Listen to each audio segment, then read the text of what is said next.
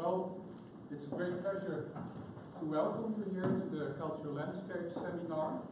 This is actually the 6th seminar we've organized, and it's organized by the Philological Faculty of the University of Wrocław and the Academia European Knowledge Hub, and it is generously financed by the Riksbanken Jubileumsfond.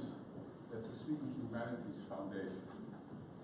I won't read the themes of our previous seminars. The last one was about new nationalism, but I will immediately introduce the two speakers today. The first one is Professor Chinsky, and the second one will be Professor Lute. We'll start with Professor Chinsky. Professor Chinsky is a specialist of Polish literature, 18th century Polish literature, and to add a little local flavor, he will address you in Polish, and he will be translated for those who aren't able to follow him by Dr. Stanley Bill, who is sitting over there. You might come here.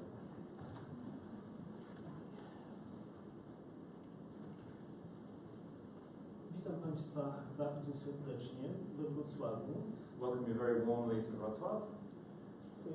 Wśród licznych języków, jakimi mówili w przeszłości mieszkańcy Wrocławia, nie było angielskiego. Among the many languages that the residents of Wrocław once spoke, English was not one. Ponieważ jestem urodzony we Wrocławiu, więc będę mówił po polsku. As I was born in Wrocław, I will speak in Polish. Proszę Państwa, bardzo się cieszę, że Państwo przyjechaliście do Wrocławia i że przybył Was tutaj bardzo ważny temat, problem konferencji. I'm very pleased that you've all come here to Wrocław and that you were brought here by such an interesting subject and set of problems for the conference. Ciągłość i zmiana. To jest jeden z tematów, który przewija się w konferencjach organizowanych przez Akademię Europejską. Continuity and change, that's one of the topics that is constantly present through conferences organized by the Academy of Europe.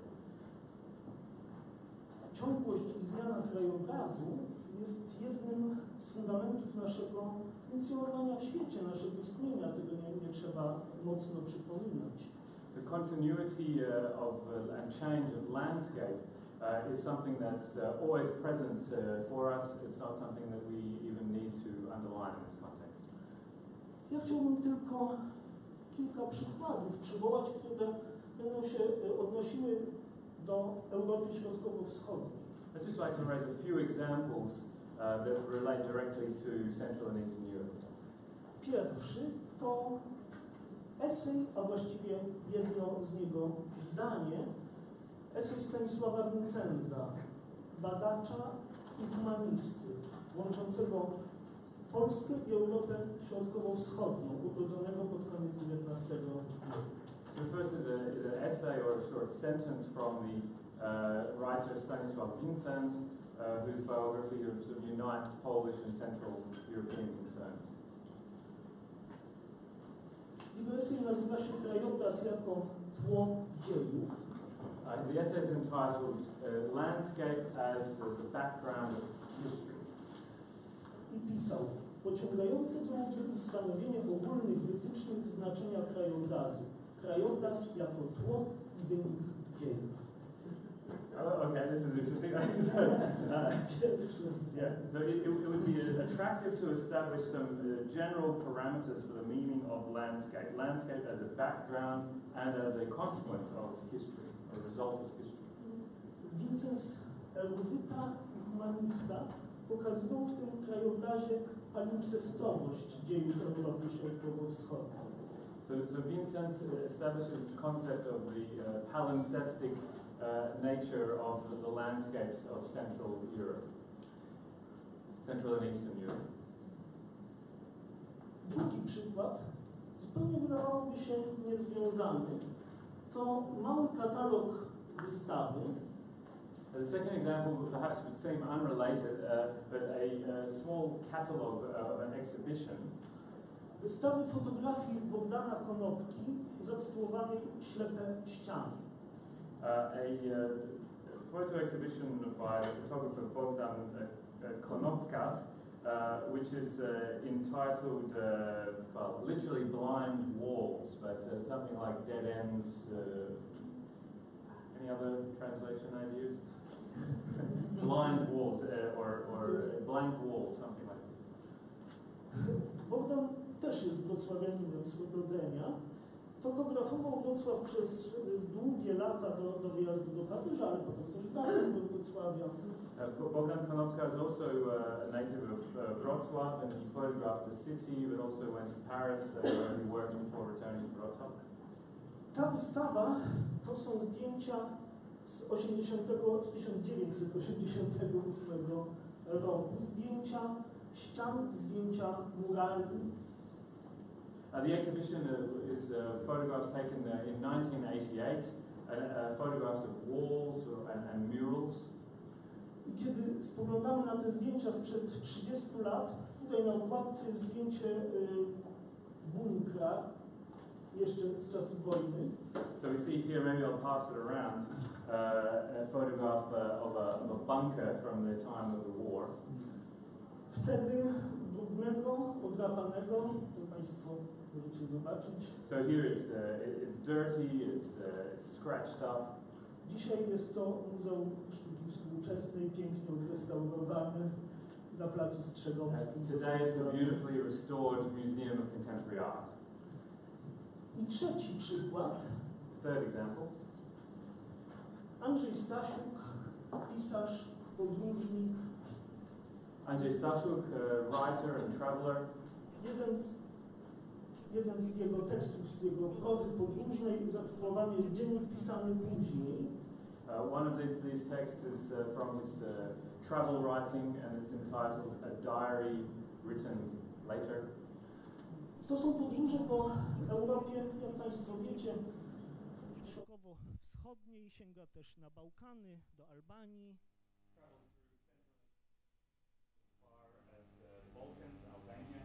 I Stasiuka interesuje rozpad krajobrazu. To, jak się ta Europa postsowiecka, postkomunistyczna rozsypuje, rozkłada. Nie pisze o Czarnobylu, ale pisze o rozkładzie tego, co materialne. Stasiuk is interested in the disintegration of landscapes and the ways in which Central and Eastern European landscapes are falling apart, disintegrating in various ways. I czwarty przykład, niestety książki nie mam, żeby ją Państwu pokazać, ale tylko chciałem przywołać. To jest książka Tadasa Prochaśko, ukraińskiego pisarza współczesnego. Tytuł w gazetach tego nie napiszesz. The title is They Won't Write This in the Papers. Prochaśka z wykształcenia jest biologiem, uczonym biologiem. Prochaśko is a biologist by training. Pokazuje, jak rozkład tej rzeczywistości dzisiejszej Ukrainy and he shows how the disintegration of the landscape of contemporary Ukraine wkracza zupełnie niespodziewana przyroda. Ona wchodzi do miasta, jednocześnie jest z niego wybierana i tworzy to niesamowity konglomerat. He shows how nature enters into the city, that it both yeah, that it creates a strange conglomerate, a mixture of the natural world and the city. I proszę Państwa, te wszystkie cztery przykłady tutaj przywołane, so these four examples I've cited, pokazują właśnie, jak myślę, ciągłość krajobrazu, jego zmiany, jego rozpad, jego tworzenie na nowo. They show, in my view, the continuity of the landscape, but also its disintegration and its recreation anew. O przyczynach, o stanie rzeczy tego krajobrazu Państwo będziecie mówić, będziecie dyskutować, rozmawiać. On the reasons for this and on the state of affairs in Central and Eastern European landscapes today. You, ladies and gentlemen, will be discussing today. I jeszcze raz podkreślam, to jest bardzo ważny temat w ciągu konferencji organizowanych przez Akademię, organizowanych przez Siegfrieda, przez panią Dorotę Kołodziejczyk. I'd like to emphasize this is an extremely important subject for the conference or even conferences organized here at the Academy of Europe. I spotyka się tu wymiar materialny i wymiar duchowy. And here there's an encounter between the material dimension and a spiritual dimension. I życzę, żeby te 3 dni dla Państwa we Wrocławiu były takim bardzo też udanym spotkaniem wymiaru materialnego, wymiaru duchowego. Dobrych, najlepszych obrad życzę. And I wish you all the very best for these meetings today in both the material and spiritual dimensions. Thank you. Thank you very much, Dean Chinsky, for your lecture. Our next speaker is Professor Lute. Professor Lute is a former professor of chemistry from the Technical University of Wrocław, the Polytechnica, and he's currently the director of the Academia European Knowledge Hub. And he will also say a few words. Great.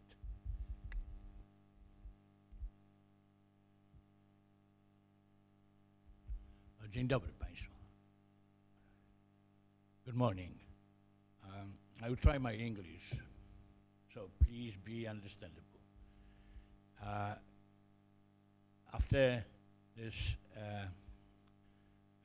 great introduction which Mr. Dean has made, concentrating on the topic of your meeting, of your conference,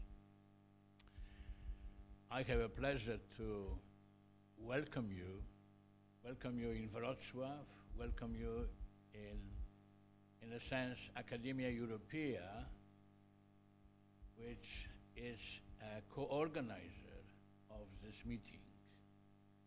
We are very happy that the faculty of the university, represented by the dean, and the Professor Siegfried Heuchel, are very active in organizing such meetings.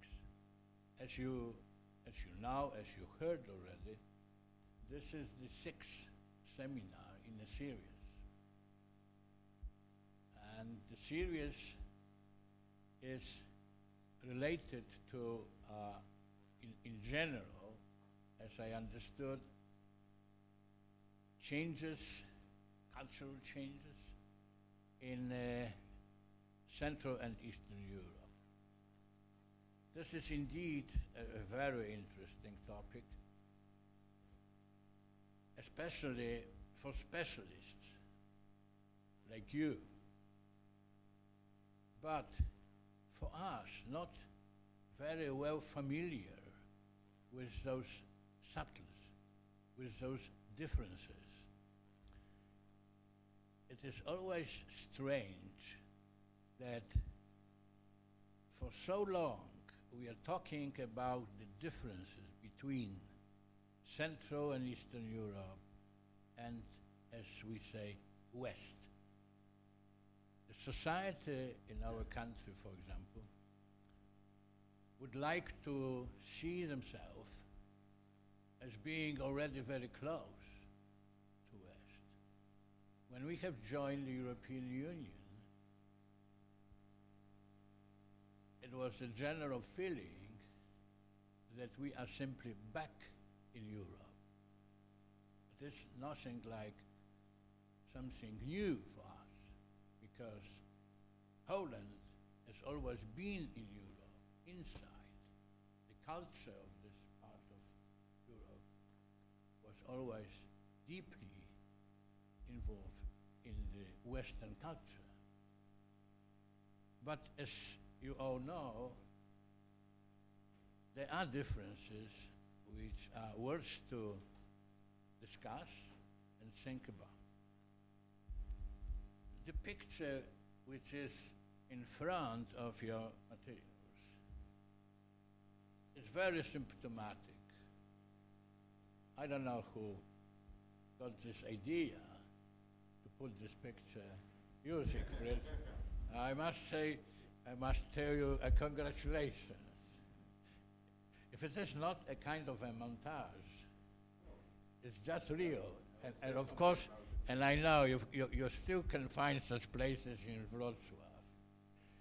So this is indeed like a message.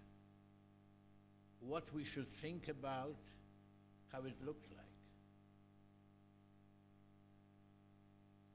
I'm not able to give you deeper thoughts about the topic of your conference, as it has been done by Mr. Dean.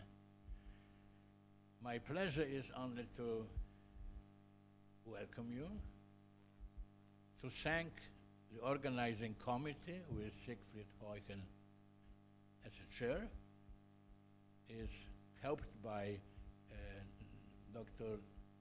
Dorota Kołodziejczyk, and also by Professor Peter Emmer and Stanley Beale. So thanks to organizing committee. And I also want to thank my colleague from the hub of Academia Europaea, Madame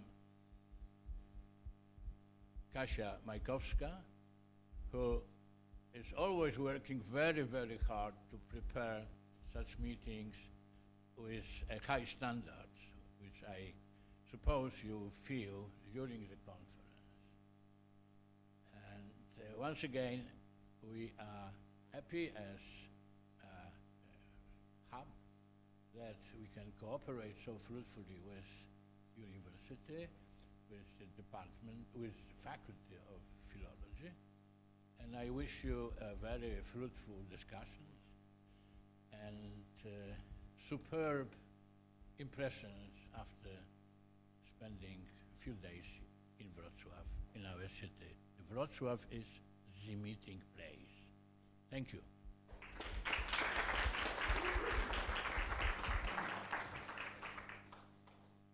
So, before we start our proceedings, I'd like to make comments and add to what the Dean has already been saying about the topic of the seminar.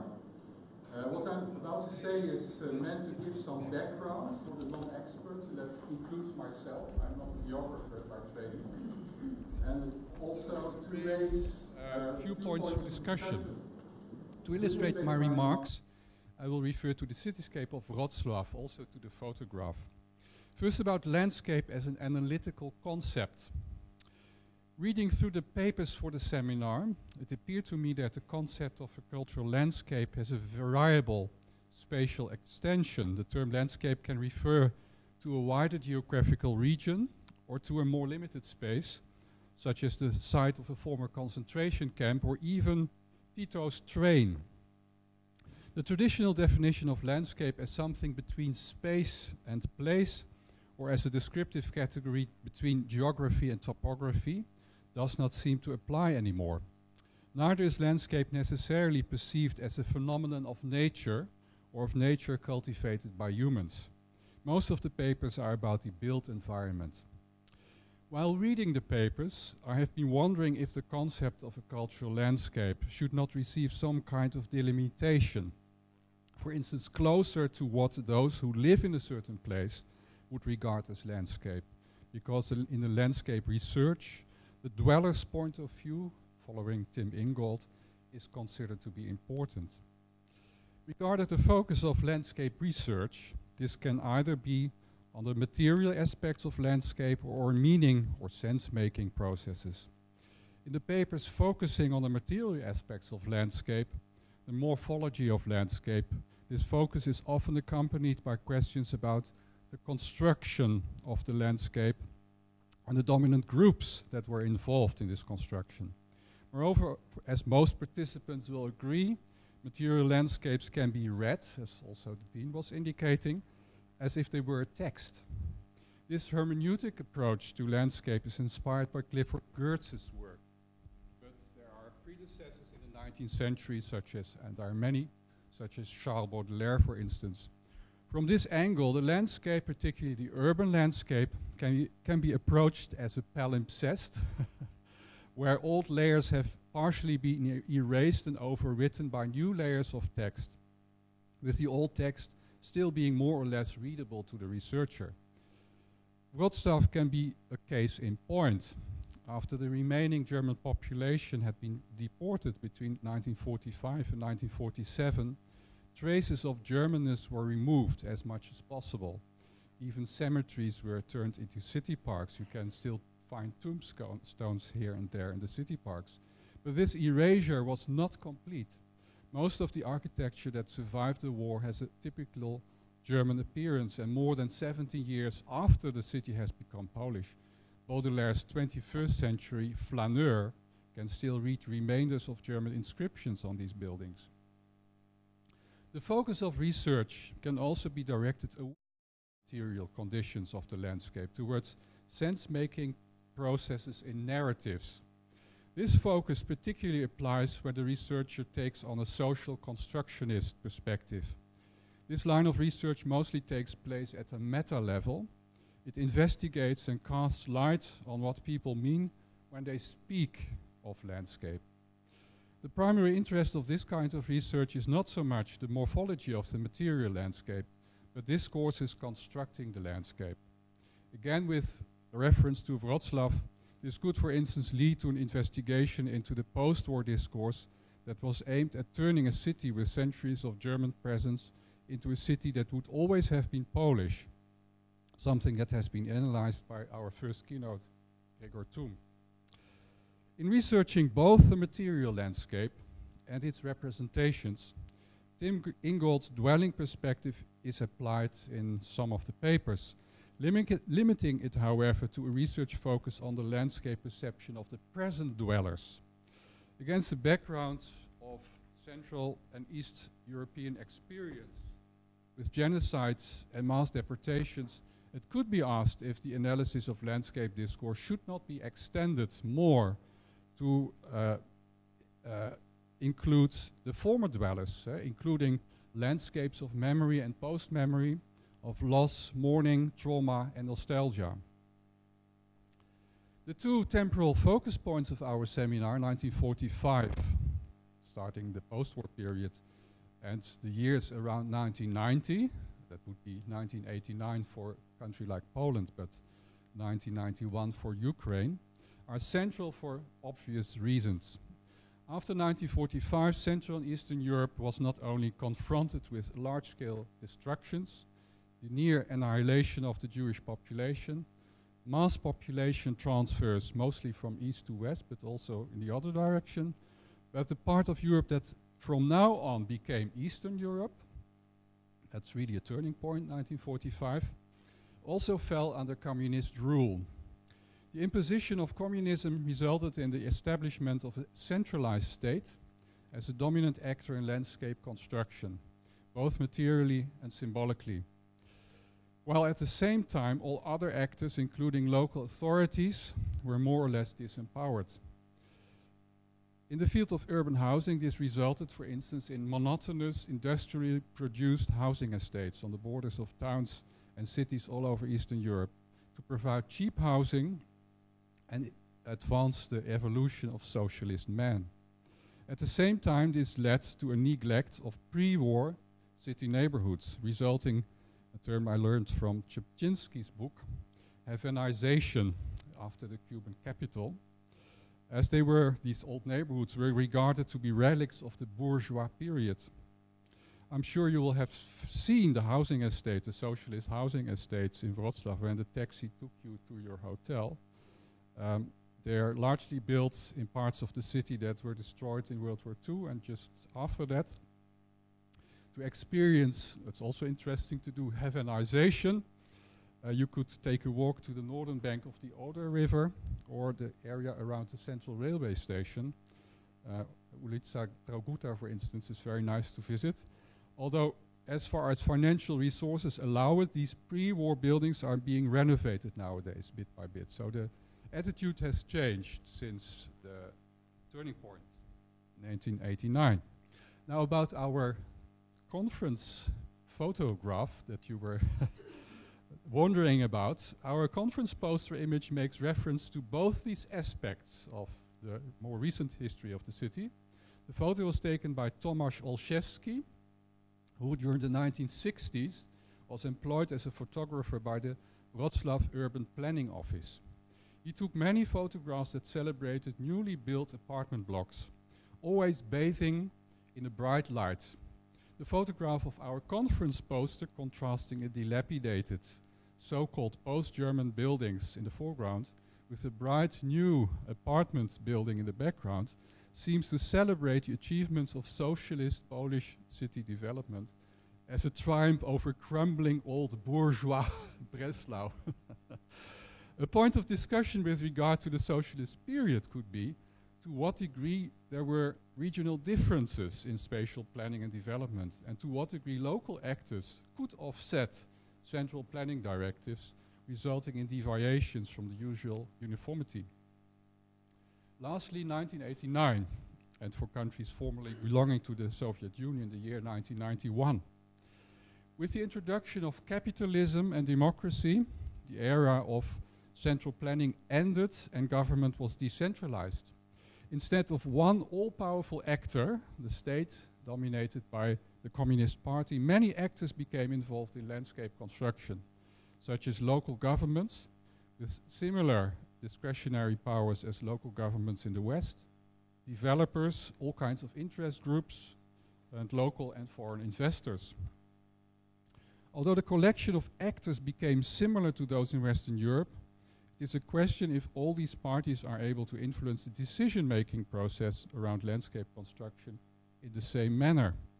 In Wrocław, for instance, to point to that example again, this is my personal view by looking for housing, for instance.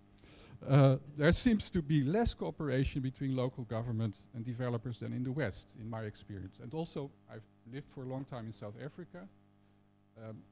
There's also a difference there. Despite that there is a city development plan. Warsaw, for instance, doesn't have a city development plan. That's what Dorota told me. New neighborhoods pop up around town without proper connections with a public transport system and road network. And new housing estates, and that's what Professor Luther was also referring to that, are still being constructed in between crumbling buildings. So this is a photograph from the 1960s, but it could have been taken also more recently, although the apartment building wouldn't be in that style. They're more fancy nowadays. A point of discussion to end my presentation, my short introduction, because it's almost half past. A point of discussion could be to what degree Eastern Europe today takes a different path in landscape construction from Western Europe. If you study the literature, which I have done in preparation of our seminar, then the word that's often used is that we are in a transitional phase, which suggests that we are going in the same direction. We end up in the same way, at the same point as Western Europe. But one can ask if this is in fact so, or if there is perhaps a different trajectory, that they won't be similar in the end. Right, it is now almost half past. I don't know if you are staying on to listen to our first keynote, or otherwise the dean has a student who is defending a PhD, so he has a very good excuse. But Professor Luther, you might also want to go somewhere else or stay, but okay.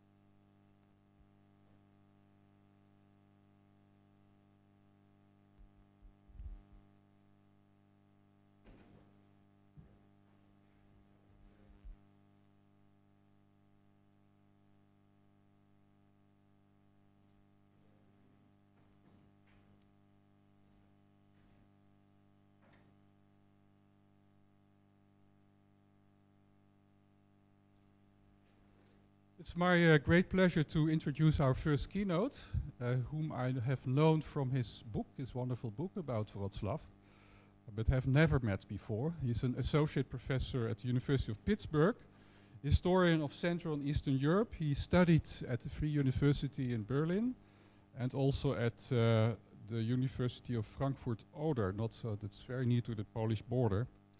And he worked on a PhD thesis about how German Breslau, before 1945, became a Polish city and how this changed the cultural landscape of the city, which was very successful, this book. So this is his PhD publication, first published in German, but translated into both into Polish and English.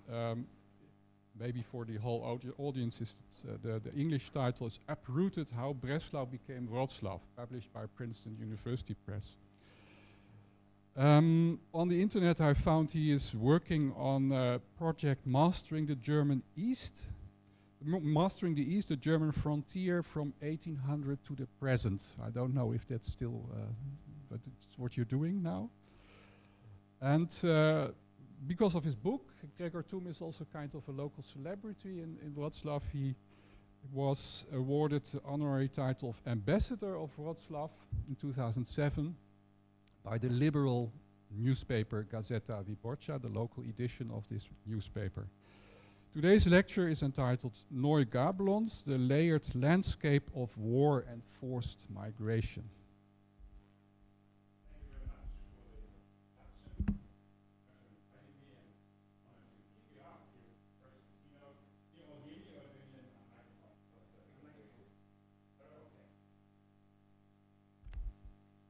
Okay.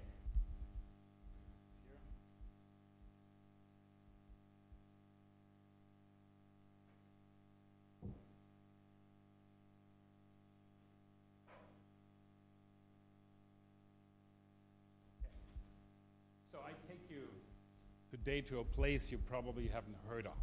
It's a really small place, a remote place, Neugablons. And it's not exactly in the east, in Eastern Europe, or East Central Europe. Is actually in Western Europe. But I do believe that the differences between these two halves of Europe, if you want, are not that big actually, which you can see by looking at the city. What comes here, a town, but it's more a town. What arises magically out of the mist, out of the fog, is Neugablons. So it's a small town in Bavaria. Actually, its real name is Kaufbeuern, so Neugablons is only a neighborhood of that city of Kaufbeuern. But that's a really unique place for many reasons. First of all, it's one of the few cities in Germany built after the Second World War. There was nothing before. Second, it's a city that was built for expellees, so for German expellees from the East. And even more unique, and that's really only this place, there are more of these expellee towns. It's the only expellee town where all the people come from one single place. And I don't know, in the history of forced migration in the 20th century, is there actually another place? I don't know of any other place where a whole community was moved to another community to build a new community. That makes this place really unique. And it makes this place unique to study how a society, we can call it a society of memory, works through its trauma, how it builds a narrative, and how it inscribes that narrative to the place. And we can see it here so clearly because it was a small town. It was not actually, and still is not, an important town in this sense. It was really beyond the tracks of important towns. There was never a limelight on the city. So they were basically left alone, these people, to build the city they want and to inscribe the narrative on the place they want. So we can really study here this narrative fabrication without any tradition before, without any legacy they had to deal with. They could do this from scratch in a new town. So this makes this place quite unique and worth to look at. So just to give you an idea where it is, actually, a little map. So a town in Bavaria, roughly between Augsburg and Munich, close to the Austrian border in the remote pastoral lands here of Bavaria. So you are all, of course, I assume, familiar with the history of migrations, forced migrations in Europe. I have this map here that you have maybe seen before. You see these massive population shifts at the end of the Second World War. And here what is in this grayish color are those German expellees from the east. So we see a forced migration, partly also volunteer migration. And you see here Bavaria a little bit where these people now moved. What's important to know about post-war, and we talk about West Germany, post-war West Germany, it was not a particularly welcoming society for those expellees from the east. The country was destroyed. This is Munich in 1945. Housing was in very short supply, and there was actually very limited solidarity for those people coming here from the east. It's a large population. We have roughly 12 million people who were moved in these 3 years and had to find accommodation in both Germanies, East and West Germany, but 2/3, and at the end was even more, left and went here to West Germany. In places like Munich, it would be very hard to house these people. There was just simply no place. So where most people went, where most people were sent, was the remote countryside. Less popular areas here across Germany, and there were many of them. And one of those areas here in Bavaria, we see the city of Kaufbeuren, a really small town, 10,000 inhabitants roughly before the war. It's a sleepy pastoral town with a little bit industry here, and that was chosen as a site now for a major resettlement here of people. And why this particular town? There was some foundation for a new city. So north of Kaufbeuren, during the Second World War, a big industrial facility was built, the dynamite production site. So Dynamite AG was a very big company, actually the biggest producer of dynamite in Europe. It was the company of Alfred Nobel, so where the Nobel Prize comes from. And they built one of his many, many production sites in wartime Germany, close to this town, Kaufbeuren. So there was something left at the end of the war, which you see here is a plan of that area. So it was roughly 4 kilometers north of Kaufbeuren, actually in a forest. So hidden in a forest, so not visible for the US or British Air Force. And what you see here are these are many small buildings, roughly 200 small buildings, most of them bunker-style buildings in a forest, not visible from above, but connected with streets. There was also water and electricity supply. There was a power station, all built in this forest during the war to produce here large amounts of explosives and ammunition. When the American forces occupied that area at the end of the Second World War, they destroyed the production facilities, they removed machinery, and destroyed the production facilities as part of the program to deindustrialize Germany. But they left some of the buildings intact. So most buildings were blew up, but some of them left intact. And they became then the site or the material start here for those expellees moved to this place. What we have here, what kind of buildings were left. You can see this, for instance, this on the top was the house for the fire trucks. And you see also typical construction. These are massive concrete buildings with massive roofs that can plant shrubs and trees on top so that from the air you wouldn't see those buildings, or also smaller places here, like here on the bottom, that could be used after the war. All this was built, scattered out these buildings to limit the effect of detonations if it comes to accidents or if the area is actually bombed. You don't want to bomb an explosive factory and you would destroy everyone who was living there. So, but something was left, but it was not just that people could move in. It basically was a field of rubble where those expellees were brought in, and they had to clear the rubble, which you see on this picture here. You see one of the houses, new houses gone up, and here now these people trying to clear the rubble. So a really heavy beginning here, trouble beginning here for those people. Which we see also here now is Gablonz. So this is the town where it actually came from, and Gablonz was a pretty important place. Gablonz in Czechoslovakia, today the Czech Republic, in the north here of the Czech Republic today, actually not that far away from Wrocław, was known for its glass production. Gablonz were actually world-renowned for its jewelry production, and they produced costume jewelry. So high quality cut glass for jewelry, which was sold to the entire world. I have here a poster, it's such an exhibition. There was one recently, luxury and glamour, so what kind of things were produced here in Gablonz. And now came the idea, to bring those people, most of them, people living in Gablonz were Germans, ethnic Germans. They were expelled at the end of the Second World War from Czechoslovakia, and the idea arose to bring them to a new place somewhere in West Germany. That was very unique because the US occupation forces and the German government and the Bavarian government was in charge here opposed adamantly that idea. The idea was refugees, expellees have to be scattered over the land, dispersed, so they would easier assimilate into society. They did not want to build these communities. But here it was an accident to a certain degree. It was the skills of a single person from the area, from Gablons, who convinced the US forces, who convinced the Bavarian government that the economic interest is so paramount and should recreate this town somewhere else. This has to do with a particular reason, or the particular structure of blast production. It was not a big company. These were actually 400, 500, 600 little family businesses who all hung together. They all specialized on certain trades. You could only collectively resettle them and recreate this glass industry. So this was then done as the only exception was done. So 18,000 people from the area, from the city of Gablons and the vicinity were moved to Kaufbeuern, so here down here, and the vicinity of this little town. And what was even more interesting, that the town got this name, New Gablons, against the fierce protest of the Czechoslovak government, because it didn't want, of course, competition, that the name, the trademark Gablons would move now to Germany, and they protested via the occupation forces quite long, very successfully. By the end, also as a result of the Cold War, the US force said, no, that's fine. We can do this. We recreate here Neugablons and recreate the glass industry very quickly here in now southern Bavaria, in the pasture land, but there was almost no industry before. And we see this here on this poster, you know, how they market this place.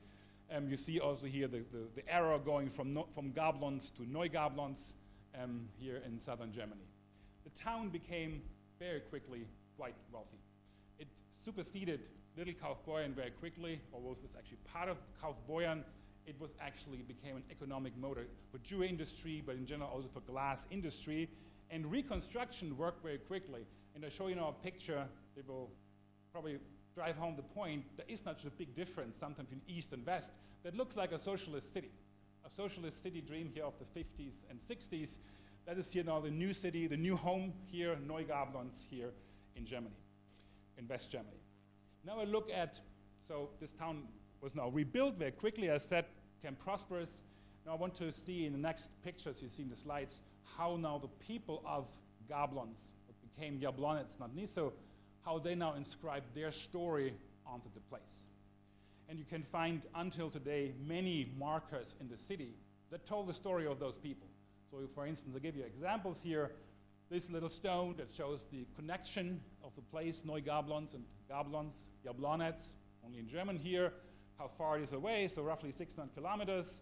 Or you see here the story of those people at one of the main buildings at the new market square. You see here from the top, it reads down from the top to the bottom. So this person, the man here on the top, he holds the new town hall of Neugablons in his hands. You see here in the back the coat of arms of Gablons in Bohemia. And in the next picture, this woman with the church, one of the most important churches in town. Then, of course, you see the bricklayer who built the new town. In the end, you know, as you see fertility, this woman, and the new coats of arms of the new place. So a story of transfer and actually prosperity at the new place. The people in Neugablons went out of their way to really recreate the town they lost. And I give you more symbol here, pictures of that. This is one of the signature buildings of old Gablons, the Church of the Sacred Heart of Jesus, a church built actually quite briefly before the war. It was finished in 1931. And that church, not exactly the same church, but a very similar church and a very similar outlay, was then recreated here by 57 in New Gablons. And when you look carefully at the building, you see a lot of architectonic quotes, you know, very similar window shapes. The whole layout of the building is very similar, although, you know, this one is a brick building, the other one is this white building with plastered walls. But also when you look inside, you see very clearly how much it was an attempt to emulate the old place, to recreate the old place in the new place. One story very typical for Neugablons and its relationship with old Gablons, with Jablonets, which was a relationship of fierce economic competition. It's the transfer of one of the main monuments from Jablonets to Neugablons. So this is the Rüdiger fountain. There was a fountain created by Franz Metzner in 1904. So Rüdiger is, or this actually the knight Rüdiger is a figure of the songs of the Nibelungs, and it was originally planned to be a big fountain for Vienna. The city of Vienna ended up not buying this fountain, and the pretty wealthy city of Gablons before the Second World War bought that fountain only because they knew, Metzner was dead, and at that point, Gablons was actually in competition with Reichenberg, the biggest town next to Gablons, and Reichenberg wanted to have a figure of a fountain by Metzner and had a copy of it, and they got the original. They found this original and bought the original fountain of Metzner here, the Rüdiger fountain for this town. After the Second World War, when the Czech government took over, Czechs took over Jablonec, renamed it Jablonec, Jablonec, they pulled down the statue, they dragged it to the streets in an act of exorcism, and at some point left it somewhere. It was transferred to Prague and was somewhere in a depot. And for many, many years, actually for decades, the town of Neugablons tried to buy that fountain and never got very far with it. But 1968, the Prague Spring opened possibilities, and through an international art trader, they got the fountain and transferred then the original figure of the Rüdiger fountain now to Neugablons and positioned it very, very close to the church you just saw, where the fountain stood actually in Gablons, now Jablonec. So this is also one element to just show, we are actually the real Gablons. We are the town who has the insignia of the old Gablons, and Jablonec is not the real place. This was one element of the narrative of the city. But even more important is the narrative of victimhood. And you see this here as a city of expellees. This is a monument also very close to the church, the most important place here, the central place. Here, the expellees, a work by a local artist, Hanna Arendt, in 1963. It was created here, and you see, of course, very clearly this Christian iconology. It's almost a nativity scene. You see here Mary and Joseph and the kid, without home, and so very typical the way it was very Christianized, also the memory of the expellees here in Germany. Also the term actually expulsion, the German Vertreibung is a very Christian term because it was really not used much before. It's the term out of the Bible, the expulsion from paradise. So this is it didn't appear in any other context before. Since then it was connected to this particular event. So this was the story of those people. So what we can also say, and this is what I said at the beginning, the town had no real legacy or tradition. That was only partly true. Actually, there were already expellees before at this place, just not German expellees. The factory, the dynamite factory, worked mostly with forced laborers and concentration camp inmates. So these were already people expelled, moved from their home to the site, so roughly 2,000 or 3,000 workers working there. There were German workers, German citizens, but also a large degree Ukrainian women, Polish men, and Jewish concentration camp inmates that produced actually the dynamite and produced all the buildings. You saw these concrete buildings on the construction site. So we have this picture here now. These are not pictures from that place. I just found random pictures here, but these Ukrainian women here and these Polish forced laborers here in Germany, they work, of course, by tens of thousands and hundreds of thousands of people in the German war industry. The forced laborers in Kaufbeuer and all that production site, they probably had a better situation than other forced laborers. The production of dynamite is very dangerous. You need loyalty of your workers. You have to treat them well, otherwise acts of sabotage would really can blow up the whole facility. So we don't know much about the situation, but they could freely move around in that place, but they stayed in a camp, so wooden barracks on this production site. The situation of Jewish inmates, of Jewish concentration camp workers was very, very different. They were not used to produce dynamite. They were only used as construction workers to build streets, to dig out holes, and so on. And they were brought to the place very, very late. At 1944, September 1944, roughly 1,000 Jews coming directly from Auschwitz. Most of them came from the ghetto of Łódź, and a smaller amount, but 100 of them came from Hungary. So the last transports here of Jews out of Hungary went then straight to this production site, and it was part of a huge network of the use of Jewish forced labor at the very end of the war. I have here just a map of Bavaria that shows that all these red dots you see here, this is all in the south. These are all branch campuses, not campuses, branch camps of Dachau concentration camp. And you see here, oops, what happened now? Oh, okay, back. You see here Kaufbeuren, where this place is, where the production site was, and so where these forced laborers were used. Now I want to know, how did that story, or the history of those forced labor, is it visible in town? Was it made visible in town? Was it remembered in town? And one thing is important to keep in mind. The new town that was built on the old structure. So the old structure was fully visible. And what you see here in the blue circle, that's actually where the work camp was, or the camp was for the forced laborers. We can't see where the Jewish camp was because it was slightly outside our picture here on the right side, a little bit away. But when you compare those streets between the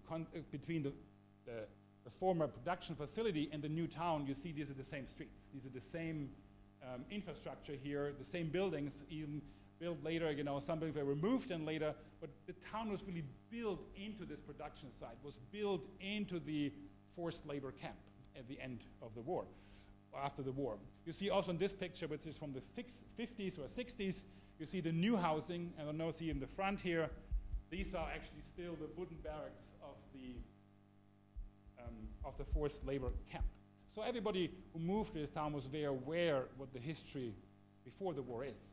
The people, actually, the first expellees, they came onto this place because they could use those wooden barracks. The wooden barracks were always in use. So during the war, they were used for forced laborers, Polish and Ukrainian forced laborers, but also others.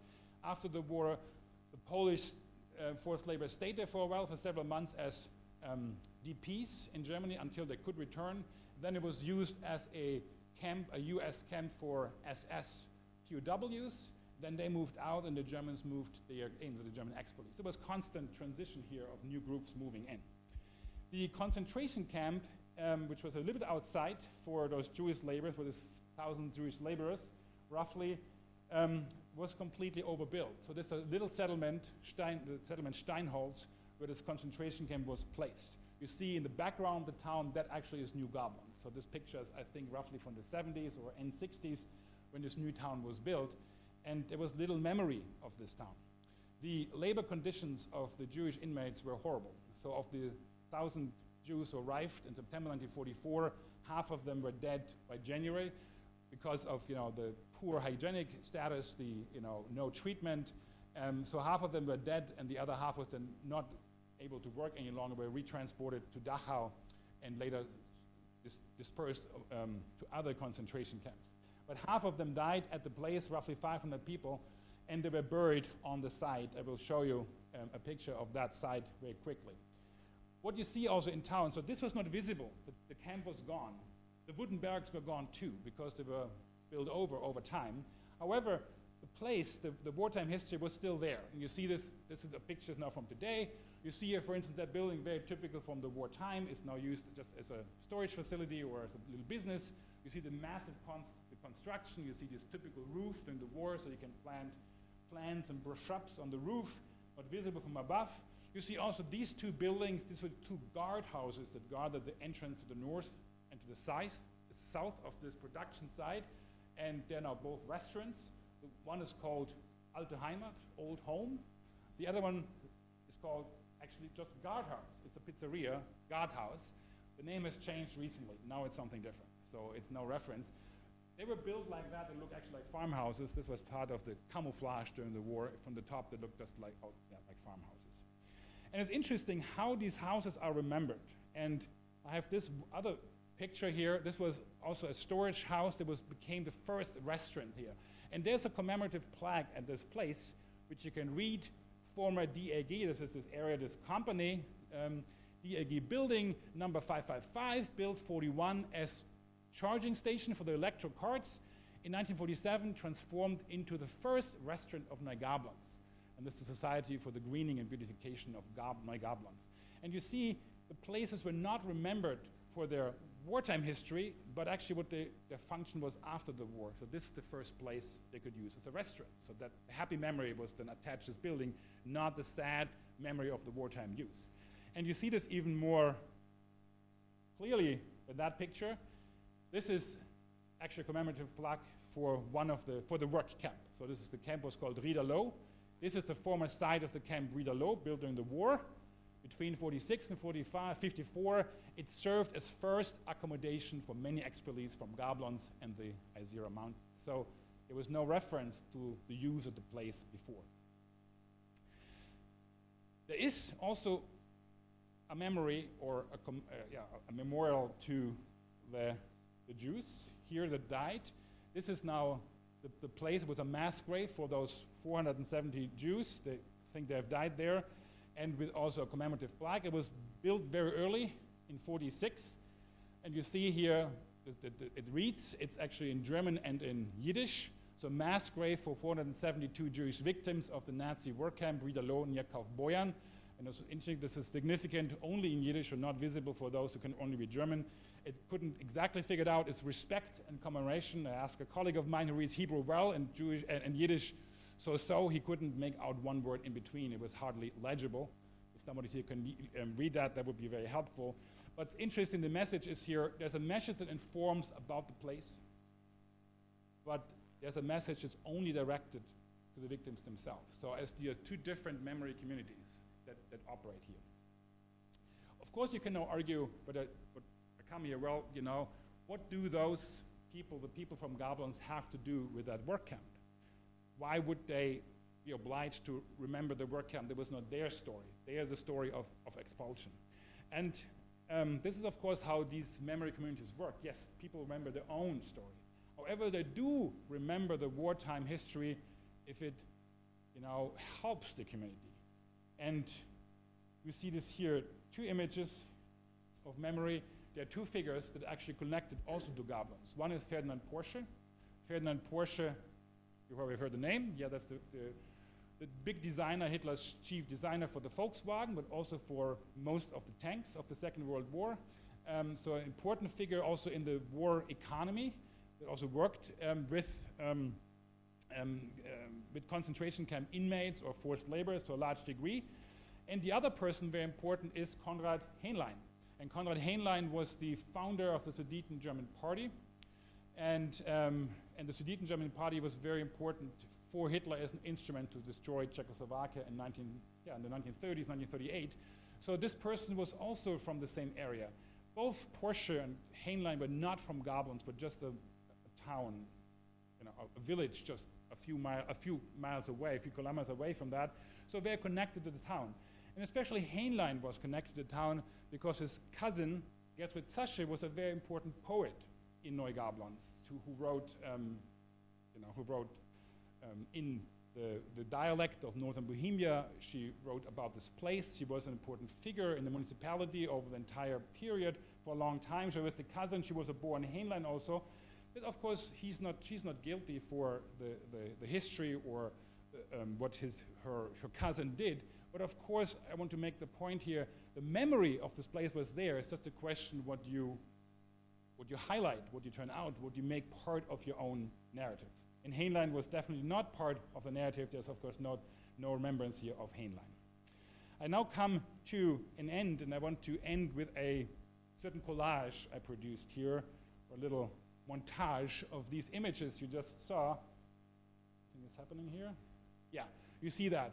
So all, you know, the people from the expellees from Gablonz in Neugablonz, they created a memory of victimhood as expellees, but also a memory of triumph, that they brought the place back, that they recreated their industry, a memory also of importance, you know, pointing to Ferdinand Porsche, which is said, you know, Ferdinand Porsche, another Sudeten German. That was a message sent not to the community itself, it was sent to the other Germans. So really marking it, we are important people, you know, we have contributed a lot to this country, we want to be recognized as equal citizens, which was not always the case after the Second World War. And of course, the constant connection between Neugablons and the old place, Gablon and Jablonec. The story of the forced laborers, sorry, something is here happening, I don't see all my pictures. Sometimes they come. Yes, now they're here. The story of the forced laborers here and the concentration camp inmates is there, you can see it, but it's separate from the main narrative. It's not visible. These are two different memory groups. So the one who inscribed their story on the town of Neugablons is one group, and the group who established that monument for the Jewish victims is another group. It was not part of the municipality, it was actually the Bavarian government. There was the Jewish community of Munich who established a particular monument there. And there is nothing that would commemorate the forced laborers or a story about you know, the wartime history of the Sudetenland or so. You don't see that. So what we see here, this is of course not representative for West Germany, not at all actually. It's representative of an earlier period of the 50s and 60s. And you can see of course a remote place, it's not in the limelight, can get away with the story for a long time. But after a while you can also see a general national framework trickles in. And you see that the stories are rewritten. And more you can see it if you look at publications coming out of Neugablons, that they more and more integrated the story of the war into the main story. You can imagine that these images would move to the left, and at some point you could, of course, create an image, and you could connect this and say, you know, there's a community of victimhood. You know, they're all victims of the same war, although they played quite different roles. However, and I come now to the very end, the interesting point about Neugablons is that now the population changes again. What was a prosperous place in the 1950s and 60s was not so much in the 70s, and the kind of architecture that was really hip in the 60s, it looks actually like socialist architecture, was not so appealing any longer in the 80s and 90s. So those people, the descendants of the expellees who moved up the social ladder would move to other places. And Neugablons became now a major site for Russian Germans resettling in the 80s and 90s. So a completely different population. So 40% of the people in Neugablons are actually now Russians, Russian Germans, coming in from the Soviet Union, from the former Soviet Union. People who have nothing to do with the history of that place. Let's see if I get my picture here. So I have this picture here of these typical, you know, Spätaussiedler, late resettlers. And of course, they have their own trauma of resettlement. In the Soviet Union, you know, the mass deportation of, you know, all these Germans from the Volga and from the western part of the Soviet Union to Siberia and Kazakhstan to Central Asia, their own story. And they come back, of course, they emigrated back to Germany after 200 years with an image of Germany that was quite different from the Germany they would find. They were not prepared to find now a multicultural, multi-ethnic society here. They were hoping to come to some kind of idea of good old Germany. And they're not the most likely people to embrace now a story of victimhood or German responsibility during the Second World War or a multi-ethnic society. And not all of them, but in large numbers, they are now supporters of right-wing parties. And which are, no, again, see this here? With this wonderful image here, and Heimat bleibt Deutsch, but just make sure everyone understands in the group, also giving the Russian version of it, Moja Rodina ostaje Niemiecka. And this is, of course, very big supporters here of the AfD. I come to an end, and what can we conclude from that? What we see here is really the fabrication of a narrative almost under laboratory conditions, because one group, one single memory group. It shows you also, of course, how hard it is for victim groups to relate their own trauma to the trauma of others, to make a common story, a shared story out of it. It's possible, but it's very, very challenging. It's happening. We can see this all what, you know, the whole process of this political reconciliation is based upon is exactly that, to bring narratives together.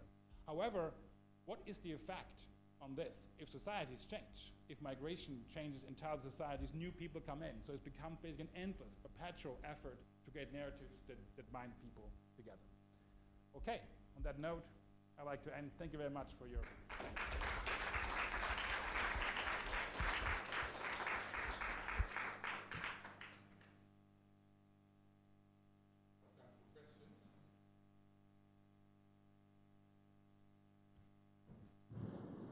Are there any testimonies of hope? There was a question in the very back. Sorry. Yeah. So Thanks a lot for that, and you promised good pictures. You found really excellent stuff, so congratulations on that. But I'm wondering how the generations that are coming of age now, young people, let's say in their 20s in the town, are negotiating these multiple tasks, right? Because they're coming from families that have this expelled history, but they're now also living next to families that are coming from Russia. And you didn't say anything about the recent migration of 2015 and whether any of those immigrants ended up in this town. But I'm wondering, I'm just sort of fascinated with how these next generations coming up would be positioning themselves identity-wise vis-a-vis. It makes sense to me, it's sadly, but it makes sense to me that the Russian Germans would be now drawn to the AfD. But what about their post-Sudeten German youthful counterparts? Do you have any sense of how that's playing out on the ground? You know, of course, I think that the story of expulsion, which is told again and again in the community, or not a story that can easily pass down generations. It's often that the younger generation just turns away from this and actually does not care, and very much becoming part of the general West German or the German society. There are very few that actually take it on and become themselves functionaries of memory of this particular story. So here, this is very complicated. I think the community of those people who built the city is evaporating. It's just gone, you know. And you feel this when you go in this town. They have these monuments, and there's a museum. Nobody is in that museum, you know. A museum of it's funded by the government. There's a lot of funding for these things there still since the end of the Second World War, but yes, the funding and the interest is really completely out of proportion of this, and you see that. And they try not to, of course, in this museum now to make it relatable to the presence today in Germany or in Europe. They do this and they strive, but you see this neither satisfies the remnants of the old society, nor does it really, the young really care about that. So that story, so this community of victimhood, of expellees, is just gone, right? And you bring a new community in, they have nothing to do with that. You do have, attempts of the political establishment of the little town to relate the history of expulsion also to current migration processes and say, these are the same people as we have similar experiences. And you have this coming down from the top, so this story. I just don't know, and one needs really good sociological studies to really know if this really latches, if this has an effect on the society, people would see it that way. I'm skeptical, if this is, yeah, I don't know. Are you, this or fair. To add to the previous comment, all the time I was thinking about Frankfurt am Oder and Slubice. There's this German artist, Michael Kurzweil, who has created this imaginary state called Slupfurt. And I was thinking about whether there are kind of twinship projects between the new and the old town. And of course, then your last comment about the Russian Germans changed their role, but it seems to be like a very good space which would trigger artists or literary works. So do you have any examples of such representations? Yes, actually. There's a lot of cooperation between the Czech and the German town. So they're now partner cities. And right now, in these years, the Czech town, Jablonec, is trying to get also the Rüdiger fountain. Not back, because they don't take it away, but they want to get their own Rüdiger fountain, basically a copy of it. And now the Neugablons helps, with this official ceremony where the plans were handed over so they can get the copy of the Rüdiger fountains. So we can see Rüdiger fountain will be emerging, on both towns. So they have two identical copies of the same fountain. That, of course, links those places together. And it's important also industrially they're linked, because Jablonec is successful as a glass industry town. Gablon's too, so these two towns have actually also industries that could cooperate, so in this sense, yeah. So there's these elements. But of course they are far away, 600 kilometers in between. So in Frankfurt and Słubice, it's just, you have to cross the bridge and you're there in the other town. Yeah.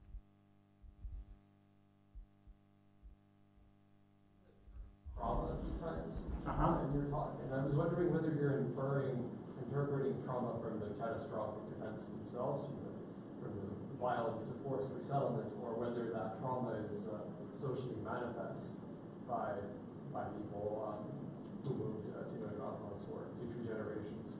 And the reason why I ask this is that there's quite a debate within trauma theory about whether or not the term is applicable to simply catastrophic events, or you have to have some sort of traumatic experience later on in order to call it trauma in the social sense, rather than the individual sense. Yeah. No, I used the term maybe less considered than you're just indicating here. People who experience forced migration, they are traumatized people, and they see it as a trauma and would call it that way. That becomes their life theme, and not just the process of migration or forced migration. There was also ethnic cleansing and people died, and there was violence. I think this is not the most important experience. I think the loss of home is what really lingers on very long. This is a persistent traumatic experience for those people. And all efforts, there's not, you don't see in the town accusations against the Czechs, something like that for atrocities. That is not very visible. But the problem, this was our place and this was our home, and we were grounded. And this has a lot also to do how the expellees were received in West Germany. So we have really comparatively wealthy citizens coming into a country where they were basically seen as have-nots, and that was also a consistent experience of having to work up their way, and be not accepted and be looked down upon, so put at the fringe of towns very often as refugees. So this is all part of this traumatic experience. Does that answer your question? Yeah.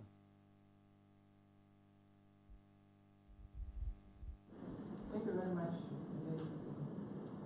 Very much of inspiration for my own research, because I'm working on Vilnius. It is the city which newly appeared after World War II, and also was Polish city, and many citizens were sent exactly to Wrocław and Gdańsk, 100,000 people. And my question, and this, I don't know, maybe philosophical question would be about this continuity of city, because in your case it is very clear that the city is what is made by population and not by architecture and places and all those urbanistic things. So I think many questions appear then. So I just would like to hear what do you think. And the second my question would be more factological, how it could happen. Maybe you mentioned, maybe I just missed it. How it could happen that those people were settled to West Germany and not to the Eastern world, not the socialistic world, because I think all these resettlements were just very strictly distributed just in the socialist. The second was easier. They were also settled to East Germany, to both parts of Germany. And they were resettled. Actually, there was no German state. The Allied occupation, zones of occupation. So, and they were distributed evenly among us. And there was a certain decision to give certain groups to certain areas. So the Sudeten Germans mostly went to southern Germany, mostly Bavaria, whereas people from Silesia and East Prussia mostly went to East Germany or northern Germany. So there was a certain idea to keep the climate zones roughly similar, and the plan was to integrate them very quickly, and so to create as familiar as a situation for them as possible. So, and Bavaria is very similar to the Sudetenland, and it would not be the case bringing people from East Prussia now to Catholic Bavaria. So they tried to follow also religious division lines, although not quite. So this is the reason. But they were all brought to East Germany too, but they migrated very often then from East Germany further to West Germany. They could just do that. They were brought first to East Germany, and they more and more went into West Germany. Just a question of economic opportunities in West Germany after the Second World War in comparison to East Germany. This first question, I'm not entirely sure if I understood it. Of course, cities, they are only social organisms. The architecture plays an important role, but the architecture doesn't have such a huge power on people it's only, you know, when people attach meaning to the architecture, the material legacy of places, to traditional places, they can they can engage with this place. They don't have to. They can also live in the place and being oblivious about the place. And you can see that in another city, you know, in Kaliningrad, for instance, and where people were quite oblivious about the place and did not engage with the material of Kaliningrad. Whereas Wrocław is this place you can see how much people engage with, you know, with the place. So those people came is an active engagement with the material legacy. But yes, it remains a social decision of people, of basically groups, you know, how they see themselves and what relations they establish with the place they come from, between and the place that they went to. Does this answer your question? You sure? Please, not. Yeah.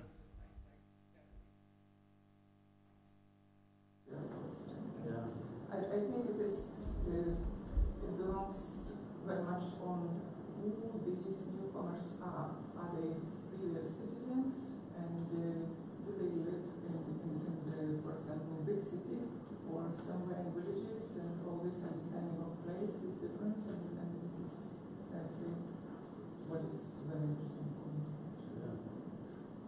Yeah, but of course people can change, and even if they come from villages, they become urbanized, you know. They can engage with the place, you know. So How it happens. Yeah, I think also religion plays an important role. You know, if you come to an area where you can recognize your churches, you know.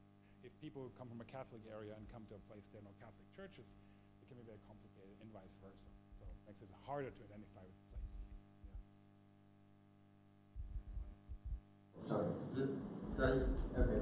I have two questions. One is like the kind of class issue. So how many people were actually moved from Jablonec or somewhere around Jablonec to Neujablonec? And what was the kind of class structure? Because usually a memory is carried by the middle classes or the educated or maybe institutions. I know some cases when the memory was traveled with the vicar. So in the parish, when the vicar decided to move, number of the, let's say, middle-class parishioners moved there as well, and then the memory, the kind of social memory or a group memory, moved with those maybe a few dozens of families, actually. So there's a kind of bit of numbers and class issue. The second question is what will be very interesting to see, you've mentioned about this copy of Rudra monument in Neujablonec. What about the museum? Is there a plan to move the museum to Jablonec maybe? Because I know the case of the small town in the former West Prussia of Neustadt, when there's a big, rapidly population moved to Wilster, small town in Schleswig-Holstein, and they had a small kind of Heimats corner in the town hall, and they just wait until the last castly dies, and they will be happy, the people in Wilster, to move it to Neustadt. Now it's not staff, which will be happy to welcome that, because nobody is interested in the old Neustadt stuff in Wilster, in Schleswig-Holstein. But people in North staff are very keen on it. They have a room prepared, so there's the kind of heritage resurrection. I wrote a paper on heritage resurrection in Southern Baltic. So that's the kind of linkage, because maybe some of this memory will be kind of adopted, resurrected in a sense, in Jablonec. So the first is a kind of social classes and numbers issues on the movement, and then what will happen next? No, that's a very good question. So the first 18,000 people were moved from Jablonec, and Jablonec was really a middle-class town, so middle-class business, but it was very important since the entire place moved. They moved with their middle class, with their elites also, and that probably allowed for the very quick resurrection of the town. Well, the churches were recreated all, you know, the church community were recreated, all the institutions go with them, all the economic institutions, you know, this jewelry business was very developed, you know, with a network of enterprises and organizations, a cluster, the whole thing moved, you know, and so it's very quickly to reestablish that town in 10 years, basically, right? So that's important. The second, you know, that's of course interesting. I've not heard that Neujablonec is planning to move the stuff back to Jablonec, but this is absolutely possible because the Russian Germans don't care about that, right? And in Jablonec, probably there's really an interest. And you can see this, of course, everywhere, I think, in those territories, people were moved, that there is this community was expelled, and for them the memory is important. but for the next generation, not so much. However, in the places they were expelled from, for the first generation, they don't care about the memory of the old, of those expelled. They actually want to erase that memory, but after several generations, they actually, the opposite takes. They need it to root in the place, to know it. Like Wrocław is the perfect example, and I can absolutely imagine this exchange of cultural goods and going back, because they would find the material here.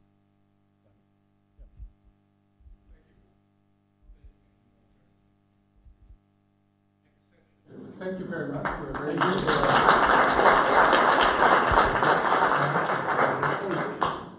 Craig Young will chair the next section. And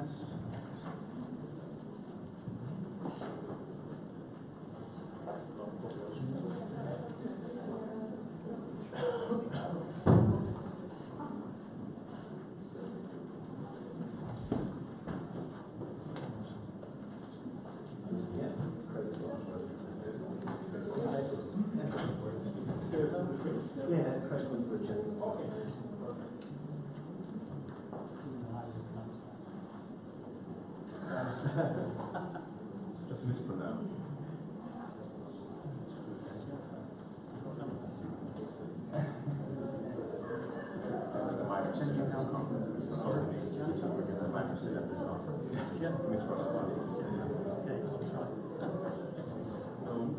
No, okay, I'll leave it to you. So you've got 15 minutes, yeah. I'm thinking if we do the two papers and then questions together at the end.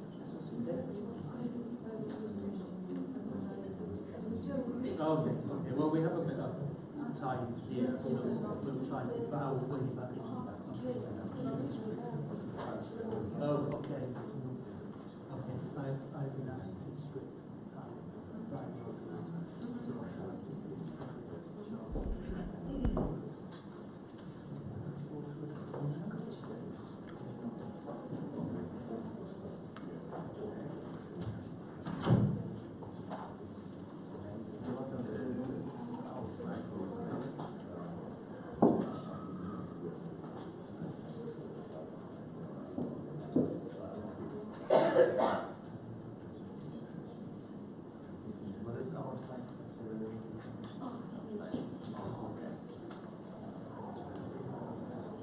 Okay, just while we're sorting out the usual IT dilemmas that always seem to haunt conferences, where we go. Okay, here we go. We've got two speakers for the first session of the conference, and we've got around 15 to 20 minutes each. I'm going to be a little bit lenient because of people speaking in English, obviously.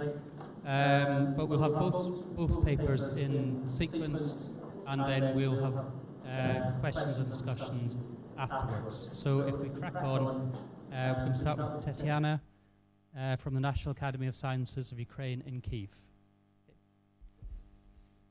First of all, I would like to thank the organizers for the invitation on this very important event.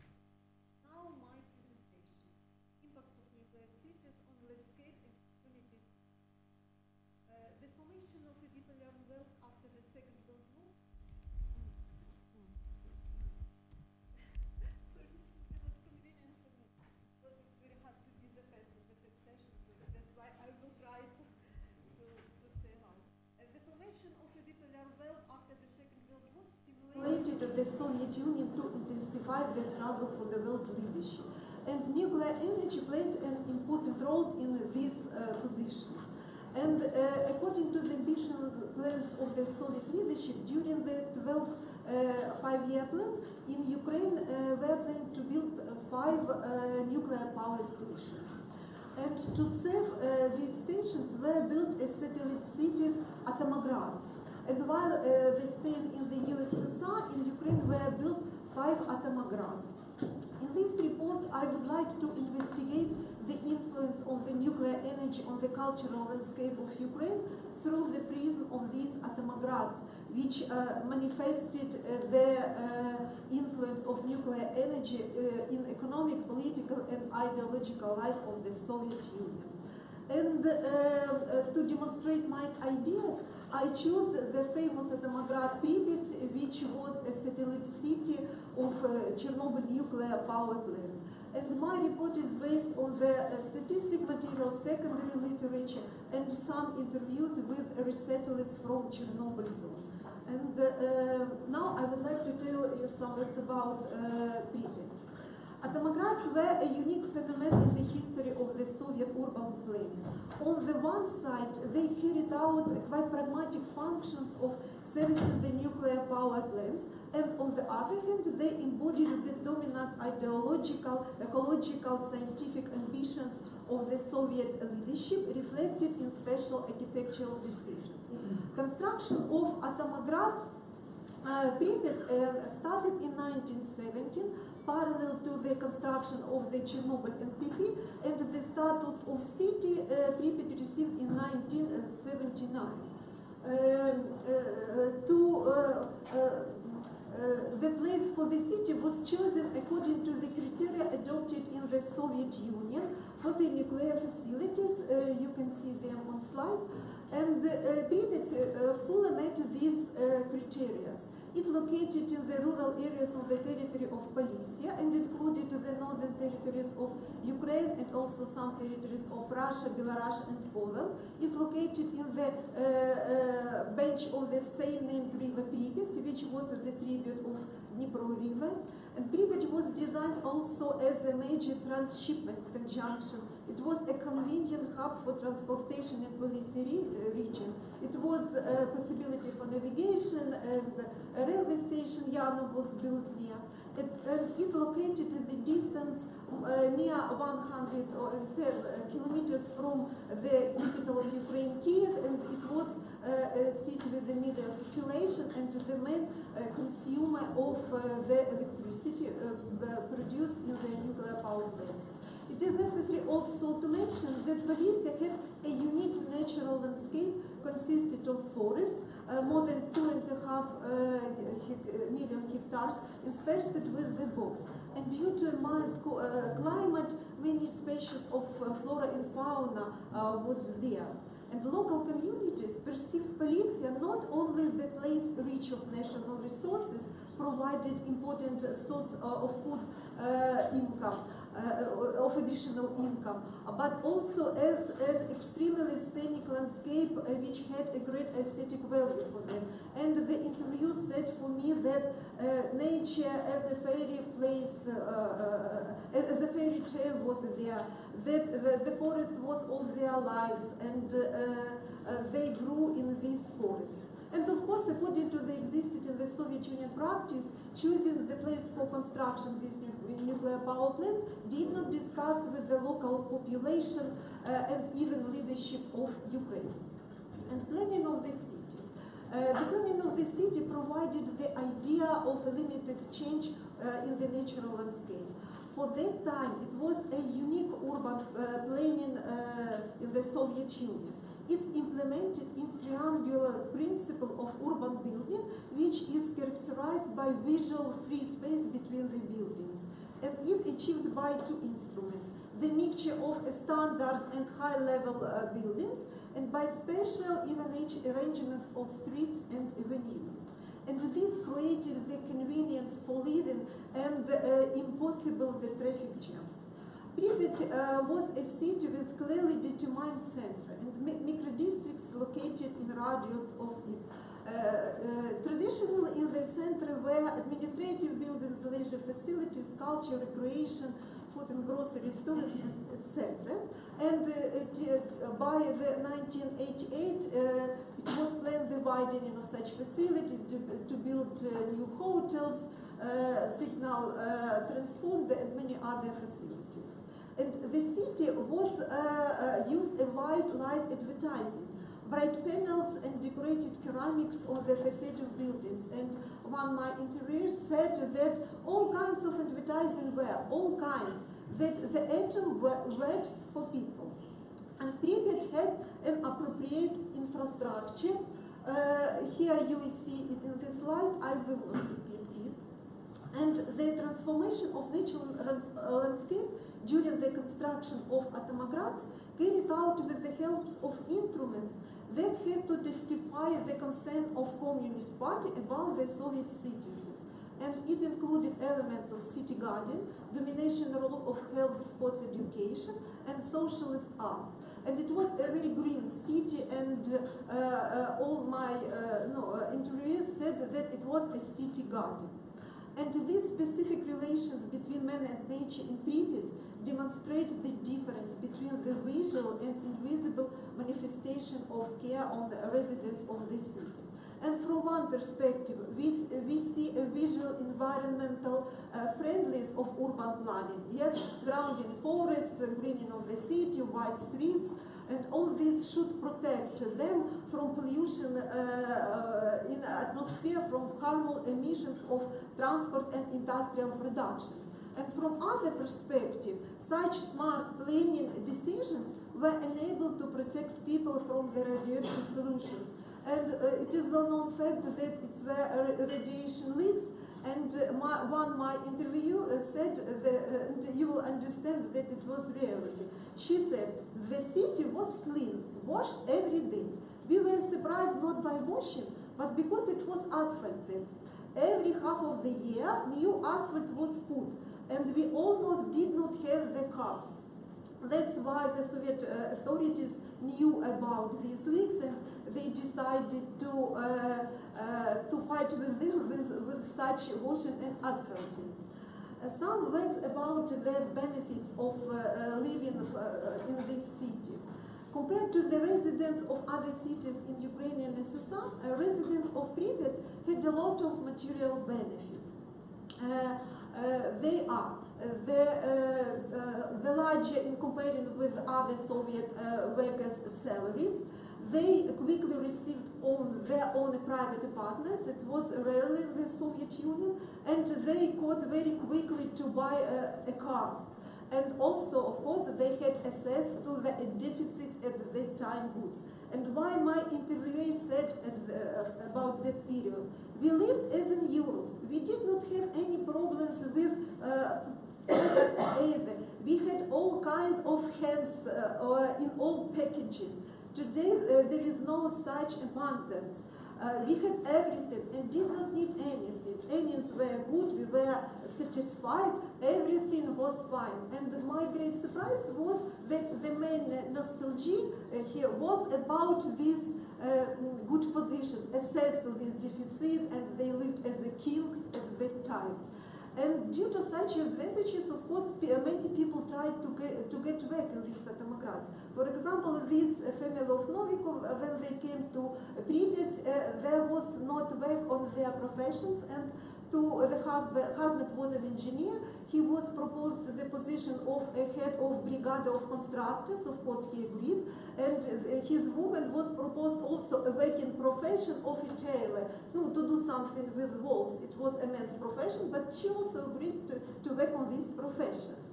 And as for moral benefits, residents of Atomograd, they had a sense of choiceness and elitism.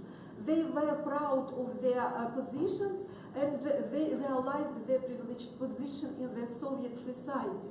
And this formed additional loyalty to the Soviet government and trust to the rightness of the way chosen by the Soviet leadership. And these residents, they visualized the image of a new Soviet man, and the average age of inhabitants of Pripyat were 26 years old. And in his book, Cities in Russia, a Russian researcher Lapa notes that from geographical, administrative, and practical perspective, inhabitants of Atomograds were isolated. And the cities were excluded from wildlife, and which made them a peculiar zones in the USSR. And on my view, these zones were privileged, and access to the social benefits compensated to them the absence of freedom in Atomograds. And as mentioned, a famous American researcher Kate Brown in her book Plutopia, where she describes the life of such similar Russian Atomograd Azers, residents of Atomograds sold their freedom, health, and even life for social privileges. And in my research, I decided to compare the influence of Atomograds on city residents and residents of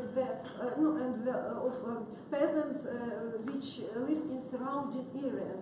And as for the city residents, I supposed that they were interested in the work. And as for the peasants, I found quite different situation. And I made interview a month ago, and I found that the majority of villages of Veliki Klishchi, it was a village located not far from, it was the direct distance 50 kilometers and distant by road 70 kilometers from Pripyat. It was the period a big village. And the majority of them, 80%, did not even know that such a nuclear power station existed. And only 20% knew about these nuclear power stations. But according to my interviews, no one of residents of village worked in this Pripyat, in Chernobyl and lived in Pripyat, and no one wanted to be here. And of course, I put to myself question why, because I considered that it was a very good place for live, for work at that time. And I found three reasons. First of all, the level of life of inhabitants, which was average with the perspective to improve it. People worked at the collective farm Lenin's path and earned some money. Of course, salary in the collective farm was not high, but these people had very good possibilities to earn additional money. First of all, they had their household farms, and the second, the forest played a main role in their life. And they harvested berries and mushrooms and all these meat, milk, berries, mushrooms. They sell in the bazaars, in the markets around territories. They even put them to Kiev and to Odessa. And having such good earnings, they all built very good wooden at that time and even with stones houses, and big houses, and many of them bought a cars in that period. And of course, having such money, they have an access to buy deficit goods, which they were interested in. That's why any material bonuses of Chernobyl, Pripyat did not attract them, because they all could earn on their location. And the second reason for this was the absence of needed skills, because the majority, they all have only secondary education and no one technical or higher education. And the third reason was the difference in values comparing with the residents of the cities. And historical peasants had a strong sense of ownership for their home, for their land, and great value for them had the holding of their ownership and to receive the elite positions in their competitive space, in their village. And they could do this by themselves. More they work, more they have money, and more they live better, build more houses, and etc. And that's why my conclusions. In the result, on the example of Pripyat, we can say about some tendencies. The first, it is possible to assume the negative impact of nuclear power plants on the environment, which manifested in the radiation leaks. Visually, they did not change the natural landscapes. However, it's damaged not only flora and fauna, but also the health of the people which consumed the natural resources from the forest and live there. And after Chernobyl, of course, the situation differently changed, and natural landscapes were fully deteriorated.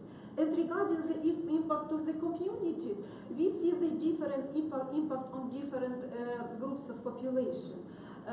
within the radius of 50-17 kilometers from the station, Atomograds did not influence on the population of surrounding villages due to peculiarities of peasants' mentality, education, values, material situation, and opportunities to improve their settlement. Maybe in more close distances, 5-10 kilometers, such influence will be more.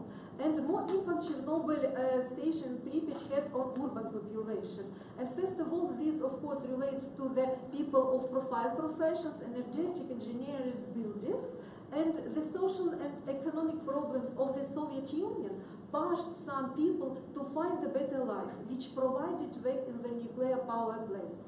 And also, citizens of the city were most suspicious for the Soviet propaganda and Soviet values. And that's why many of them also felt pride for joining the class of elite Soviet workers, the workers of nuclear industry.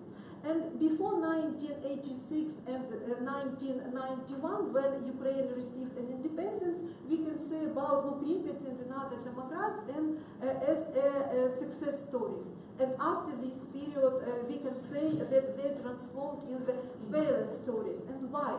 Because after the collapse of the Soviet Union, disappeared the ideological functions of these Atomocrats' nuclear cities, and disappeared all social benefits which people received there.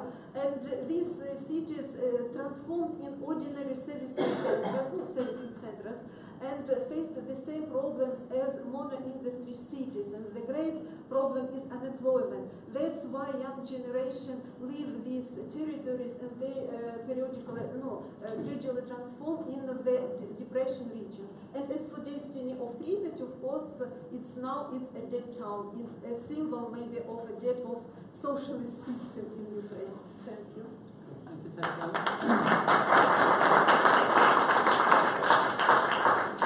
Okay, we'll move straight on to Stefan. Say it right? Yep. Give me 5 seconds. And since the two papers are closely related, we'll have some questions at the end for coffee.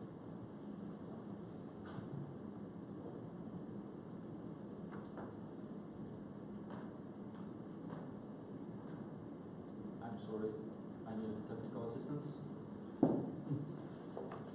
Very sorry.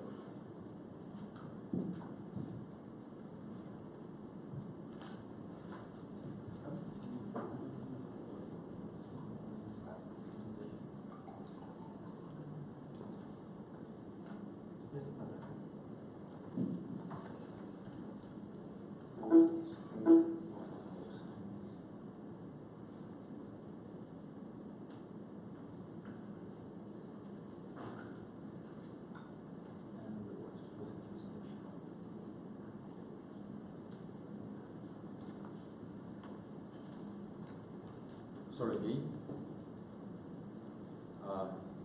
Hello to all of you. Thank you for this opportunity to present my research. Actually, it's just the beginning of a huge research. And I want to share some of my initial findings. I will tell you about the process of appropriation of the Soviet architectural heritage in Minsk. After the change of historical epochs, there is always a need to rethink old remains of previous ones. When Soviet Union and socialist ideology collapsed, Belarusian cities were challenged with the need to find their new identity, which obviously could not be done with ignorance of present architectural structures. In this regard, a case of Minsk is extremely interesting, since the city is dominated, it's very much dominated by Soviet constructions, with a very small true European historical center, which is not so small in reality, I'm telling you. Let me explain this diagram. It's built from the analysis of 8 Minsk photo albums. So it is seen that a promoted Minsk image is visually dominated by the post-war and new architecture, new socialist architecture. These two groups are usually competing in photo albums, while an album from 1998 is an exception, but I would say an exception which confirms the rule. A quantitative analysis of the newest version of the state list of historical and cultural valuables of Belarus shows a general number of architectural assets constructed in Minsk between 1922 and 1991. There are about 12% of the architectural part of the whole national list of monuments.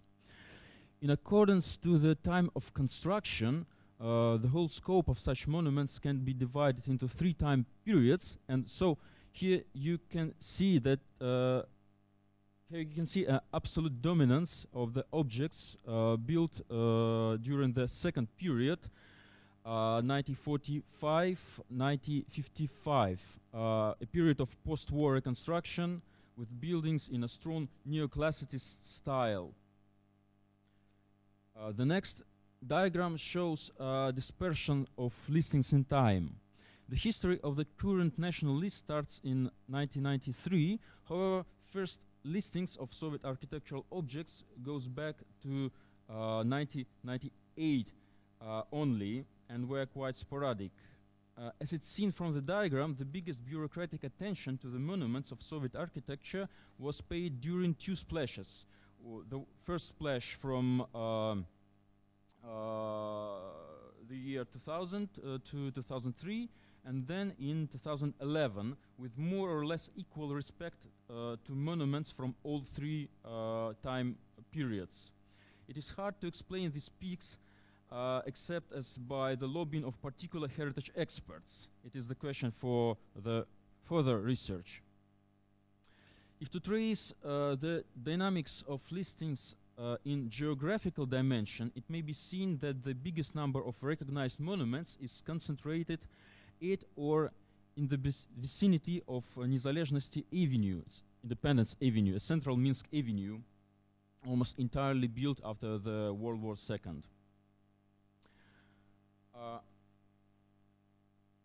During the research, 9 Minsk guidebooks from the period from 1991 to 2014 were analyzed.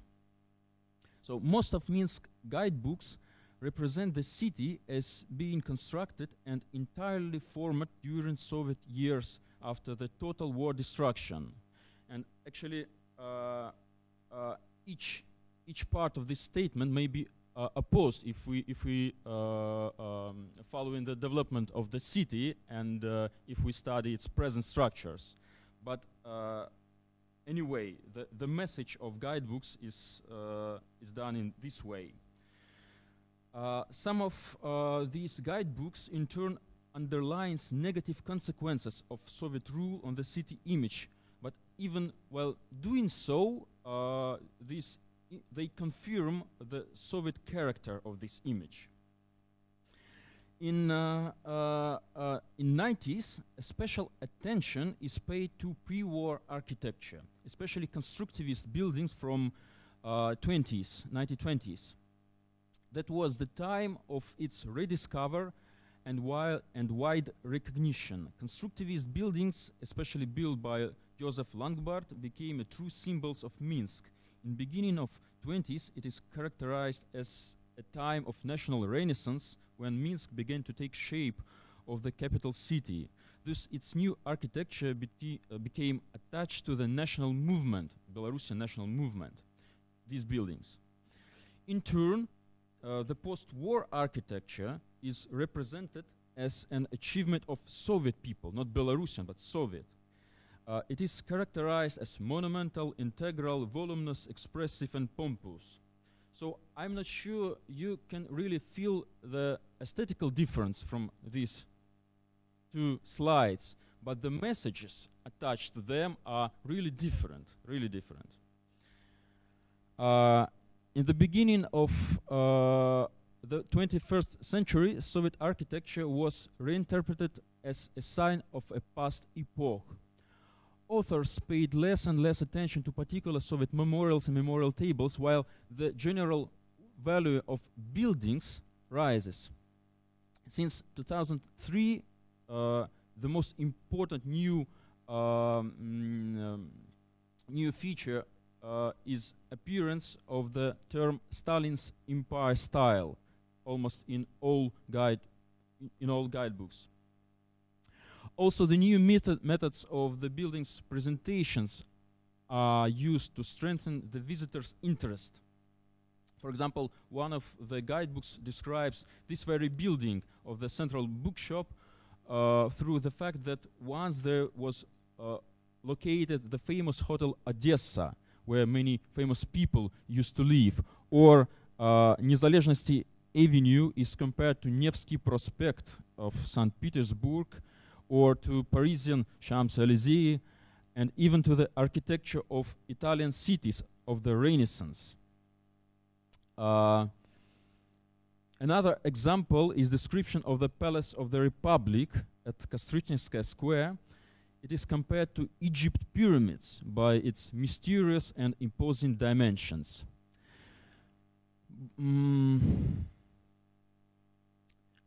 By following descriptions of the Central Avenue, we may clearly see the main trends in the representation of Soviet heritage. So from 1991, the most outstanding architectural ensemble of the post-war period, to 2006, the classic Soviet architecture with Stalinist buildings. It is also very important to notice that in all analyzed guidebooks, the Soviet architecture built after the Khrushchev architectural intervention from 1955 is represented as modern and is not given any special characteristics underlying its artistic or architectural values. And now I want to say about some paradoxes in expert discussion around the Soviet heritage. Belarusian cities gradually, though very slowly, are deprived of Soviet symbolic and monuments to communist leaders. New streets either get a neutral or Belarusian expressive tints. Monuments demolished during the Soviet period are restored slowly, but they are restored, including very active construction of religious buildings. So the first paradox of Belarusian situation is, while the government supports particular transformational processes, all the same processes taken together in the framework of desovietization do not find its support. As a result, there are distortions. For example, the retention of communist symbols is combined with the promotion of free market processes and capitalist development. The second paradox is that the same public intellectuals who became successive promoters of desovietization at the same time are struggling for preservation of particular Soviet architectural constructions and even urban complexes, which are marked by them with Sovietness with the positive connotations. Okay. In late zeros, different examples of actualization or heritagizations were observed, varied from public hearings, writings of petitions, and traditional historical research to artistic interpretations. Now, the main promoted values of this architecture, this very architecture which is shown on a slide, is its complexity, uniqueness of created urban environment, its socially oriented character, because they were built intentionally for workers. Also, a decent number of Belarusian Soviet celebrities used to live there. Sovietness here is treated as something positive and even nostalgic. It was even proposed to create a thematic museum of the Soviet epoch on the basis of this very residential area, which is shown on a slide. A strong preservation movement is opposing to newest development projects through turning Soviet architecture into the heritage. It is the same with buildings from 40s and 50s and those latest representing Soviet modernist architecture. In this sense, we follow an international trend for praising modernist architecture, of course. Today, we discuss nomination of post-war Nezalezhnosti Avenue into the World Heritage List as a part of transboundary nomination, which calls socialist post-war architecture in Central and Eastern Europe, together with key streets of Moscow, Kiev, Kharkiv, Berlin, and Warsaw. I'm personally, as a chair of ICOMOS Belarus, I personally participate in these discussions, and I'm trying to underline its European character as a local interpretation of European neoclassicist architecture. So up to 1998 in publications, the very term architectural heritage was referring only to buildings built no later than 50s. From this time, only modern architecture exists. That's why an attention to modernist architectural gems wasn't paid until recently. With the wave, and of course, this attention was paid with the wave of its destruction. In recent discussions about Soviet architecture, it is increasingly stated the need to expand the range of recognized objects up to 1991. If so, a clear distinction between Soviet and modern Belarusian architecture vanishes. So I'm sure that the further progress in the discussion will bring many more surprises, including new central contradictions, of course. And I'm continuing my research. Thank you.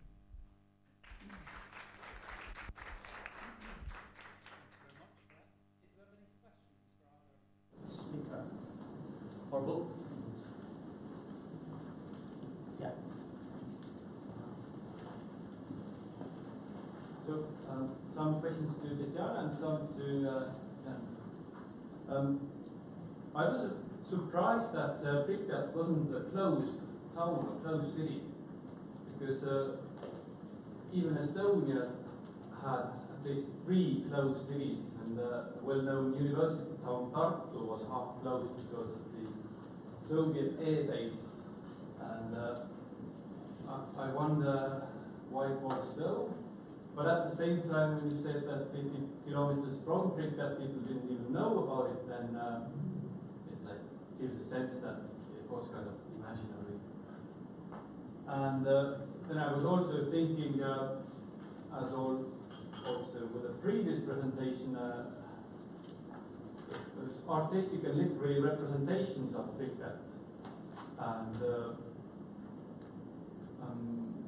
especially also in the late Soviet times, in the early 1990s, probably familiar with Russian writer Alexander Zinoviev, who wrote about those monofunctional towns which crippled people all over the Soviet Union, Katastroika and other books which ridicule these towns. And Stefan, I was surprised that in this classification of periodization there is no postmodernism or postmodern architecture, that after neoclassical or Stalin's empire style comes modernism, and it's the end of the history in a way. And also in your paper, I like this moment when you refer to the lobbying, that with what buildings become protected or not. I think it's very important, this political and economic point, that from my own country in Estonia, until recently the Cultural Heritage Board was seen as the main enemy of property owners. That if you have a building which is protected, then you're in a big mess.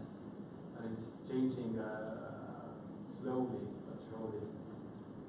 And lastly, yeah,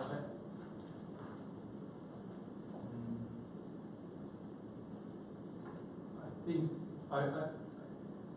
the aspect of paradoxes and the paradoxical or contradictory landscapes, that I guess you write many presentations today and the next days as well, that the paradox in this topic has to stay.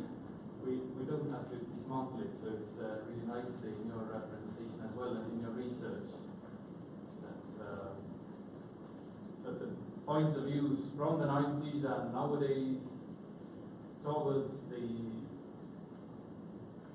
architectural styles, they both hold, they have the value. Thank you. Tatiana, would you like to lead off for that?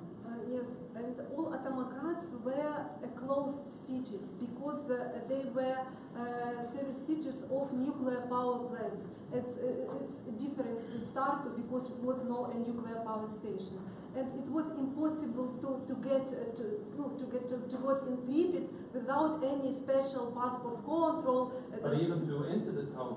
Yes, enter the town, and citizens of city, they can freely go out and to buy some berries, mushrooms, for example, from local citizens.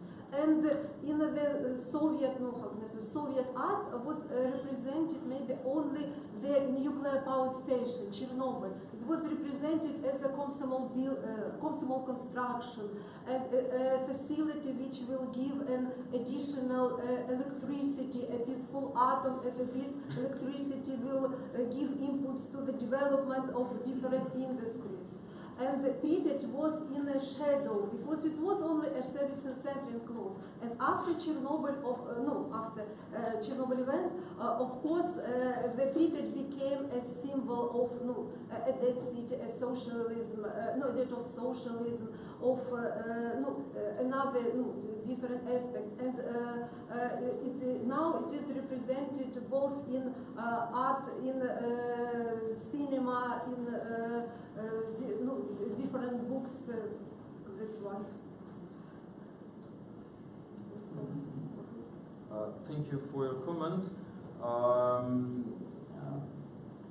Yes, these listings in 90s were done because of insistence of particular heritage experts in Belarus. So it's about the role of a person in history and the history of preservation, of course. But at the same time, it correlates with the public wave of its acceptance of this building and this memory.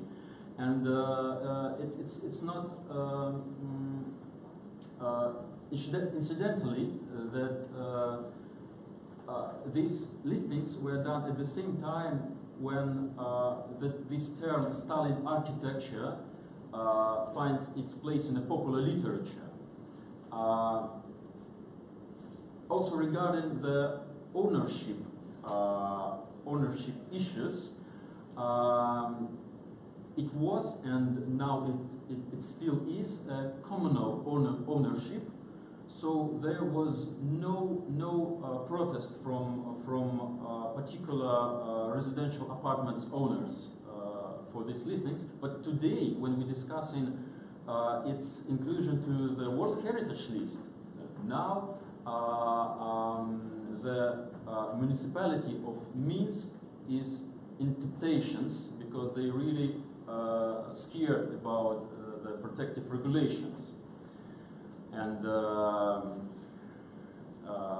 so they feel like they will not be able to develop this territory anymore. So yes, it's here. Yeah, my question goes to Stefan too, because well, if you look at this with the modernist motto, form follows function. I mean, in the way the buildings you've shown, form has nothing to do with function. It's from looking at the buildings, you have no idea what is behind it. You don't even get the floor plan to look at this building. It could be a swimming pool, could be a church, could be a conference hall, whatever. Is this deliberate? Is this a way to camouflage? Is this, I mean, here you see, it could be a big conference hall behind, could be just offices, could be one big office. What is behind this? Is this just different people? Somebody does the facade, somebody else does the floor plan, or is this a deliberate strategy to hide something? No, this is a very well-known feature of post-war and pre-war Soviet architecture. It's a decoration in a city to celebrate the new life, the new empire, Soviet empire. This is the essence of Stalin's architecture. So it has extremely pompous decorations on the street facades and very pure, almost no decorations in the inner yard facades. And if you come to the inner yards, you'll be surprised. There's no this luxury inside. My question is to Mrs. Yes, I would like to ask about what was the influence of the Chernobyl catastrophe for such villages as the one presented, because the connection was not clear to me, or maybe there is some more research that you conducted. And according to the accounts already presented, it seems that people were like in some kind of bubble, peasants, people from the outside of the atom city, yes, like Pripyat, and they were unaware of the ecocide, of the situation, of the consequences of this radioactive pollution. Before Chernobyl or after the accident, after 1986 or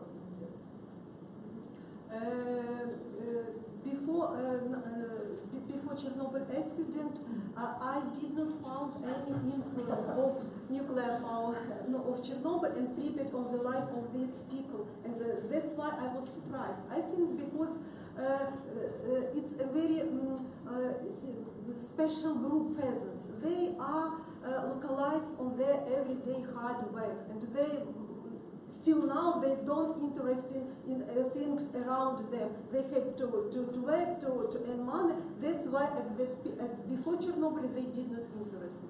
And it was very interesting moment that when Chernobyl started, their territory was also localized, also polluted, but they at first 3 years after Chernobyl, this village, they were not removed. To resettle to this village came the Soviet dosimetries that said to them, you should not go to the forest, you must not drink water, to eat things, and they continued to live. And the Soviet government even invested in the development of this village. The road was asphalted, people received access to gas, the new roofs to them were did. New roofs. And only in 1989, the Soviet government decided to resettle them. And only that period they understand that it's a really danger for their people, and begin to appear more information that it's danger, and they begin to afraid of their lives and the lives of their people. And the ecocide after 1991 in Ukraine begin to appear such slogans that it was the ecocide against of the Soviet totalitarian system against the Ukrainian people. But this is, yes, of course, such scientific position exists, but when I asked local people about what do you think about the attitude of Soviet government to you, Soviet policy, did it harm to you? They say, oh, maybe, but what can they do, because the Soviet government also did not know that radiation is so bad. They did what they did. Such their mentality. They don't accept this and ecocide. They know such, how can you say, mentality, maybe understand the situation to say that it's an ecocide. And the scientists and the people from residents, more intelligent, which more aware of the environment, can say such, assess this event as an ecocide. Okay, well that leads us neatly onto lots of questions. I'm very sorry, but the conference organisers tapped me on the shoulder. Got that hand stuck there, hand of history. We need to have a break for coffee, but I'm sure if you have further questions, you can grab either speaker in the coffee break. They'll be very happy to speak to you. And thank you very much to both our speakers.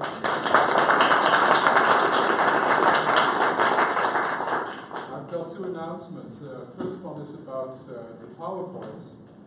Please give the PowerPoints to our technical assistant in the room during the break. And then also the second announcement, please be back in time. After the break. Which is 11:30.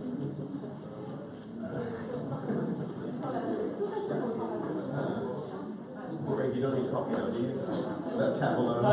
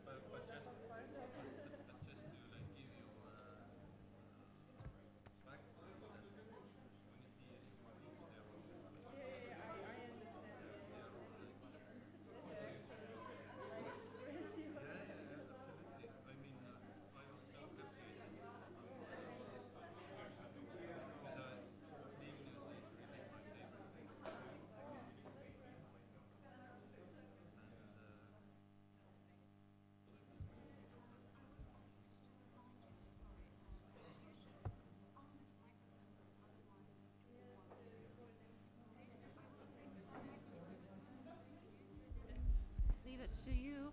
And during the session of questions, I will also grab one microphone, so you would have to share, okay? Yeah. Yeah, so all the best.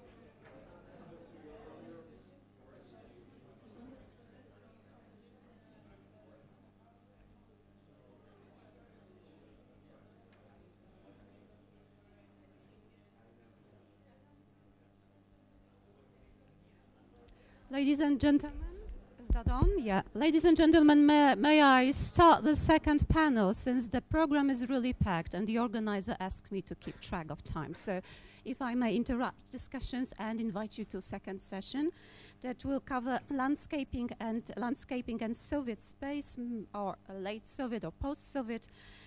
Space will be meant even literally, since we will get as far as to Russian cosmism.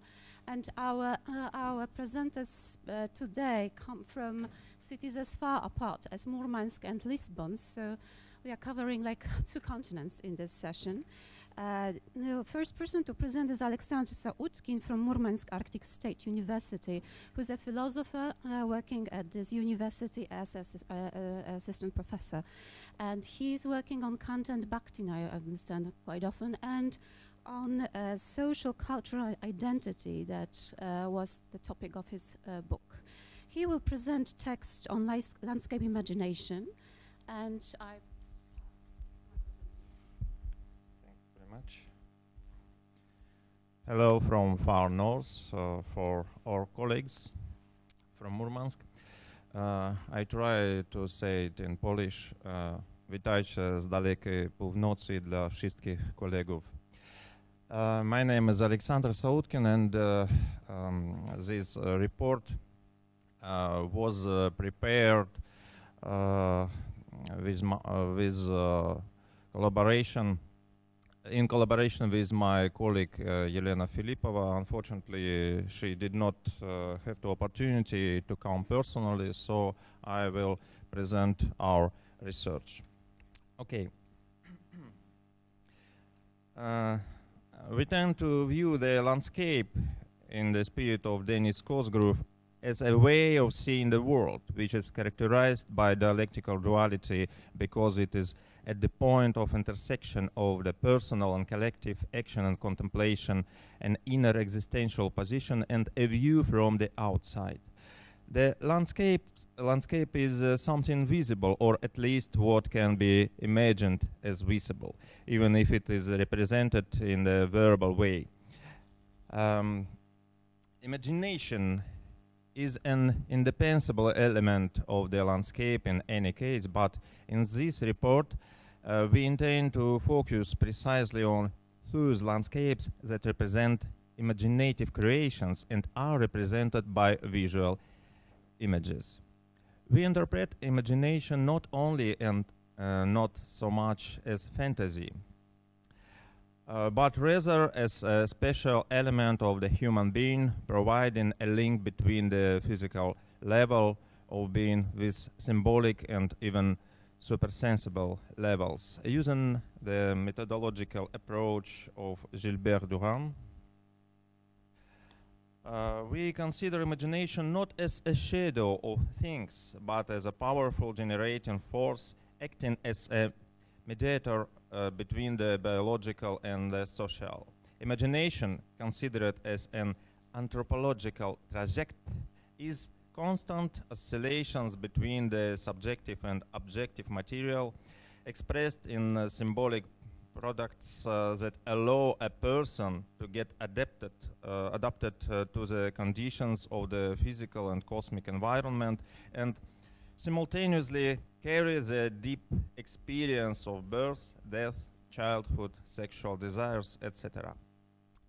An analysis of imaginary landscapes and ways of representing them in visual arts allows us to comprehend certain key orientations of the consciousness of the particular epoch. Even more than that, we can postulate that conscious attitudes have an unconscious character in their basis. This is what Durand calls le fantastique transcendental, what determines the nature and configuration of those images through which a person models his landscape views. Some of them are deduced from the general aesthetic premises of a particular epoch, but in their basis they go back to archetypal schemes and matrices of imagination. The meaning of social phenomena represented in images can be deduced from an area that Gilbert Durand calls imaginary, l'imaginaire. Considering the landscape imagination of the 1970s and 80s in the Central and Eastern European areas, we drew attention to such a peculiar phenomenon as the time-space-human annual contest of sci-fi painting and graphics, regularly conducted by the popular Soviet magazine Technika Молодежи, Technology for the Young. Just a moment. Okay. The magazine was contributed by many scientists, writers, and artists from Poland, Hungary, the Czech Republic, Czechoslovakia, the German Democratic Republic, and Bulgaria. For the first time, the contest was announced in the February issue of the magazine in 1977. This is the logo of the contest. Время, пространство, человек. Time, space, human. The first round of the time, space, human contest was completed in the late 1980. The December issue of Technology for the Youth summed up the results, which showed a great interest in science fiction painting. Over the past 3 years, since the beginning of the contest, more than 1,000 paintings and drawings had been submitted to the editorial board, 200 of which had been published, and 500 had been selected for special collections, including a mobile exhibition of the same name, accompanied by lectures on a new genre. Among the participants of the competition were artists from Bulgaria, Poland, Hungary, Czechoslovakia, Mongolia, Cuba, Yugoslavia. Just a moment. For example, this is the page, an article about painting of Bulgarian painter Stefan Lefterov. Human interaction with space, as well as the preservation and transformation of the landscape environment, were declared as the main themes for the contest works. Remarkable is the very fact of redirecting the utopian technocratic discourse into the visual sphere, as well as the substantiation of a separate genre of sci-fi painting, as well as the provision of rationale for a separate genre of science fiction painting and graphics. We would also note that later in this magazine there would appear a section of science fiction poetry. Although the magazine had previously published poems somehow related to the themes of scientific creativity and discoveries, human interaction with nature, etc., the definition of science fiction had not been touched to them until a certain moment. The work of artistic fantasy was interpreted as an attempt to look into the future and visually present some variants of development of mankind, so it is no accident that one of the texts accompanying the publication of such paintings was titled Contours of the Future. The permanent author of the journal, Ivan Papanov, wrote, fantastic painting is science and art at the same time.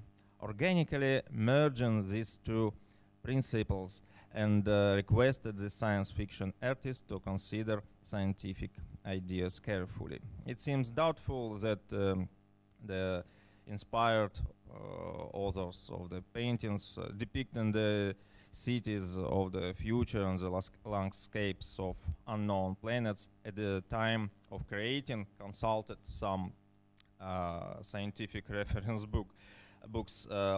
Although there were cases of dominance of the scientific element. For example, one of drawings submitted to the contest belonging to the Doctor of Technical Science, his professor and the winner of State Prize of the USSR, Georgy Pokrovsky, and illustrated his idea of using water reserves in mountain glacier for the needs of the national economy. One should also know the paintings that belonged to cosmonaut Alexei Leonov, who in 1979 received the prestigious Lenin Komsomol Prize for the art album Man and the Universe.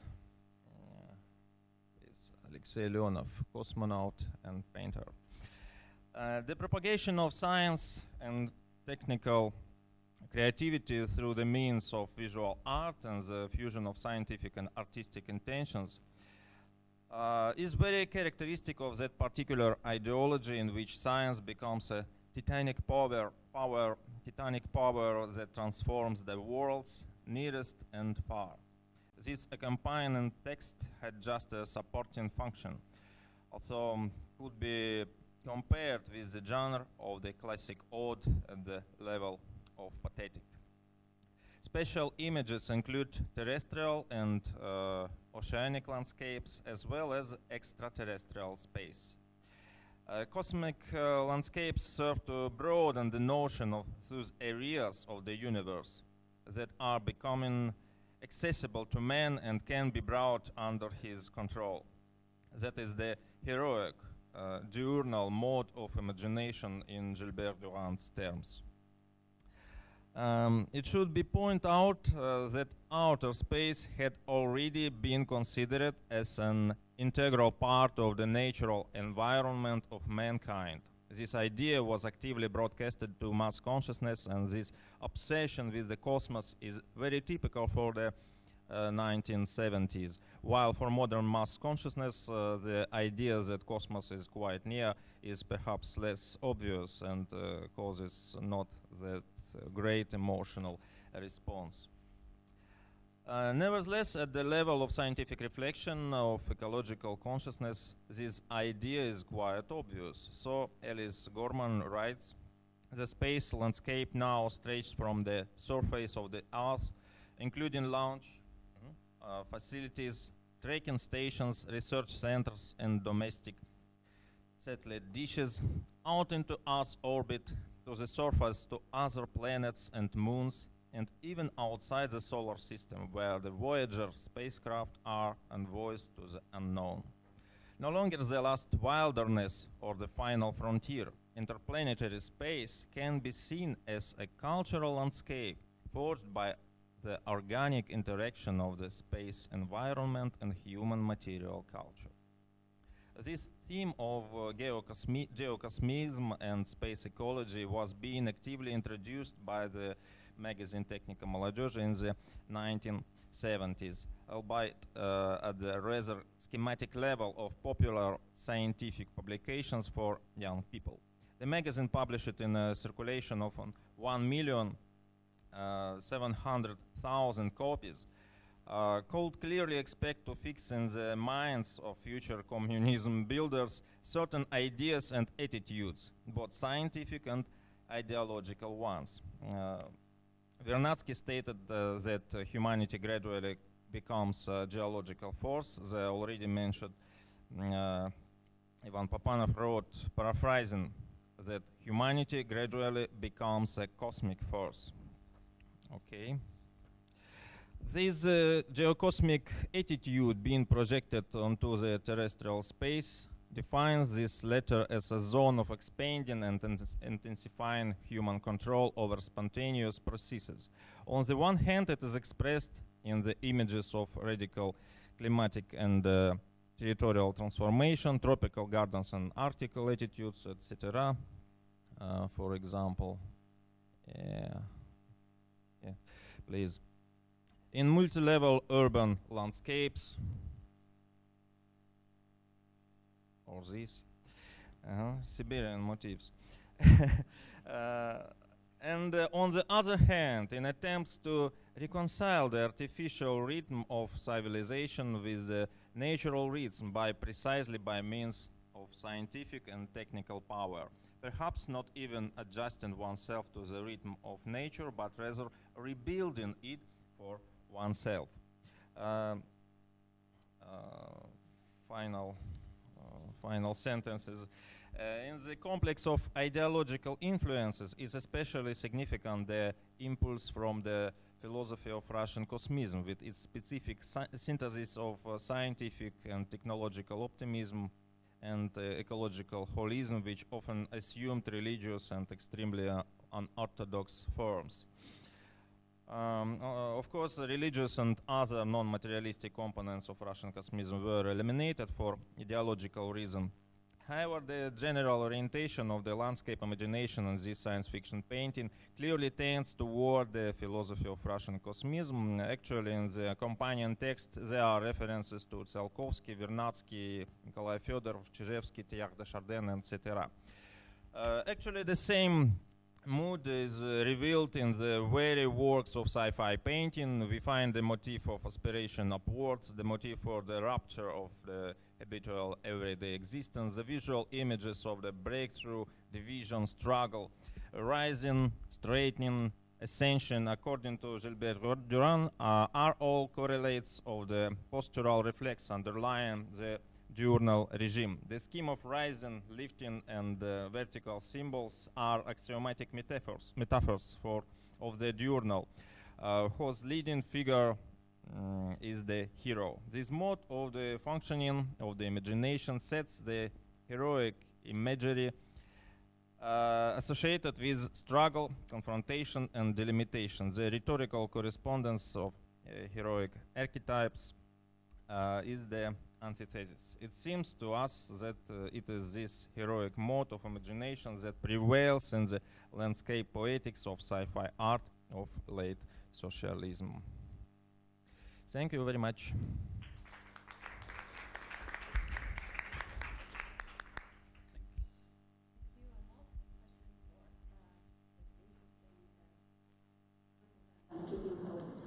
So we will continue the visual analysis of post-Soviet or late Soviet imagination. This time with Gregor Taub, working now with Lisbon in Portuguese Catholic University, being a PhD candidate, active as art critic and art historian, and originally coming from Estonia.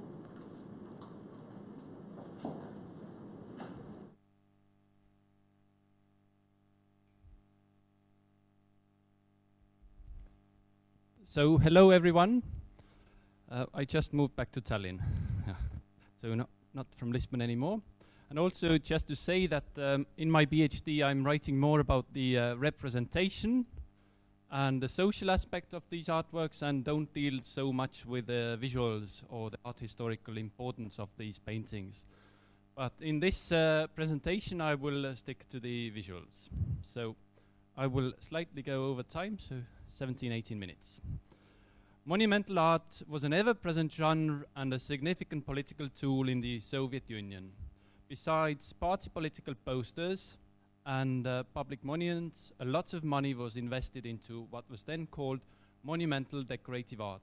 That is mural paintings, frescoes, mosaics, stained glass windows, and decorative sculptures. This concept was inherent to Soviet philosophical discourse, implying a dialectical relationship. While the term monumental referred to the size and public functions of such works, the word decorative emphasized that this type of art confronted individualistic aesthetics. On the one hand, late Soviet murals were supposed to give socialist content to functionalist architecture, and hence involved propaganda and ideology. On the other hand, many artworks actually focused on the aesthetic and architectural details.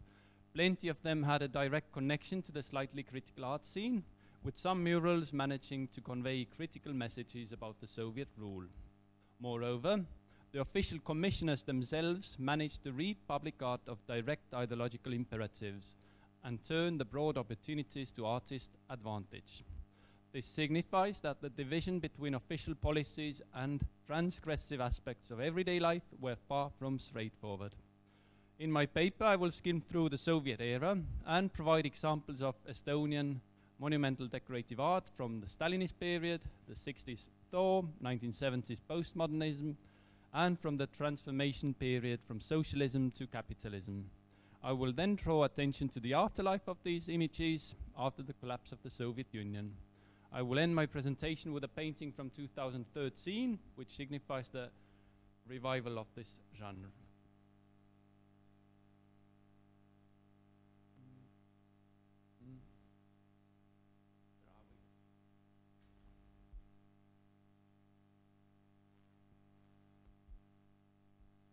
I think I need some assistance.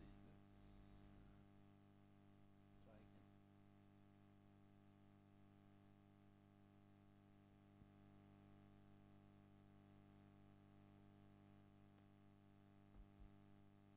So, in spring 1944,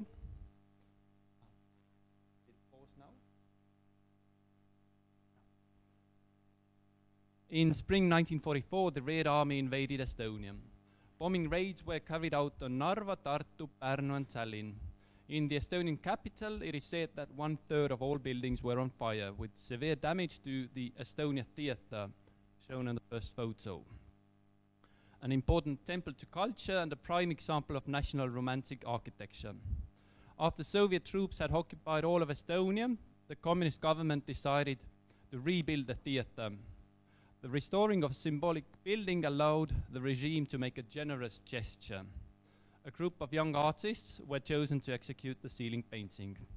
The thematic program was prepared by the government. The 91 square meter oval ceiling painting depicts the triumphant entry of the Soviet Rifle Corps into Tallinn, post-war reconstruction, collectivized agriculture, and the annual Song Festival. After independence was regained, some saw the painting as sinister and felt it should be covered over or removed. The fact that the three artists were respected painters and that legendary actors from the theatre were used as models for the work helped the public to accept the inevitably ideological side of the work. It remains controversial, but the ceiling painting's artistic value is also recognized. To the same theatre building's vestibule in 1950, a glass mosaic by Valli Lember-Bogatkina was installed, depicting merry youngsters marching to the song festival in national costumes. A clear example of the well-known formula that socialist culture had to be national in form and socialist in content. Unlike the ceiling painting in the same location, after Estonia regained its independence, it was decided that this mural should be covered over. For more than 10 years, it remained hidden behind a curtain. In 2003, it was taken down completely and moved to the Song Festival grounds, where it is on display next to the artist's other works. In its new environment, it no longer functions as authentic ensemble art. Monumental decorative art was integral to the concerns of the Second Congress of the Union of Soviet Architects in 1955, in Moscow, where the over-lavish decoration of neoclassical architecture was deplored and which paved the way for the construction of prefabricated apartment blocks based on standardized floor plans. In the course of the machine-like process of constructing the microrayons, Soviet urban planners developed a methodology for integrating the arts into its new districts. The idea was to position template design buildings in a diverse manner in order to create the background on which unique architectural masterpieces, the public buildings, would stand out, Here we see a sports hall in central Tallinn. Monumental decorative art was heralded as the principle underlying the architectural rhetoric of such buildings. A postcard from the 1960s. Mustamäe was the first district in Soviet Estonia to consist of prefabricated buildings located on a site where there had previously been no urban structure. Although such buildings are now much criticized, at the time of the construction they represented a cultural and economic advance. These early examples of industrialist construction convey the cultural optimism of the 1960s. Town planners and artists alike believed that it would be possible to create diverse neighborhoods of the highest quality, with painted walls forming an open-air art gallery. Artist Lember Bogatkina had been traveling in East Germany in the 50s, where she came upon murals she thought could be applied in Estonia. She teamed up with other artists and engineers to develop the state-of-the-art process for pouring paint into concrete panels.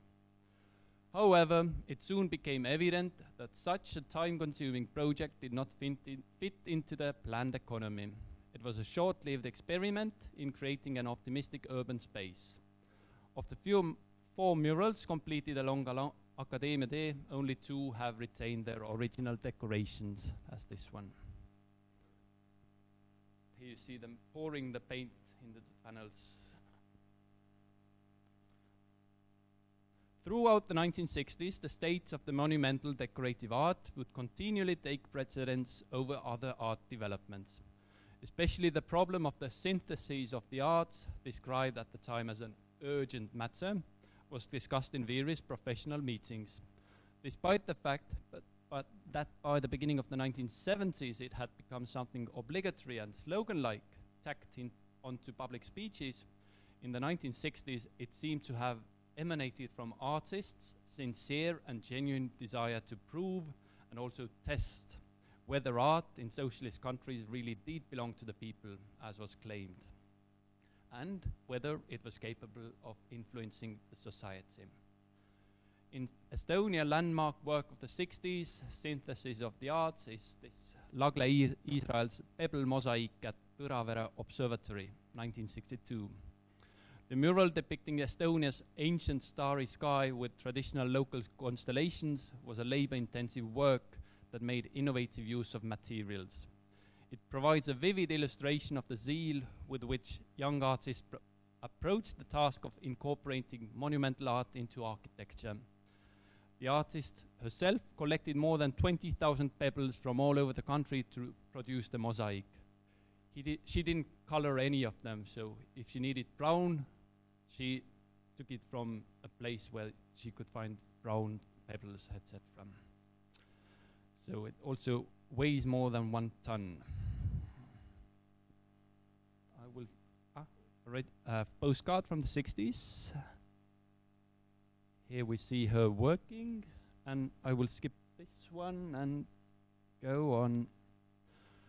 The monumental Linnahall by architect Raine Karp near the old town of Tallinn is a favorite attraction for fans of Soviet modernism. Owen Hatherley's Landscapes of Communism hasn't been mentioned yet today, but he also sings praise for this building as one of the landmarks of the landscapes of communism.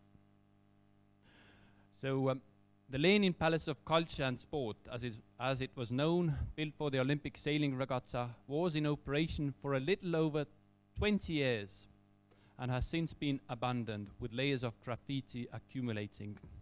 A number of attempts to regenerate the building, which continues to be protected by the National Heritage Board, have failed. For present-day architects, preserving the symbolic mega-architecture and putting it into good use appears to be a debt of honor to the Soviet-era architects. Inside, there is one of the largest tapestries in the whole world. N. Põldros began preparations to execute the tapestry, around 500 square meters in area and with a weight of around 1.5 tons, in 1978, while the engineers working while the engineers were still working on the building's plans. The design phase, the preparation of a one-by-one working drafts, and the weaving itself took close to 4 years. The wool was woven by art products factory Ars weavers, who worked for 4 years. Custom looms, 3 meters wide, were made especially for the tapestry. Interestingly, the yarn for weaving this piece came from Italy. And you know, the borders between Soviet Union and the rest of the world, so people could hardly ever go to socialist Poland, and now imagine that they brought the materials from Italy, so it was a very big thing. Of N. Bildro's monumental works, this one appears to be most strongly influenced by the works of Mexican muralists. This is probably no accident, as the shape of Linna Hall itself has been compared to the ancient architecture of Central America.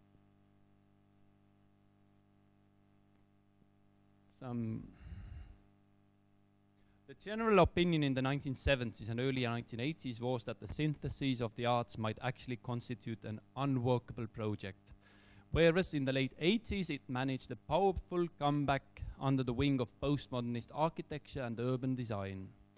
In the fertile soil of postmodernism, works emerged that either ironically or judiciously connected architecture and art. So, in the late 1980s, Tallinn experienced a boom of large-scale supergraphics. It was largely thanks to the graphic designer Urmas Mikk, who then served as the municipality's urban designer. One of the explanations for the unprecedented upsurge in supergraphics is that until the late 1980s, the municipality was supposed to spend lots of money on propaganda, like posters, slogans, flyers, flags. But during perestroika, this money was quickly redistributed. It was quite a prize for an artist to win a commission in those days. One artist recalled that with the payment he took his family for a 3-month trip around the United States in 1991. Although it must have been splendid for an artist to have his or her large-scale work exhibited in a public space, it was still strongly connected to the local concept of haltura, potboiler work to earn extra money in parallel to one's main work. I will skip this one. Briefly, it's one of the last Soviet-era monumental paintings, ironically the only one from that period which has some connection with the proper socialist realist painting. That's how it looks at the moment. Come again? So,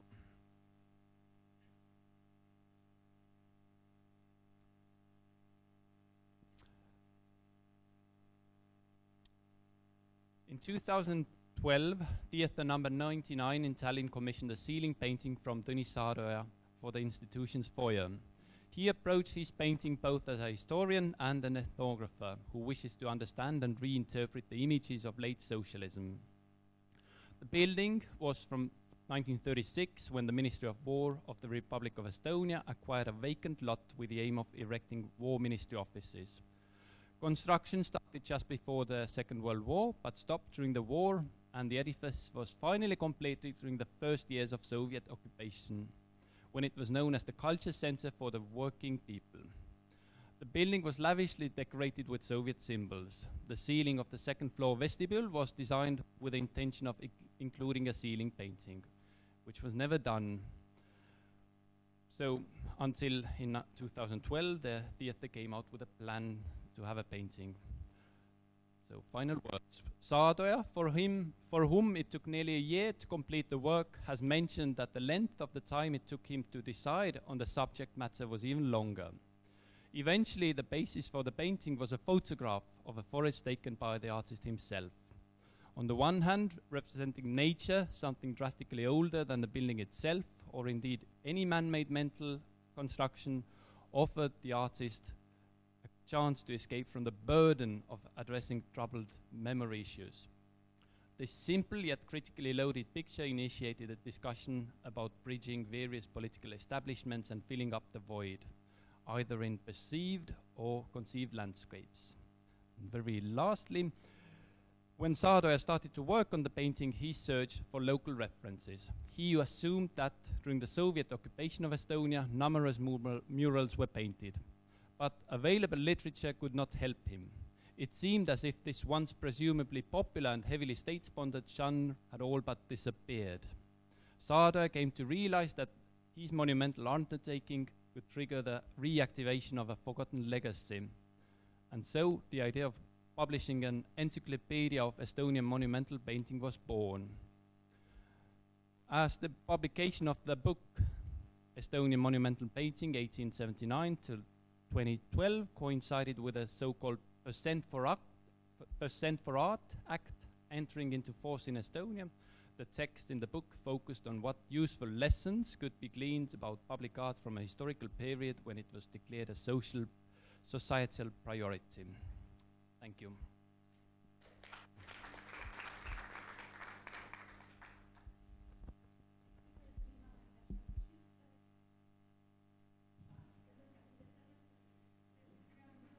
University philology PhD candidate, but I understand not for long. And she works on literature and literary theory. We will be listening to a text on visual essays. I understand this will cover 3 examples of visual essay books on buildings. So, the floor is yours. Yes, thank you. So,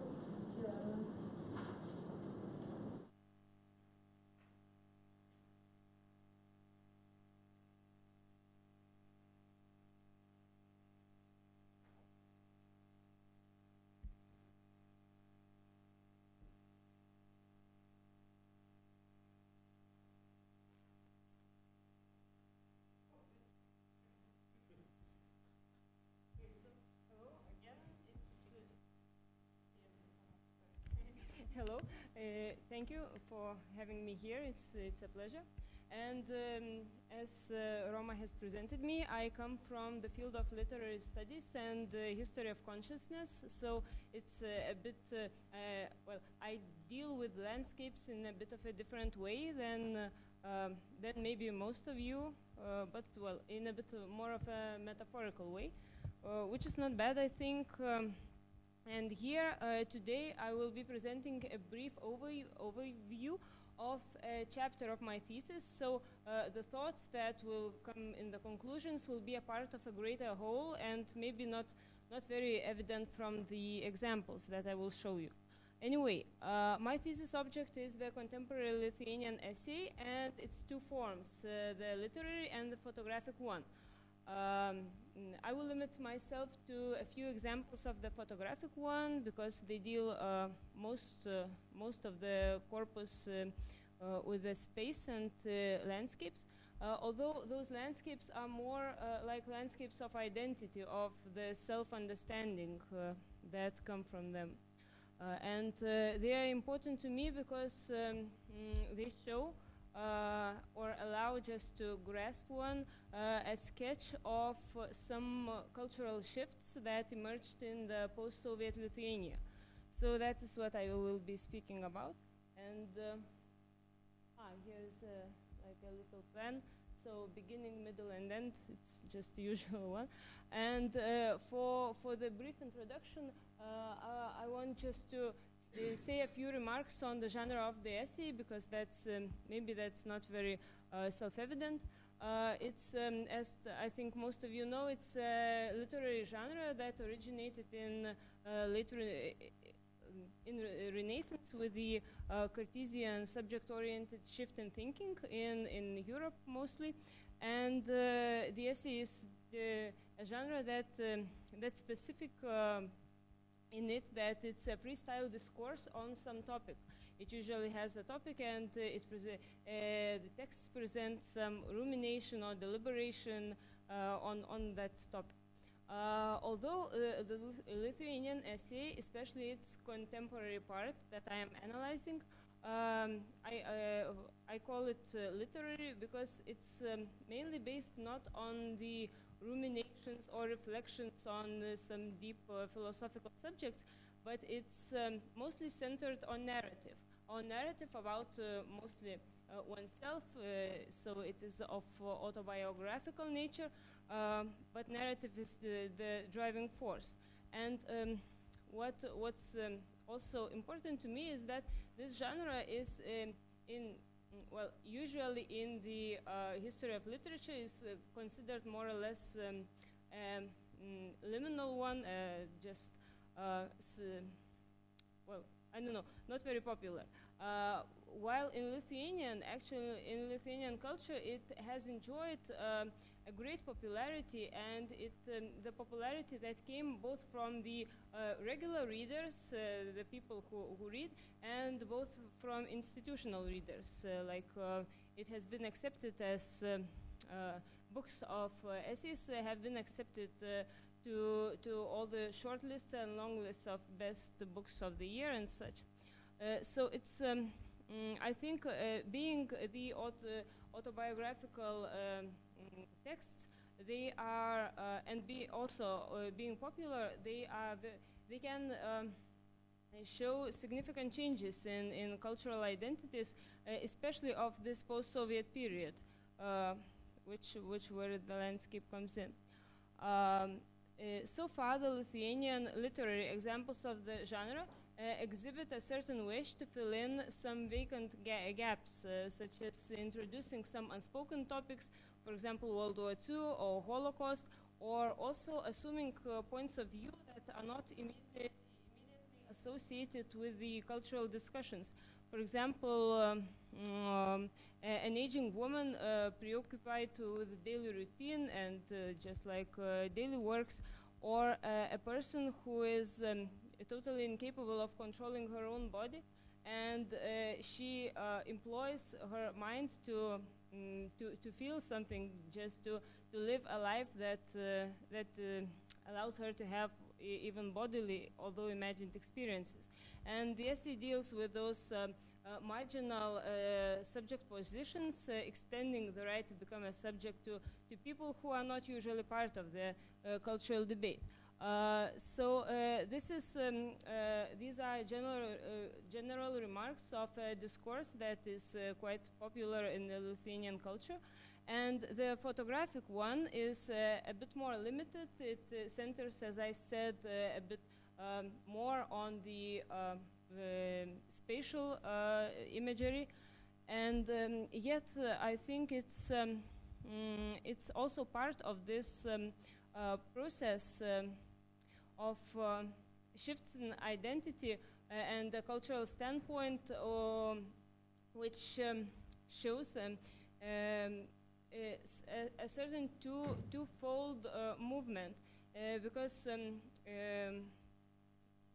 this cultural identity is both centered on overcoming limits of one's culture, of one's mind, of one's body, and also of failing to overcome those limits. And okay, those are the very general remarks. And turning now to the photo essay, it's also some theoretical remarks. It's the main theoretician of the photo essay is W.J.T. Mitchell. He, as he claims, and as all the other researchers claim, those are texts that are combined of two media, of a set of photographs and a verbal narrative.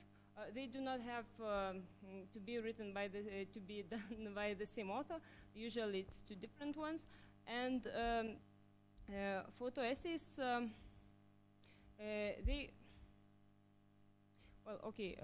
am skipping the details.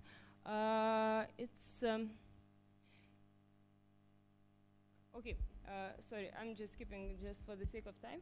I am now turning to the three examples of the Lithuanian photo essays, which come from different periods of the post-Soviet life.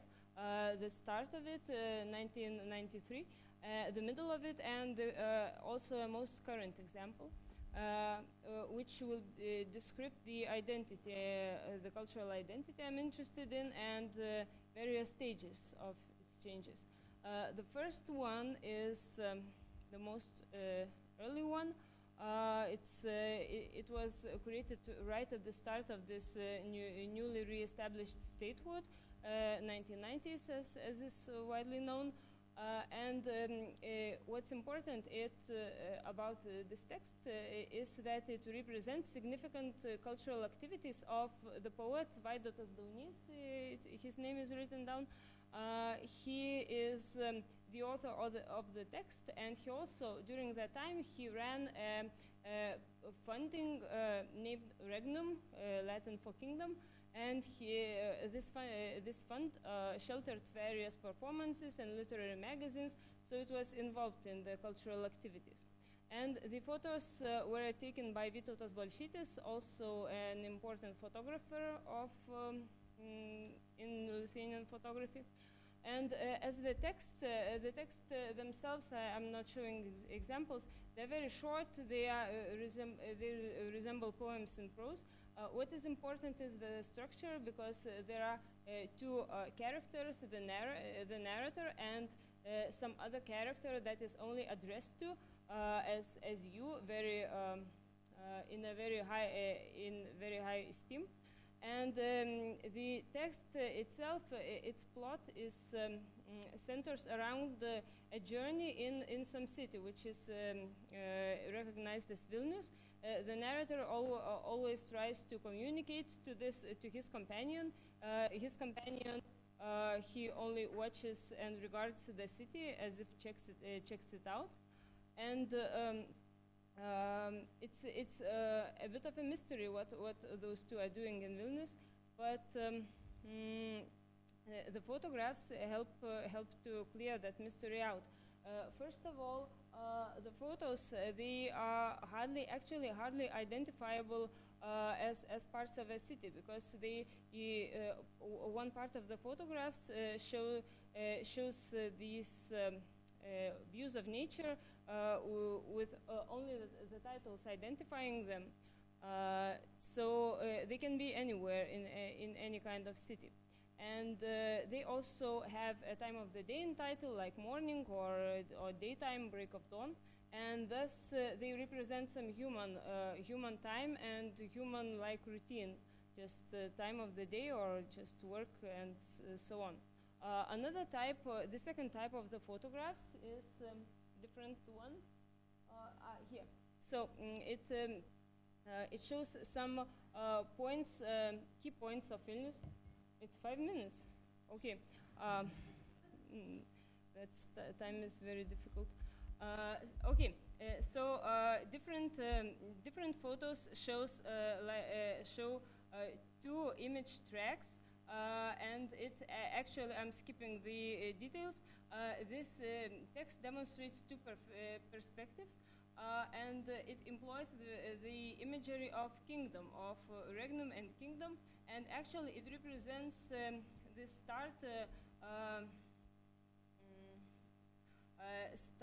actually the start of the state and its need for some organizing ethnic myths. This turn towards the images of kingdom and kings are usually termed in research as the myths of ethnic origin, and it's a very particular myth that is that the young, newly established state is drawn to. It's a myth of a very close. Like a very close nationalism that is of very detailed ethnic nature, and okay, and actually, I'm sorry, I'm just completely overwhelmed. So okay, the start of this photo essay starts with this ethnic nationalism, and the other two types of photo essays that I'm not going to. They represent another two types of political identity. So first one is ethnic nationalism. The second one is an identity that is observed with oneself, that has only himself or herself interested in, and and it shows individuality as the only concern in the world. And the third type that's of the essays that's being created nowadays, like in 2017, it shows also another turn in political identity, another turn towards this time towards community, and towards community as the main source, first of all, for political myths, and also the main source of self-understanding and being in the world. And sorry that I couldn't present everything, but maybe good. But actually, these three examples, they represent in various ways a movement that is reflected in the visual imagery in the text. It represents the movement of a very, very narrow understanding of state, of community, of political community, and of individual beings, starting with this very narrow variant, then moving on to actually analyzing oneself, understanding one's limits, and then sort of trying to break free, from this only being concerned with oneself and from being inhibited in one's body, in which we can analyze, interpret as being inhibited in one's own culture, a close culture with clear defined limits. This final stage that states community and communal as being like the answer to the problems is a hopeful kind of one, yet still the texts, and I'm just now turning to my whole work, which includes also the literary ones, those texts are rare, and actually the Lithuanian essay is very well viewed in the context of research on cultural trauma, where people identify and view themselves as individuals, and in the way that the individuals who cannot connect to other people, to other cultures, to other beings, actually, and it's represented in these texts and also echoed in other cultural movements. So, okay, this was a very brief, yes? Okay, sorry. So, okay, I can just run through them. This second topic, this individual, only concerned with himself and like details. And the third one is here is image that's like from Sayudis, from this 90s movement, and it's like fashioning political myths made of communal imagery. Okay, so that was it. Sorry about the structure.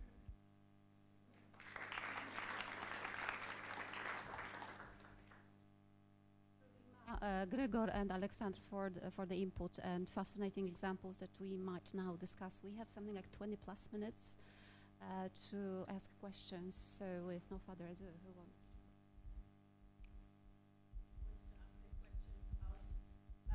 How images that don't need languages and don't need national languages, how specific they are of their own countries or contexts. Because in the first case, the Soviet sci-fi pictures, they look very much like the pictures that were circulated in the West. And even this one that you showed last, I think, with the car on it, the flying car, it looks very much like an American car to me. And I was wondering how specific is this really of the Soviet Union, because we encounter quite similar pictures in other, on the western side of the Iron Curtain. And another question to the Lithuanian context. The first pictures that you associated with close nationalism, they are very similar to 19th century Russian paintings, aren't they? So I was wondering whether there's a specific national language in these pictures, Or are they just signs of societies looking for origins or prospective goals in the utopian sense? Okay, so I can start. The similarities, as you said, are obvious, but this definition of nationalism that I drew and of identity only comes from interpreting the text and the way the images are juxtaposed. So one genre, like this nature painting, is confronted with the pictures of other type, and so the concepts of identity are born from this clash, actually, from this clash and the way it is reworked in the whole text with this verbal narrative and this imagery. As for the images that could have general meanings in other cultures, I don't know. I still think that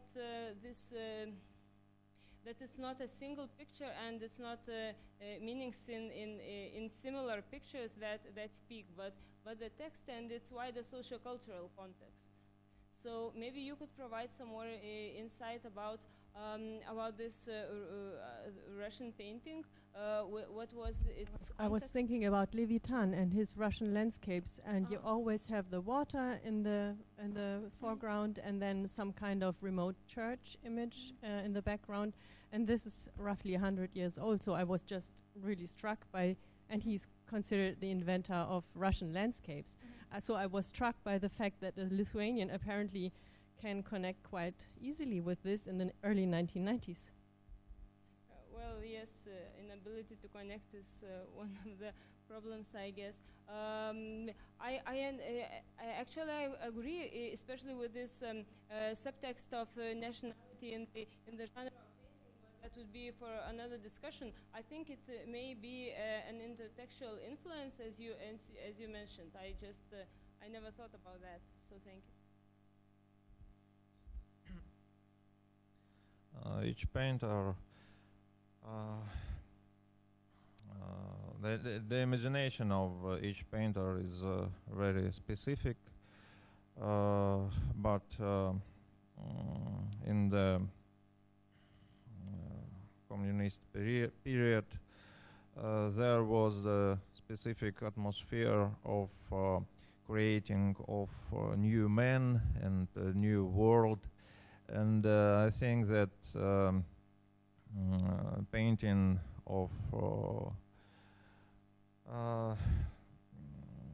painters from different socialist countries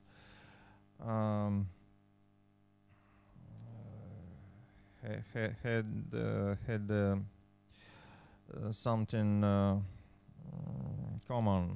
something common. It is intention to the future, and this future is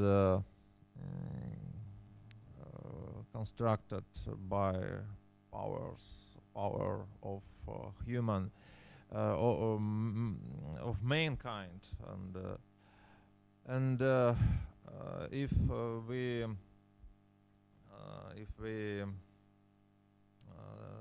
see the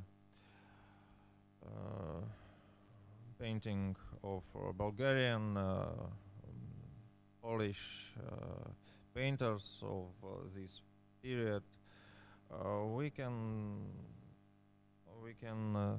identify common features, common ground, common cultural ground. I think that specific ideology of sci-fi painting is overcoming the boundaries, overcoming the national and ethnic identities towards creating a new world and new mankind without borders, without fears, without anxiety, and so on. So, thanks.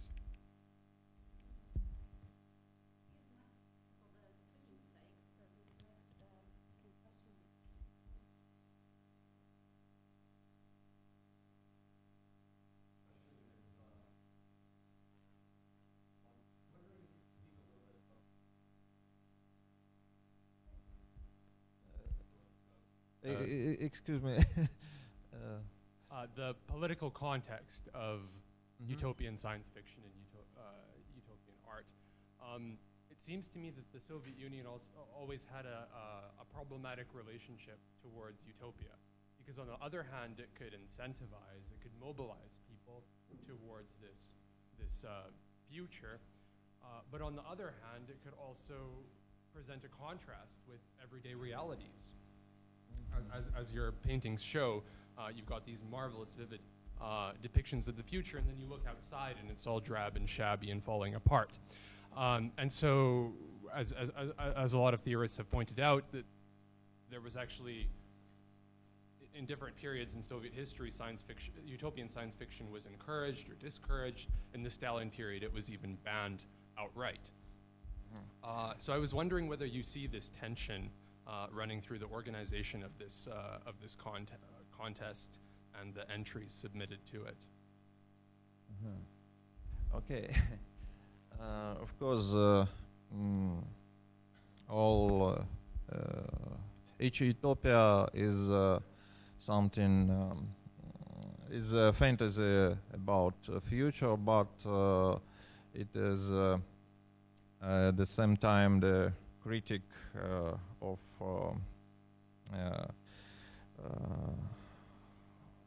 present reality. And I think that this competition, time, space, human, aims to create new genre of painting. It's very strange, sci-fi painting. Yes, these themes, subjects become as definition. Yes, as definition, and I think that political background of this contest was follow. We are united people of socialist countries, and we are showing the new perspective of development versus maybe capitalist countries, and readers of Technika Молодежи magazine was very impressed of these pictures, of these texts. My youth, I am Soviet man from 1980s. It is my school period, and I was reading this magazine in my childhood, and I remember that these images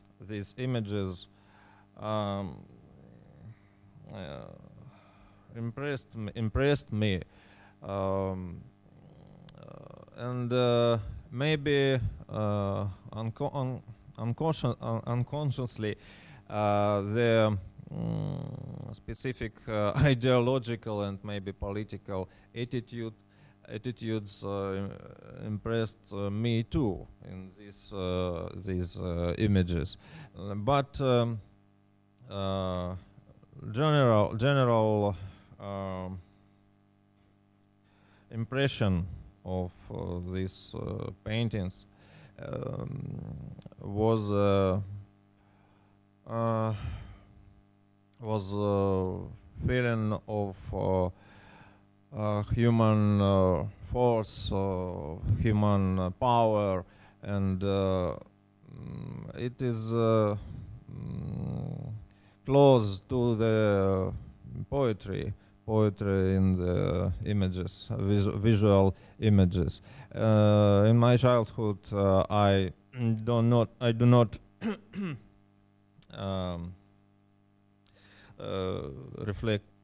did not reflect about political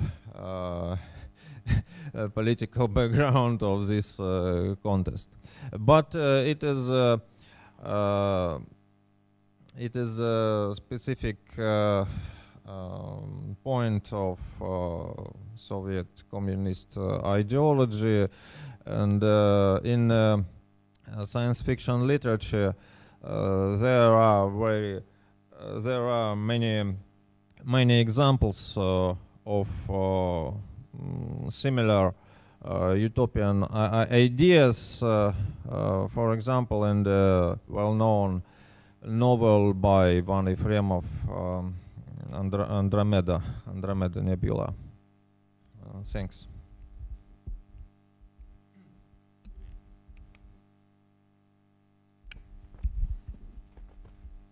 I have a question for Gregor. We were struck by this rediscovery of or reappreciation of the Soviet art, in Estonia. And can you maybe say something context of this? Would you say this also is going hand in hand with a new vision or a different vision of the Soviet era for Estonian society? So a reappreciation of elements of it, or trying to recuperate this history that seemed to be so banned after 1990, this moment of deliberation, I want to call that. Thank you for the question. Definitely, it goes hand in hand. All those various aspects. One thing is post-memory, probably. So me being born in the late 80s, practically no memories from the Soviet time, and kind of my generation being in the middle of 20s in 2010, 2011, and then you suddenly see that in Tallinn you have cafes which bring in Soviet design, and it happens in different.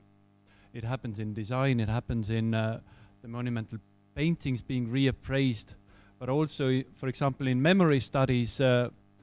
This is the time when the first positive memories and autobiographies of Soviet times come out in Estonia. That throughout the 1990s it was only the negative memories were allowed to be surfaced, so to say, and then the noughties, late noughties, then it kind of resurfaced. And for example, from my own research last 6-7 years, I can say that 6 years ago it was far more harder for me to interview artists in their 60s or 70s. They weren't willing to talk about those things. And now I have also managed to approach bureaucrats and etc. So it's changing quite quickly at the moment. Yeah. Thank you.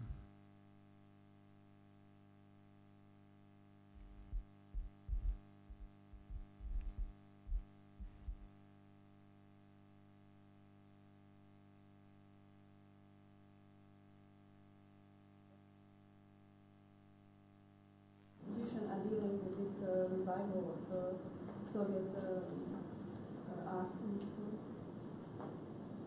Can you repeat? How the cultural institutions are dealing with that? I know that there was an exhibition of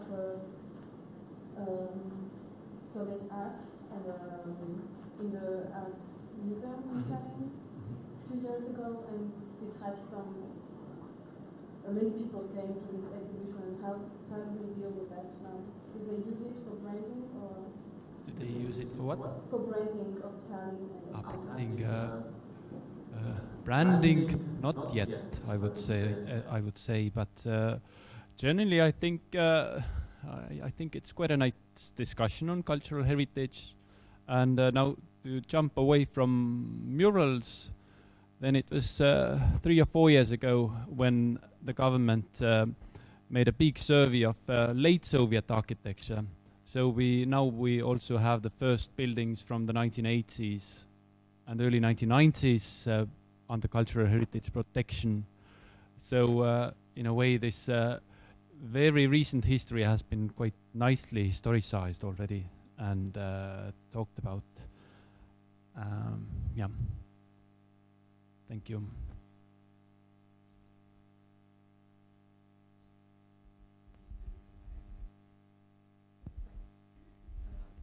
I have a short question for Gregor too, and I would like to ask about this dynamics of visual propaganda in Soviet Union. What do you think? Because I remember in your pre-thesis there was a statement that this visual propaganda becomes like gigantic and especially pathetic just before the collapse of Soviet Union.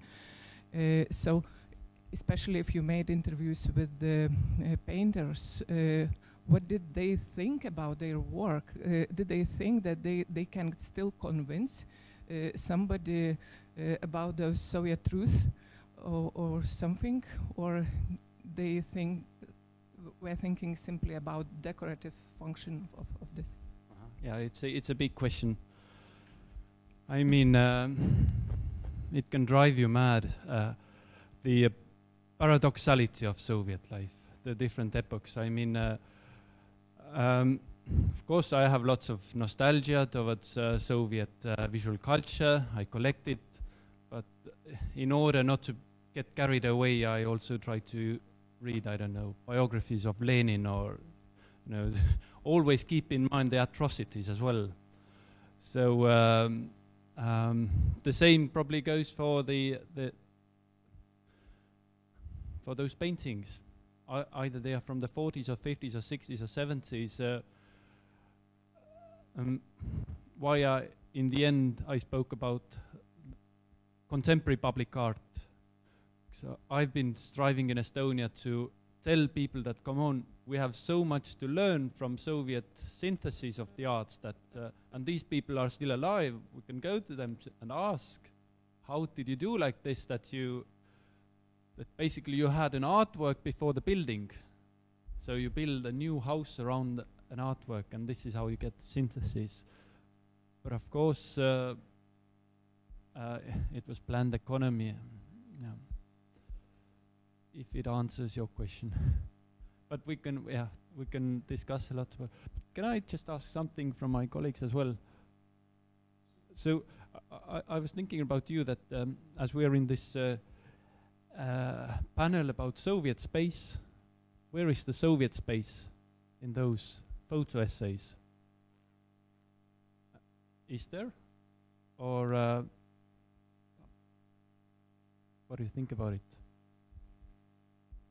I think it's generally like it's there in its absence as something that's negated and best forgotten about.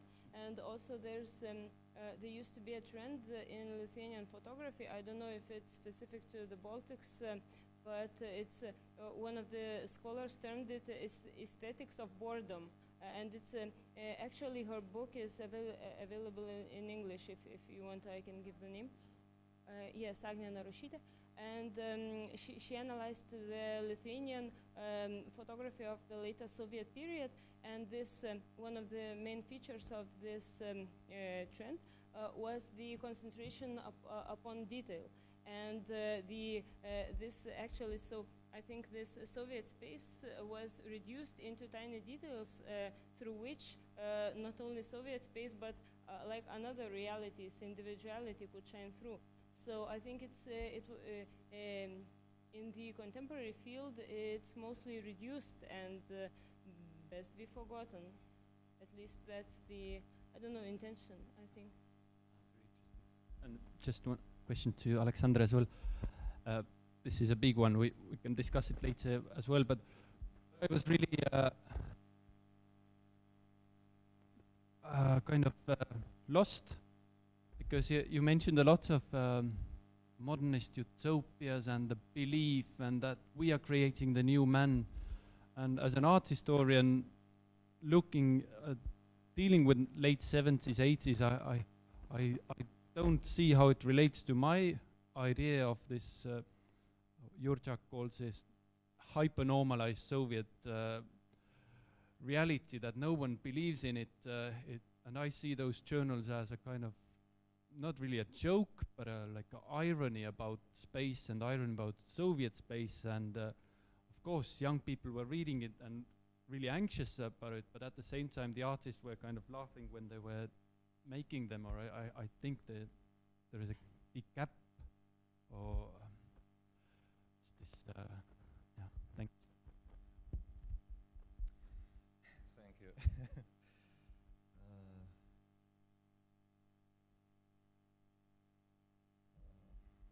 Maybe I will reply later. Okay.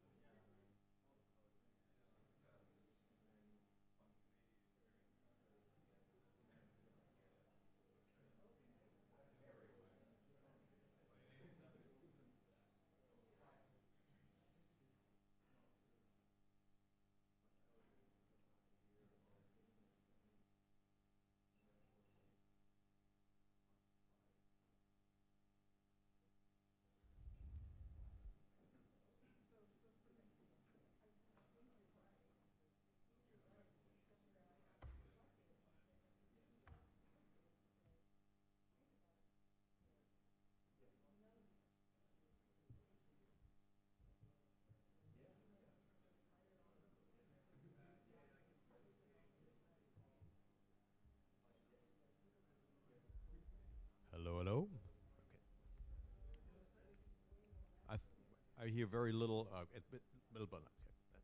That should work.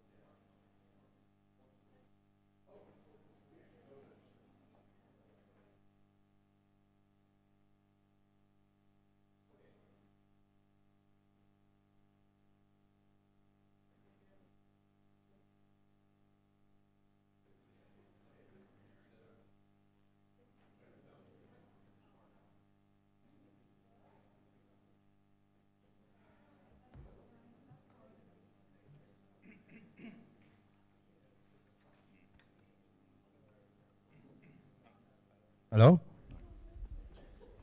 Do we have everyone in the room? So, let me welcome everybody after the lunch and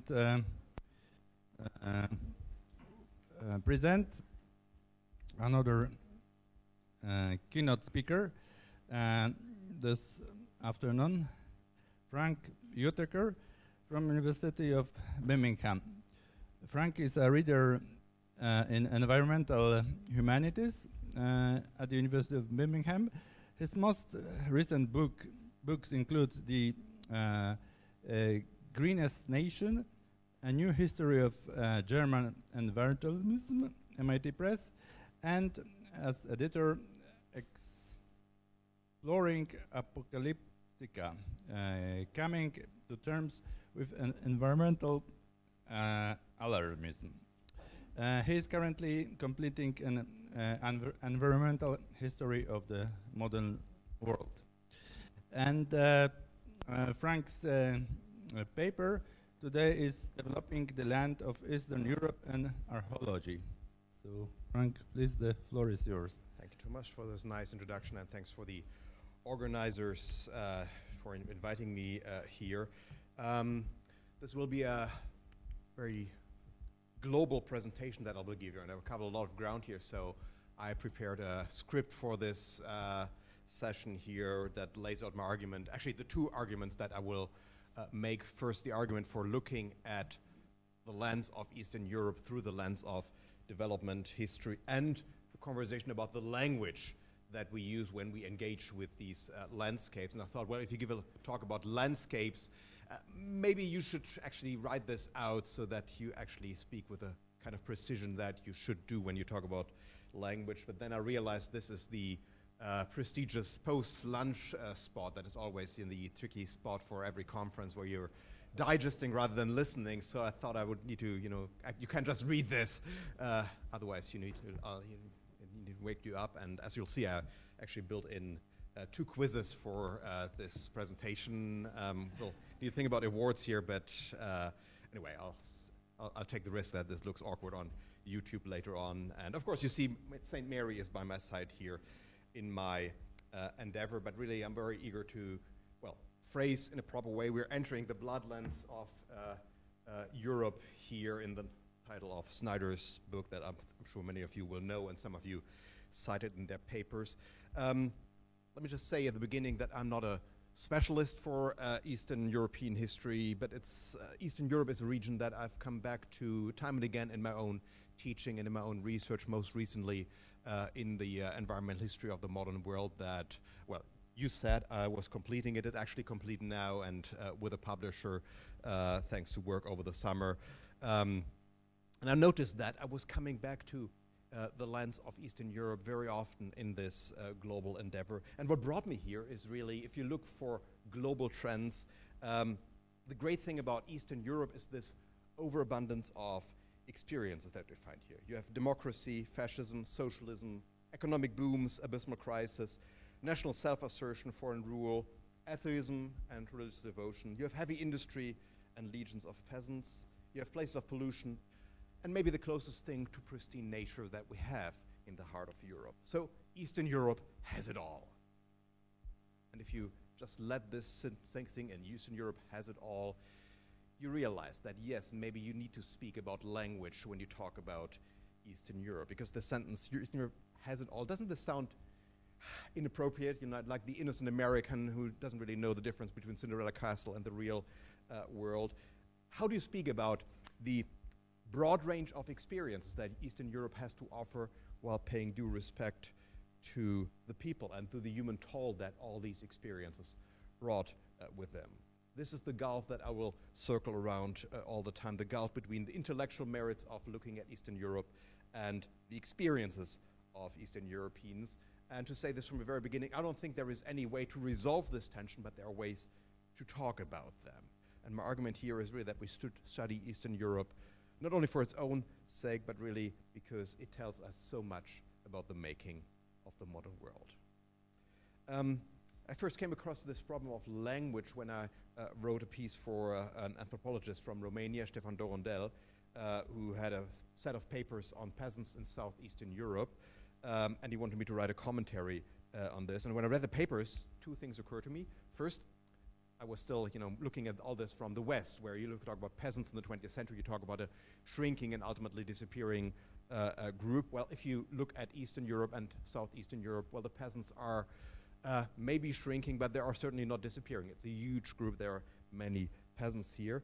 And the second thing that I realized, and that is probably not quite so obvious, is that while this group had agency, its own life, its own way to make sense of things, it was also a group that was pushed around constantly throughout the 20th century. In fact, I would argue that no other social group in 20th century Europe has been kicked around so often and so brutally as the peasants of southeastern Europe. But how do you capture this in language? Well, I entitled my piece saying these peasants are, and I quote, the guinea pigs of Europe. And I'm still not sure whether this was a good description for them. And yes, they are pushed around, they are the place where things are tried out, but is this respectful to peasants in Europe, in Eastern Europe, to talk about them as guinea pigs? Well, maybe it is, once you make clear that you are aware of this language problem. Of course, there's one way around this language problem, that is just to listen and to record. And I was gratified to see that some papers were doing this for this conference, and we try to go to people in Eastern Europe and just listen to them and record what they say in all their contradictions. I saw some papers where people were struggling with tensions and lack of clarity in how people were saying or seeing the world, not just about the environment. My word to those people is really, this is the world you are confronted with. You have a landscape of fractures. You have broken careers, broken life paths. Do not expect any clear-cut memories or insights here. So listening to people and going what one would call the subaltern way is, I think, a very important way to make sense of the Eastern European experience. But I think this subaltern way has its own drawbacks, namely that you understand very little about where all those intrusions are coming from. Intrusions are just that, intrusions into a perpetually stable peasant way of life. Of course, that way of life was never quite so stable as it looked. So I think we need narratives that put these experiences into context, that do not just look from below, but also from above, and follow the flow of tropes, information, institutions, and look at Eastern Europe in a transnational and ultimately global context, and follow these threads that played out in Europe in the 20th century. And that is bringing me to the picture that you're looking at all the time here. And of course, being in Poland here, I don't think I need to introduce St. Mary here, and most of you have seen more than one picture of St. Mary, but there's something special about this one St. Mary. First quiz, no prizes, but eternal fame on YouTube if you have the right answer. Anything that strikes you on this? Soviet workers. Soviet. Any Romanian?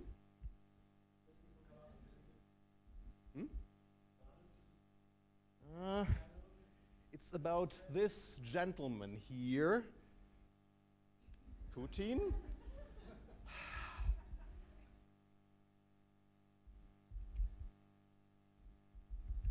And now the Putin picture. This is Mussolini, immortalized next to Saint Mary. And the picture that you see here, this is, Putin was not the first head of state that went shirtless in our modern era, as you see here. And this is actually authentic, and it was meant to be shirtless because Mussolini was there to help the peasants doing harvest work and doing actual manual labor, of course, recorded in film and pictures carefully. And not just in pictures, but also immortalized on this mosaic on a church. And this church is not anywhere, it is in the Pontine Marshes, which is a wetland, or former wetland south of Rome, about an hour south of Rome, a wetland that the fascists were reclaiming for agriculture in the 1930s. And this was a big propaganda show of the fascists, and Mussolini took a personal interest, traveled there very often, and in the end, his help with the harvest is recorded here on the side of a church. I said this is something that, well, is about reclaiming agricultural land. There's actually much more in play in this region for the fascists. It's about re-ruralization, which was a big goal, getting people away from the rotten cities and back to the land.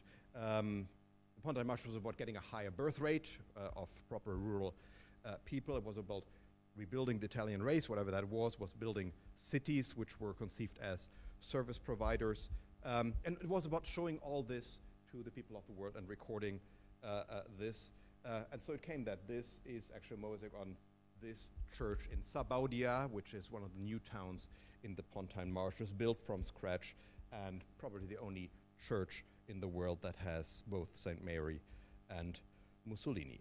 Took this picture earlier this year when I was in the Pontine Marshes, and of course you can wonder why, it's 73 years after the end of fascist rules, why is this mosaic still there? There's a very simple answer to that. Well, the rest of the fascist relics are still there too, so there was really no purge at all. This is a picture of the central square of another town called Latina now, back then was Litoria. And here you see an inscription for what this tower was about, that this tower was the place that workers in the Pontine Marshes could look forward to and see that the fascists were really there to help them and to support them. And this is not just proclaimed there, but there's actually a quote from Mussolini that is there with no comment, no apology, no contextualization. It's just still there, as if Mussolini could just come back anytime and check whether his quote is in the right place.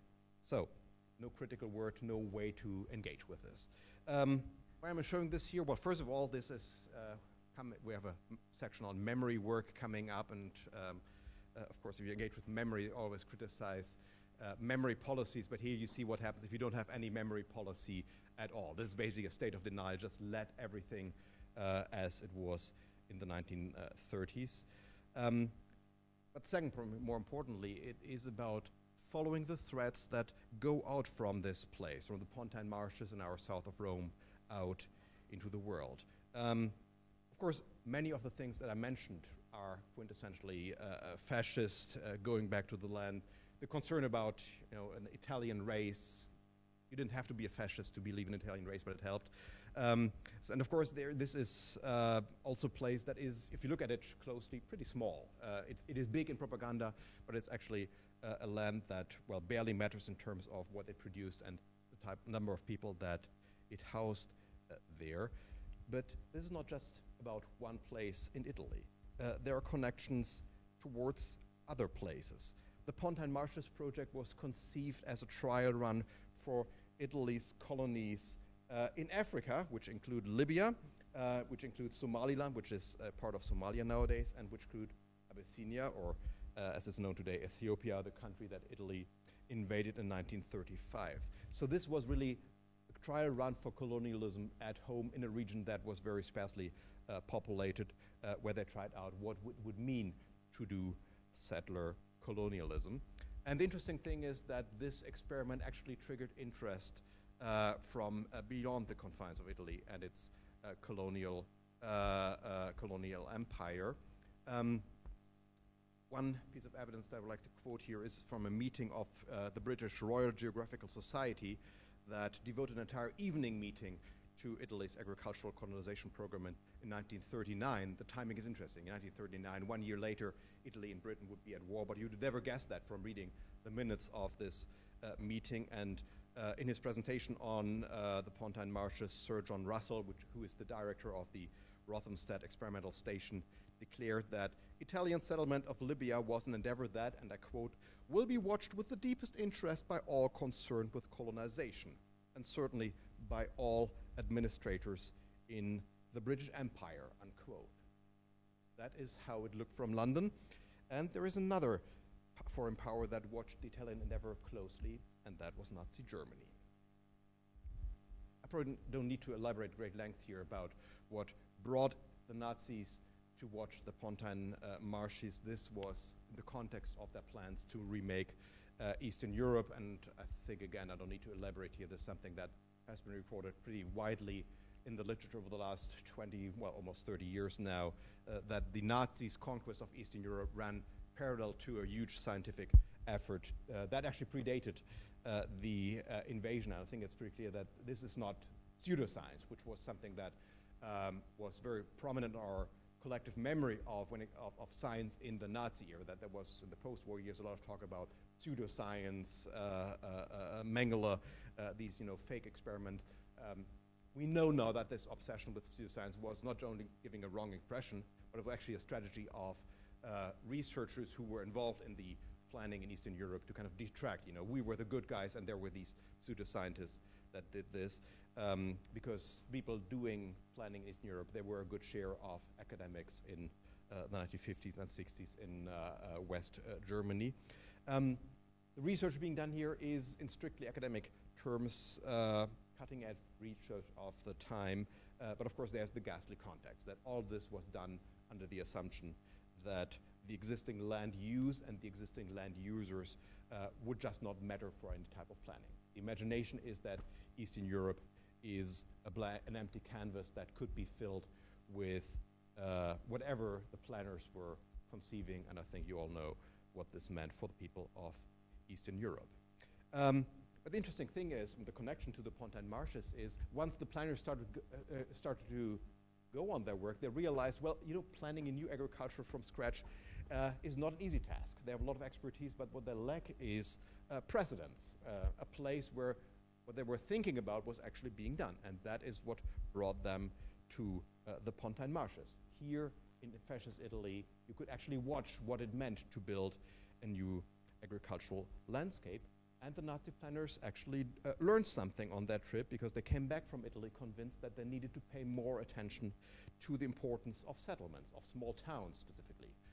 Before they came to Italy, in very rough terms, the imagination was, well, we just need a few homesteads, we need the technology, need to supply them with seeds and fertilizer and all the stuff you need for agriculture, and that's basically it.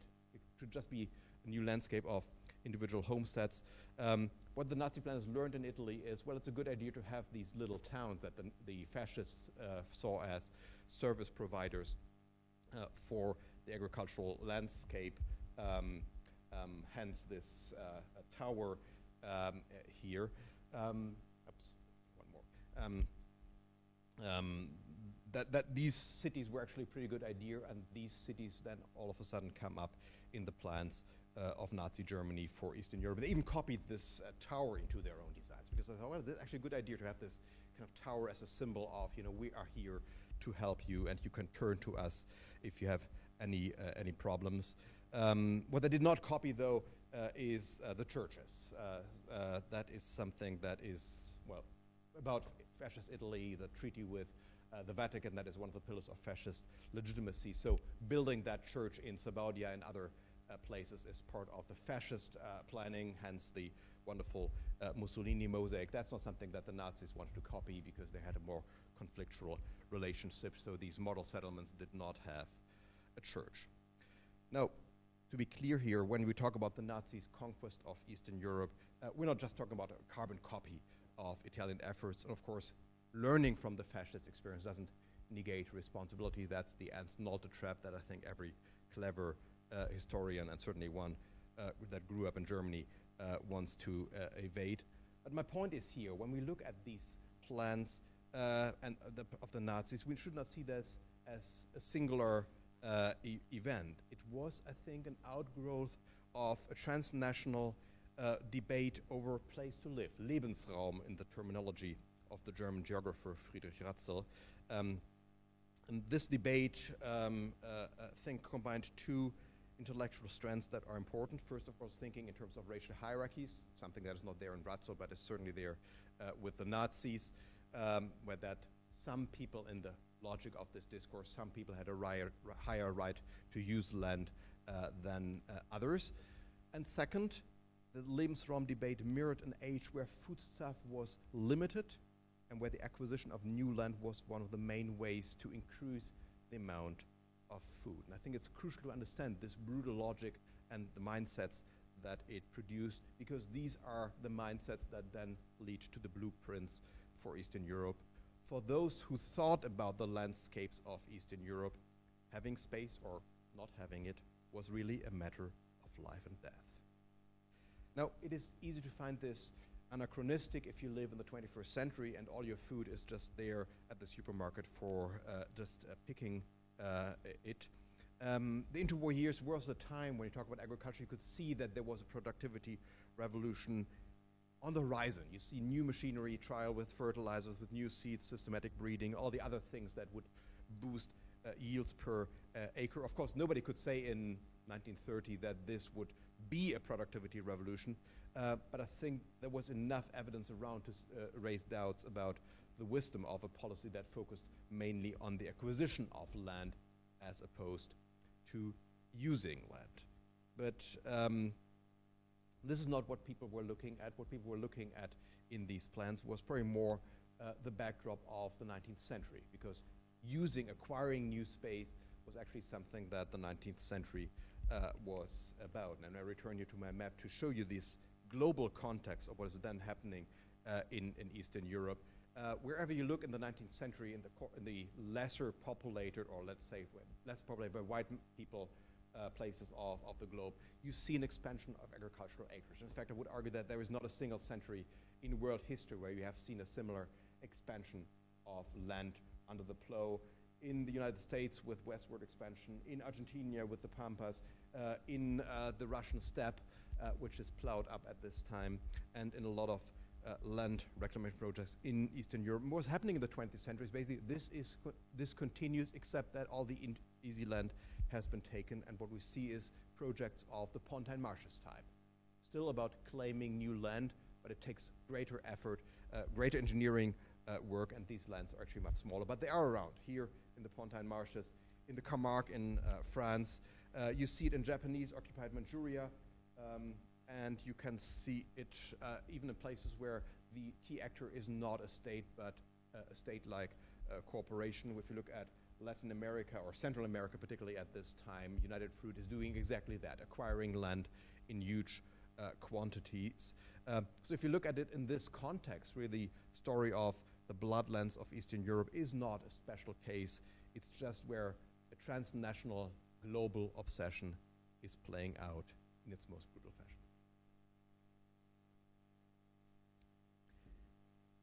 There's one problem with this reading, though. It runs counter to the dominant trend to write the history of Eastern Europe in the 1930s, and a trend that I think we can see in this book by Timothy Snyder very nicely. Now, don't get this as kind of the one sentence or one paragraph review of this book. There is a lot of merit in writing this book. What I'd like to reflect on, though, is this the way that Snyder writes this story as the story of victims, and actually writes it as a monument to the victims, with, of course, the storyline being the kind of a loud never again that includes both the victims of Nazism and of socialism. That is, of course, the key invention, or he's one of the people who is coming up with the idea to think these atrocities at the same in the same book, with space as the link here. You can see in this book that the bloodlands are actually a geographic space that is displayed here very prominently in the book. This is on one of the first pages, the geographic realm that the bloodlands incorporate. And of course, it's there is great merit in this story as it plays out on the meta level, the story of Europe falling into the abyss, about a slide into violence and genocide in this region that exceeds everything that we have in memory. And of course, you see other incarnations of this kind of pan-European narrative. In Kershaw has offered this in Out of Ashes, his history of Europe between 1900 and 1950s, a book that met with great acclaim, not least against the backdrop of the crisis of the European Union in our time, as kind of a way to create a transnational narrative about Europe and why the European dream must not die. There are many things that you can say about this in support of this.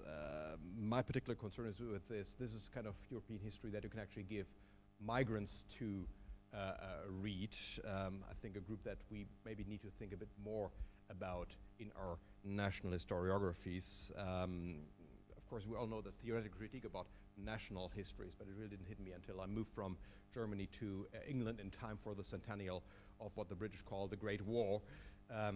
This interesting experience that if you come to from Germany and come to Britain and try to become home, and this home is now celebrating victory in the First World War, it really is hard for us as a German to get used to the idea you've won the First World War. So the idea of a history that actually speaks to migrant experiences, that you can actually read with different national identities in mind, is, I think, important. So what's the problem here?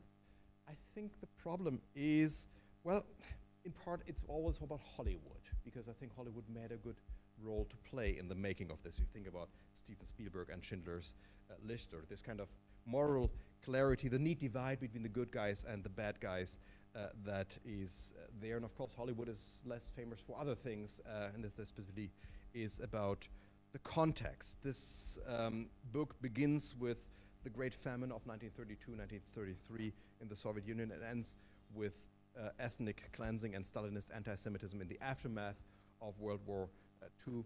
This is a time frame, this is a narrative defined by the atrocities, and it is a frame that is defined by the word blood. Again, something that deserves a reflection. This is one of the most powerful metaphors that you can bring up, and once you have blood in your title and you think about this in terms of bloodlands, it's very hard to argue against. But I think if you talk about this in terms of context, there's just no way around that. The bloodlands narrative, the time frame that you use, is very poor history if you want to actually understand how the Great Famine of the 1930s came about. You have to go back at least to the Russian Revolution or a bit further. The famines of the early 1890s are important in this context too. And if you want to understand what the Second World War means, you need to go forward at least to 1989, 1991. This is not a history that explains where this is coming from. I need to wrap up a little bit because I have this wonderful tablet here in front of me.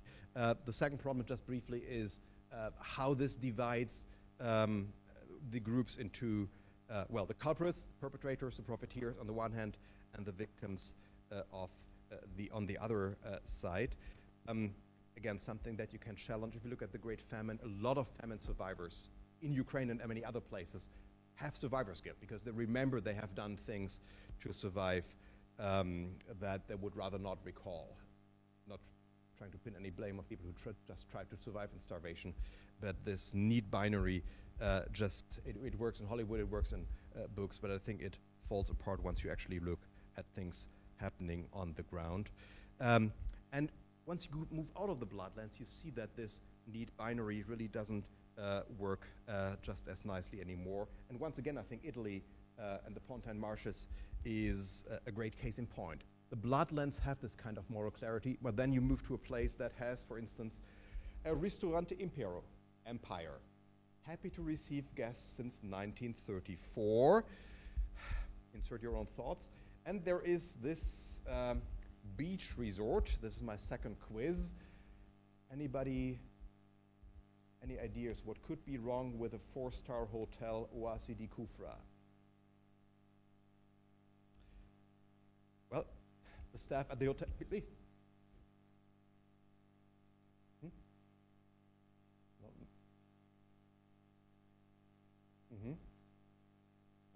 That's a possible thread. Libya. Yes, Libya. You're on the right track there with Libya. Ask the staff at the hotel. Is there an Kufra oasis somewhere? And the responses were very interesting. One staff member just didn't know. One told me that it was on an island. Oasis on an island, interesting concept. The third one told me it was in Tunisia, close but not quite there.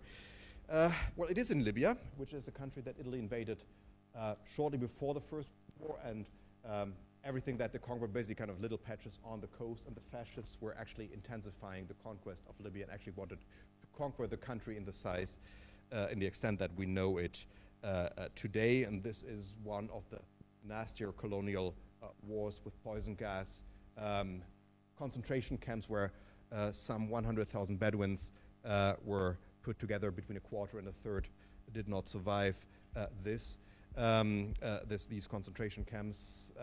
And in one of the last stages of this war, the Italian forces occupied an oasis in the southeastern corner of Libya, and this was the Kufra oasis. So this is a hotel named after a genocide. Of course, this should be renamed, but I think it's about the name. I think it's about the fact that this, the place can get away with this, in part because this is just Africa. This is a different universe, a different moral category that people confine everything in. And I think we can do this because we have this disconnect between the development history in Europe and the development history elsewhere. I cannot elaborate here for lack of time, but I think it's important to realize when we talk about militarized developmentalism, this is a story that is basically ending in 1945 in Europe. It's intensifying outside of Europe, and we see these state-driven, science-led development projects around the world, and in much greater intensity after 1945, in this kind of last stage of colonialism and the attempts to use this space. And I think it's a way to, development history is a way to connect these different categories. It really obliterates these segregated moral categories that I think do not have a place in a 21st century where we are aware that we live on the same planet and that every human being has the same value. We can embrace this history as, well, a complement to national readings. I think we do not really abandon these, but I think this is a broader context to talk about all these national stories. I had remarks of the Ukrainian Holodomor in this, but I'll just leave this out here. And what you end up here is an entangled history, where you bring in places in different parts of the world and bring them into a dialogue and really write the history of Eastern Europe with all these things as part of your mental map. So here you have a way to write a history where the world is actually flat. We talk a lot about the categories that divide people in Eastern Europe, in that South and within Eastern Europe.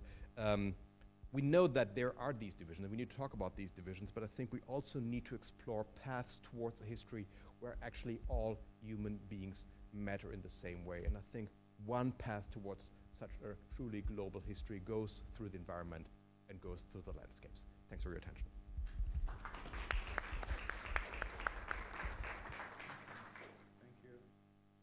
Thank you, Frank, for this fascinating presentation.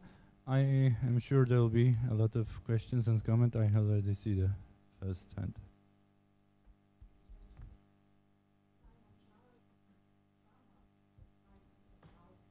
The architectural landscapes, and it is, I'm saying that with the point of view of these citations of imperial,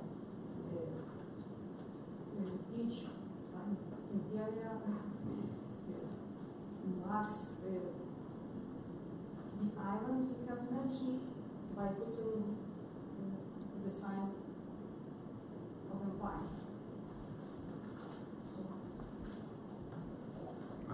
We collect some questions. Okay, so who else would like to ask or comment? Yes, please. A little bit more about the notion of landscape, perhaps, because I found it a little bit disappointing. So it was to ask about environment, and just to continue perhaps, because you mentioned Simon's name as British historian, and in monoethnic landscape, he suggests that there is a difference between other places in the world, and he perhaps offers some essentialistic vision of Eastern Europe, but he focuses on Białowieża in his beginning chapters. And perhaps your conclusion, I agree with to some extent, but perhaps it should be more regionalized as in this approach to study environments and in reference to such bloody histories and events. And what do you think about it? Stanley, could I just ask you to clarify your critique of Snyder? And maybe, I suppose I would push back slightly against it, but that may be because I've just misunderstood your critique. Because my sense of Snyder is that he is absolutely putting what happened in the middle of Europe, or Eastern Europe in particular, in the middle of the 20th century, in a much broader context. He puts the Nazi German project very specifically in the context of broader colonial projects. He talks about the inspiration of America in particular, expansion, but he talks about Africa as well. And secondly, Black Earth, the more recent book, is precisely, and it's a bit controversial for this reason, it's putting the Holocaust in an ecological perspective. In terms of victims and perpetrators, I mean, my sense is that Snyder's very aware of that, and he talks at length about the way in which the Soviet Union co-opts all citizens, and that's unavoidable for everybody. So I suppose that's a slight pushback, but more than a pushback, it's actually just an opportunity for you to perhaps clarify what the critique of Snyder is that you're making, because it wasn't entirely clear to me what your concern is. By the way, I think I've got a pretty full plate here already, so let me just go through these well as quickly as I can here. The Snyder, I mean, in a way, what I was doing, I was criticizing Snyder's Bloodlands through the second book, Black Earth, which is, you know, much more ecological, which is my approach here. And I'm sure he's aware of all the things that I've mentioned, but the power of, you know, seizing on crimes, atrocities, and on blood, something that's very powerful and has really shaped our way of remembering. Not just, I mean, I was using Snyder as kind of an example of this thread rather than the originator of this. I mean, there is more blame for Steven Spielberg here than for Snyder, I'm sure. But I think we need to be aware when we talk about landscape history, or generally Eastern European history, the extent to which these atrocities have moved to the center of our collective memory in the last 25, 30 years. And I would like to, you know, contextualize this more and seek narratives that just take this exceptionalism and take all the blood and all the atrocity that we talk about here, take this a little bit away, not by, you know, not denying this. This is the, you know, the old games that we used to play, but the way is, I think, to contextualize this and make this broader context. This is a case where developmentalism went wrong, which runs from a place, but this is a place where it actually leads to a fall into a moral abyss. This was my concern with Snyder. It's still a good book, you should read it, but be aware that, I mean, read Black Earth rather than Bloodlands if you have a choice between the two books, if that would be my way of reviewing this. It's also, in terms of Shama's book, you know, I've read the Bielowice discussion, but this is, again, you know, there's nothing wrong with looking at Bielowice, but it's just important to recognize this is the exception in Eastern Europe. It's a fascinating place for many reasons. You can write good books, and some people have written good books about this, but my approach was here, well, let's look at this as agricultural land, as coveted land, as scarce land. I think this is the crucial point here, that using land and feeding people from land is not something that is, and of course there's background here in terms of the 1920s, 1930s is a time where world markets for agricultural commodities have haven't collapsed totally, but there are difficulties. The idea of autarky is well, not a Nazi obsession, but really a transnational concern, and feeding from the land. And to look at landscapes as productive spaces, to look at them as landscapes, and to look at them as ecological places. I think we can, you know, pursue this further than but Snyder did in Black Earth. I mean, the Black Earth remains more space than Earth in his book, I would argue. So this answers, I think, the question about the notion of landscape. It is about the productive, the rural, the agricultural, or potentially agricultural land that we're using, being aware that there are other visions, but the idea is, let's play this through and let's see how the world looks when we pursue this path.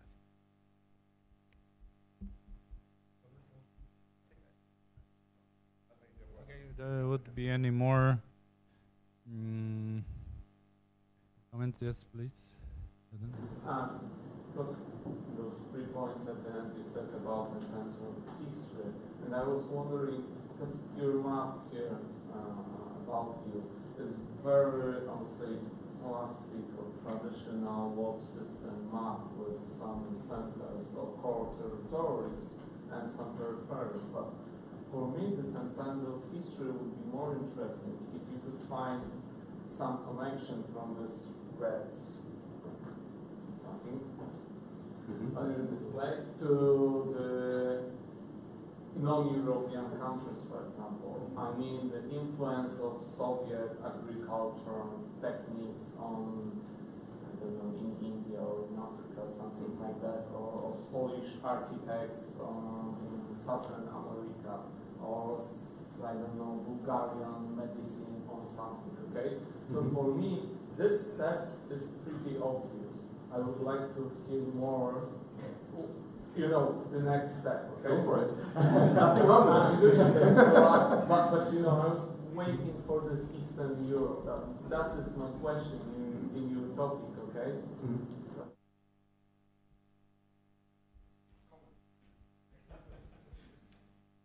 You phrase it as I should disagree from you, but there's just another, you know, another story. We talk about the global spread of agriculture. We talk about, you know, we talk about the Great Famine. We talk about collectivization as kind of a magical, the master tool of rural change in socialist, well, almost all socialist countries. We are here in the one, to my own knowledge, the only socialist country that never had this collectivization in Poland. But if you go to, well, Ethiopia, under Mengistu, you see that there is a big collectivization drive with disastrous consequences for agricultural populations. So yes, these transnational connections are just there.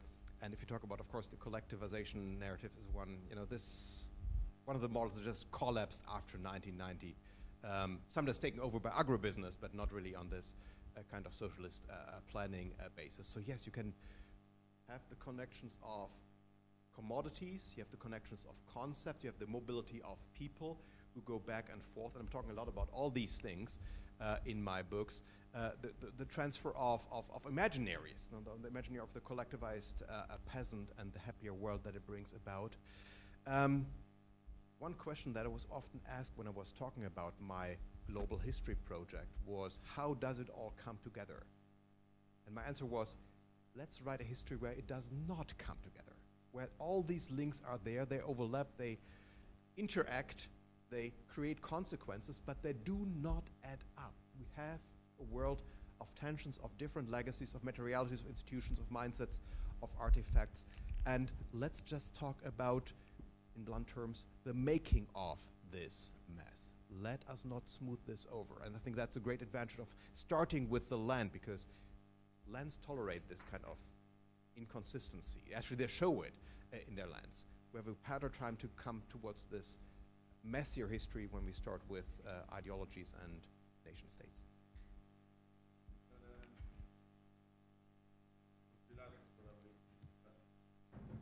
Just two tiny comments of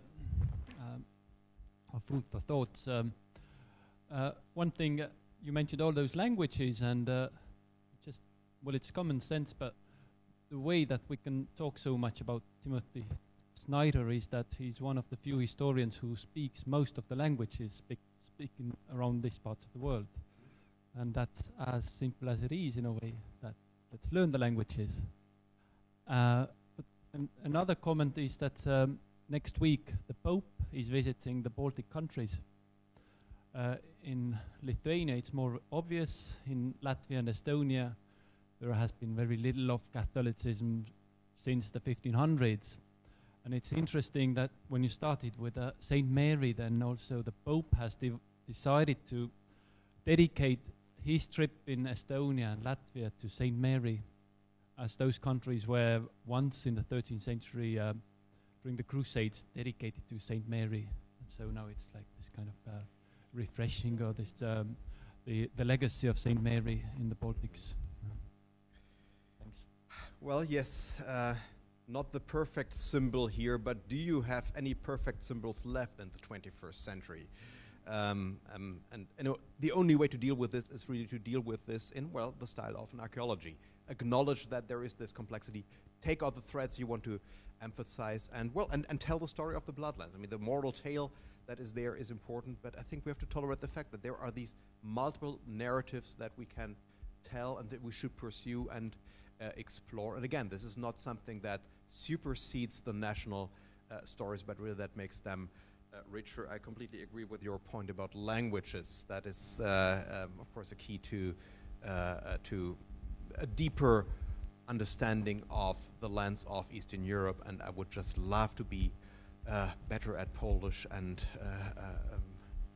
all the other languages in this part of the world. That was part of my confession at the beginning that I kind of left out here for time purposes. I would just love to, this is the big obstacle for understanding the region, but I hope that this kind of outsider's look by somebody who kind of teases out these threads, connects this to the world. We have, we have these books, we have the but we can get people interested in Eastern Europe who don't speak the language but can get away learning something about the world by looking at the lands of Eastern Europe, and making that sales pitch hopefully was something I bought you with. Thank you very much, Frank, and thank you for this discussion. Our time is gone, so I will invite Gregor now to follow up with the memory work section. Thank you.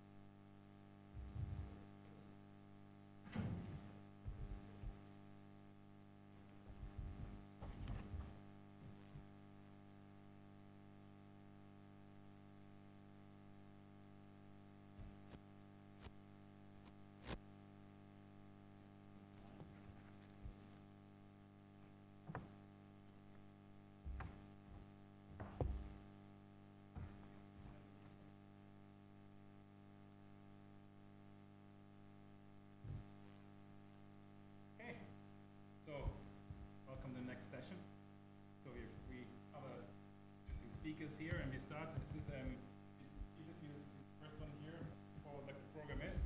So just the floor is yours, and we're happy to hear something about actually Riga. So we're moving now on the Baltics. We just were there already. The last comment. So we just stay exactly there. Yeah, okay. Okay, just before I start, I have to warn you that it's still very much a work in progress. So it's preliminary thoughts on one of the case studies for my PhD thesis. So in terms of content, I'll briefly locate today's presentation in the literature and then move towards my research project that focuses on Latvian in particular. I will outline some of the landscape dynamics of the 1990s to situate the case that I want to look at today, which is the contemporary art exhibition in a city in 1995. So looking at the literature, a common starting point found on cultural landscape of Eastern and Central Europe is the emphasis on a scale of monumental destruction that followed the collapse of the communism. So, for instance, for these two authors, the scale was quite unprecedented in recent European history. Within this picture, demolished monuments become visual symbols of the collapse of the Soviet Union, or communism more broadly. The limitation of treating the demolished monument as an endpoint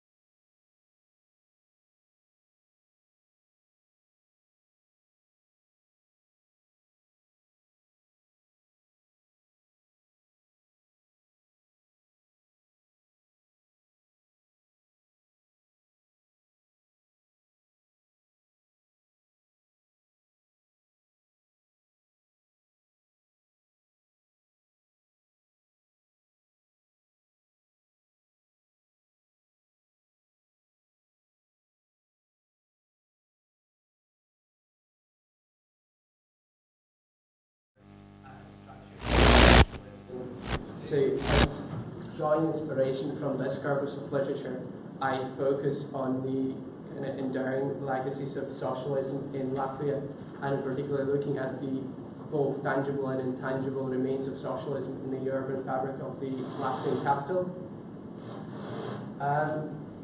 In this presentation, however, my focus is not material, so I do not look at the mobility of the Lenin statue that was demolished in 1991, but look at the enduring empty space in the center of the city and at the transformations that occurred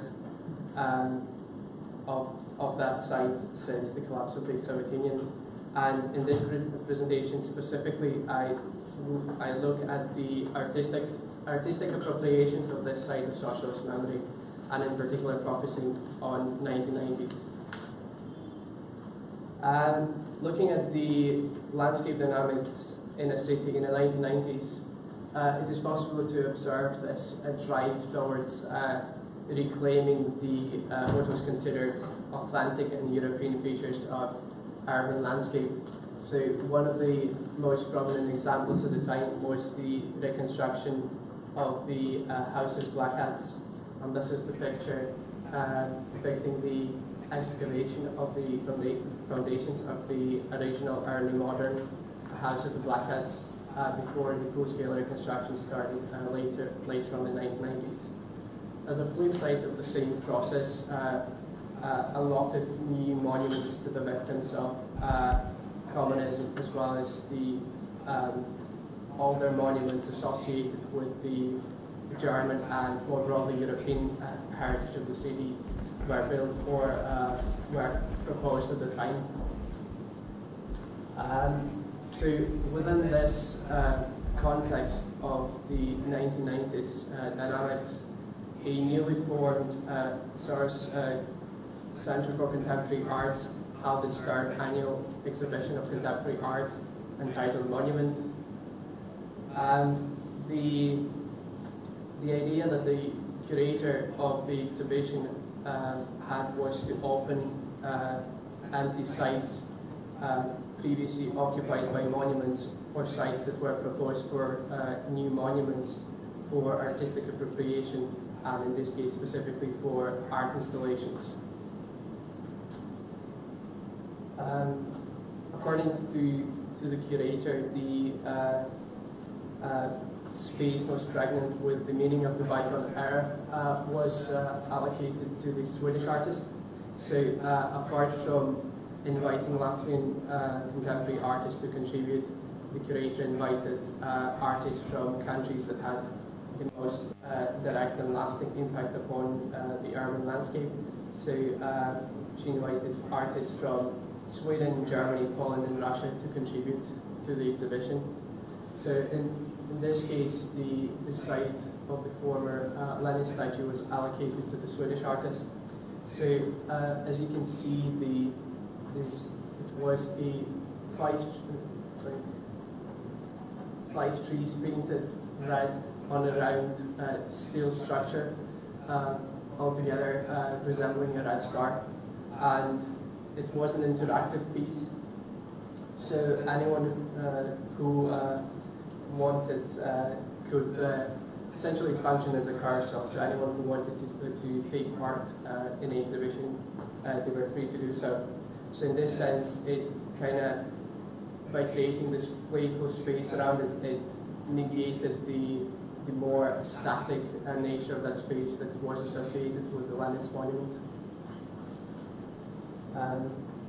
As such, I find that it is possible to see this installation and the exhibition as a whole as an instance of culture memory work that at the time kind of worked parallel or complementary to the official memory work that was very much focused on the victims and the interwar independence.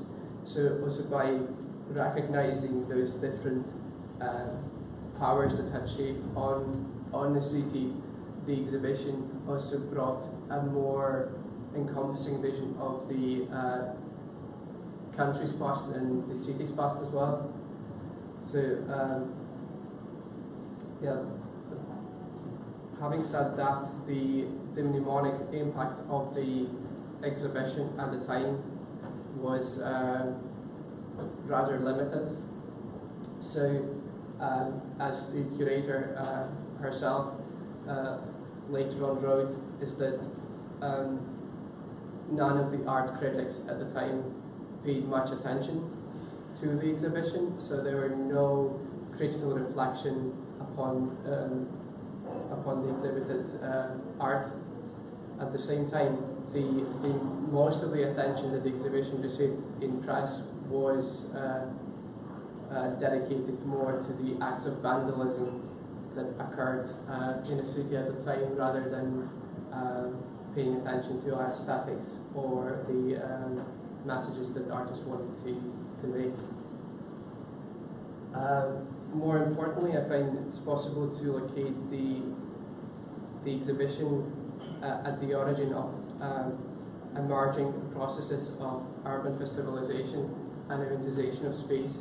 So being conceived as part of the annual exhibition, the art installation itself needs to be read within this context, and it is possible also to observe the acceleration of urban festivalization and eventization of this empty site previously occupied by Lenin's monument after country's accession to the European Union in 2004.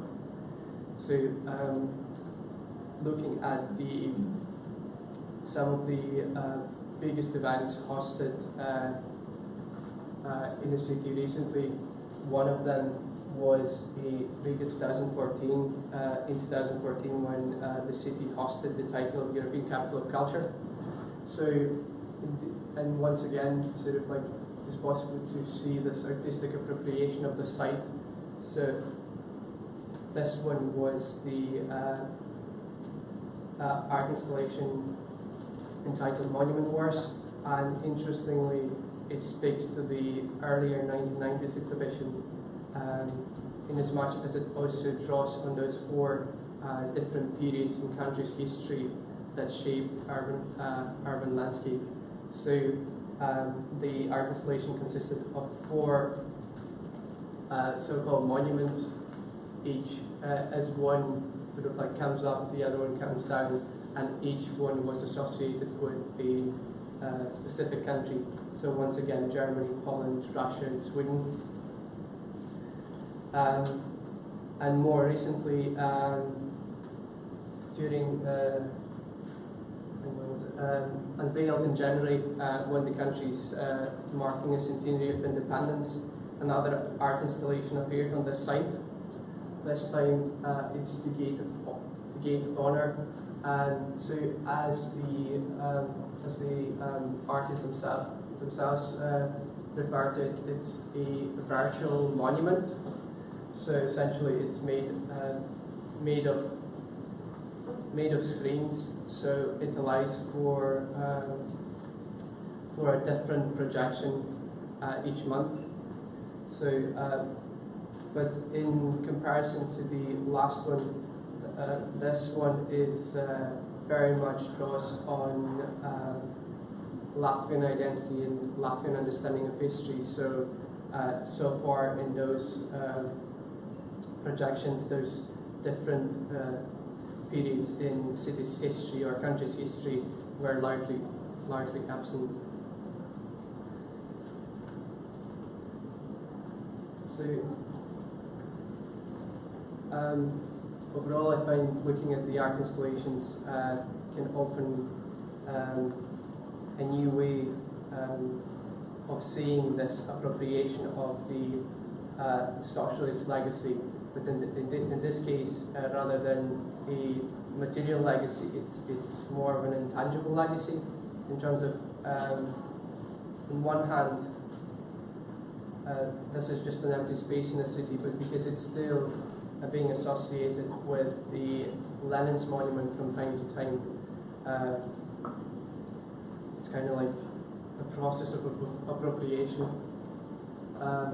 At the same time, another dimension that I didn't spend much time on today is the events within the context of events within which actually allow artists to exhibit those art installations. So in this sense, this process of culture and memory work work hand in hand with the larger processes of urban festivalization taking place in the city. And yeah, those are like very preliminary ideas because I haven't done my fieldwork yet. So I'm looking forward to see and speak with the artists and the curators and see whether they themselves considered their project as valuable part of memory work, and what is the significance of the site for these artists.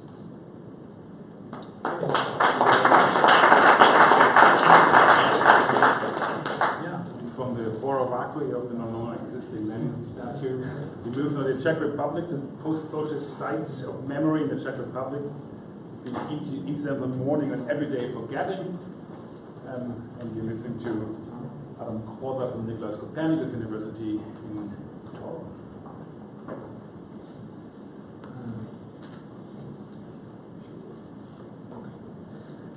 Thank you very much for this invitation.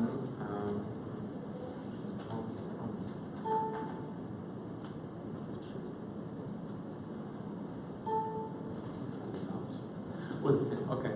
I will start. Maybe I can just stand there.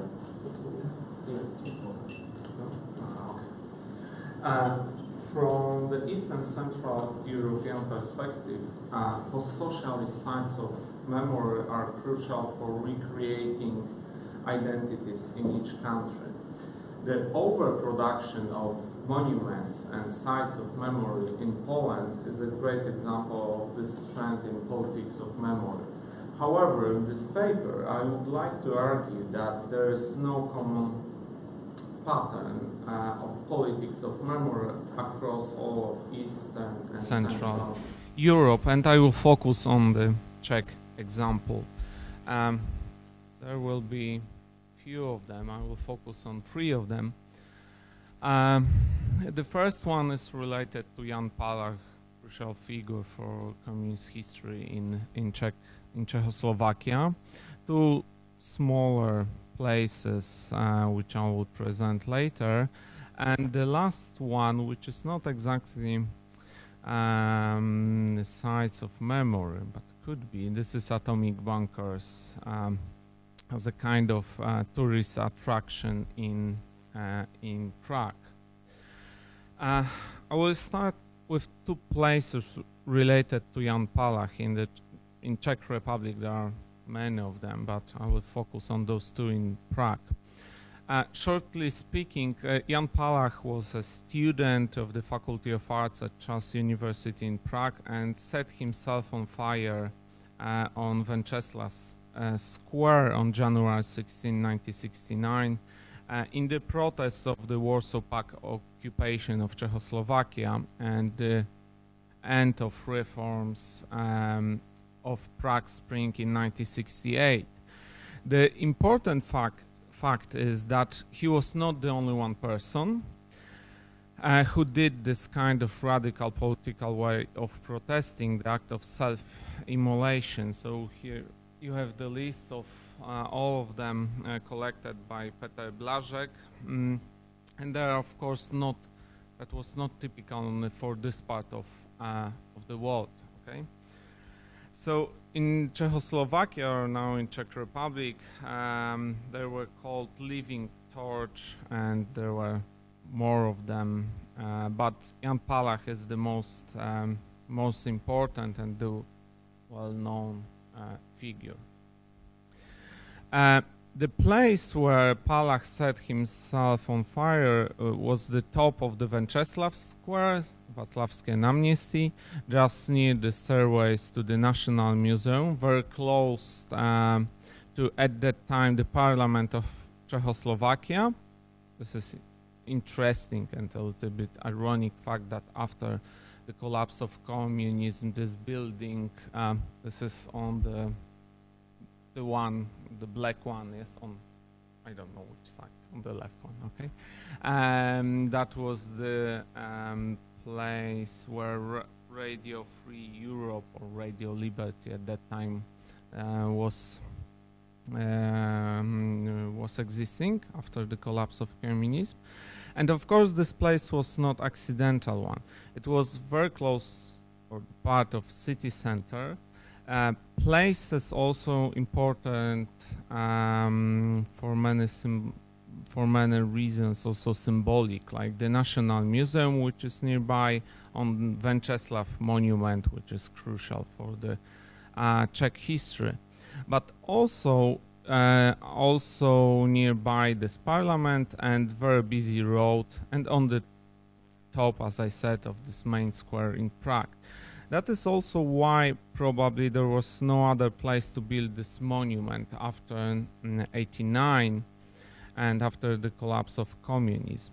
The contest for this project of this monument was organized a decade after the end of socialism in 1999, and it was opened in January 16, 2000. And as you can see on this picture, maybe better on this one, this monument is very, I would say, modest, okay? That is why Osamu Okamura includes this project among other Czech non-monumental monuments, as he called them. What is more the simple form of laying cross, push or press into the ground is almost not visible from a distance, and you must come close to it first to recognize that there is something on the ground, and second, make out what it refers to. And during my field works, I realized that most of tourists and other people coming, but tourists coming in a large numbers to Prague, taking photos on Wenceslav Square with National Museum building, with Wenceslav statue, that most of them do not even notice this memory site devoted to Jan Palach. Yes, it's completely invisible. You have either to know about this place before you will come, or find it usually by accident. The obstacle is also its localization. Looking from Wenceslav Square, you have to cross 3 lines busy road, chains separated this place from this road, and finally you have to notice this place in this very flat place. This modest form is also located against or under this monumental building of National Museum, which is, and the very traditional statue of Wenceslav on the horseback. So it is not visible, it is invisible, because it is dominated by traditional forms of classicist buildings and traditional monument. I can agree with Okamura's recognition of this monument as a good praxis among post-socialist places like this, but from the point of view of memory practice and recognizability of this site, this minimalistic strategy in a multi-layered, multi-sensory cityscape actually does not look successful. If we can use this word in this context. The second place related to Jan Palach in Prague is memorial tablet on the building of the Faculty of Arts of Charles University in Prague. And we can describe this place in similar way.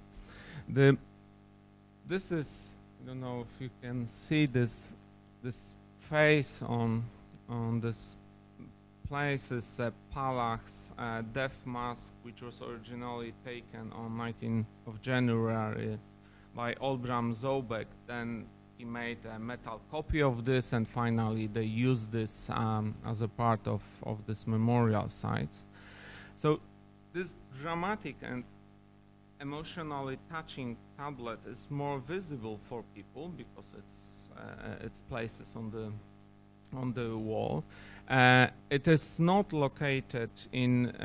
It is located in a place not overload with other symbolic structures, like on the Wenceslav Square, and the face itself is above pedestrians, so you can clearly see this place.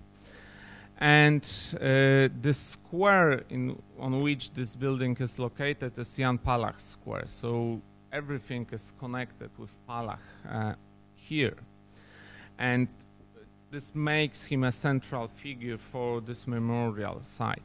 However, without any special notice, this space is not of any particular interest, both for everyday life memory practice and for tourists. I would not use the word tourist attraction here.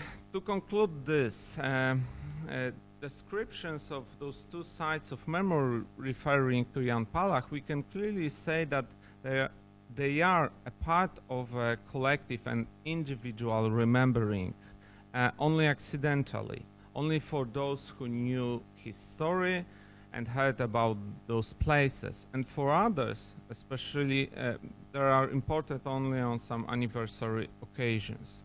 It is also an important part of academic studies within the field of memory studies, but also in history, social, cultural anthropology. Hence, an important part of recreating collective memory refers to memory studies and can be perceived in analogy to Hobsbawm's invention of tradition, as an invention of memory. Of course, there are some groups engaged in this remembrance, and not only those who were part of anti-communist opposition, but also contemporary students in Prague, who refers to Jan Palach, but they are the only groups referring to him. The second place there, which is interesting for me, are two very small plaques on Mala Strana Square in Prague. One is related to World War II, the other devoted to Maria Harushkova, who was killed in she was killed in August 1968, probably by accident, by Warsaw Pact soldiers. But both of them are hidden in the shadow of two great monuments in this place.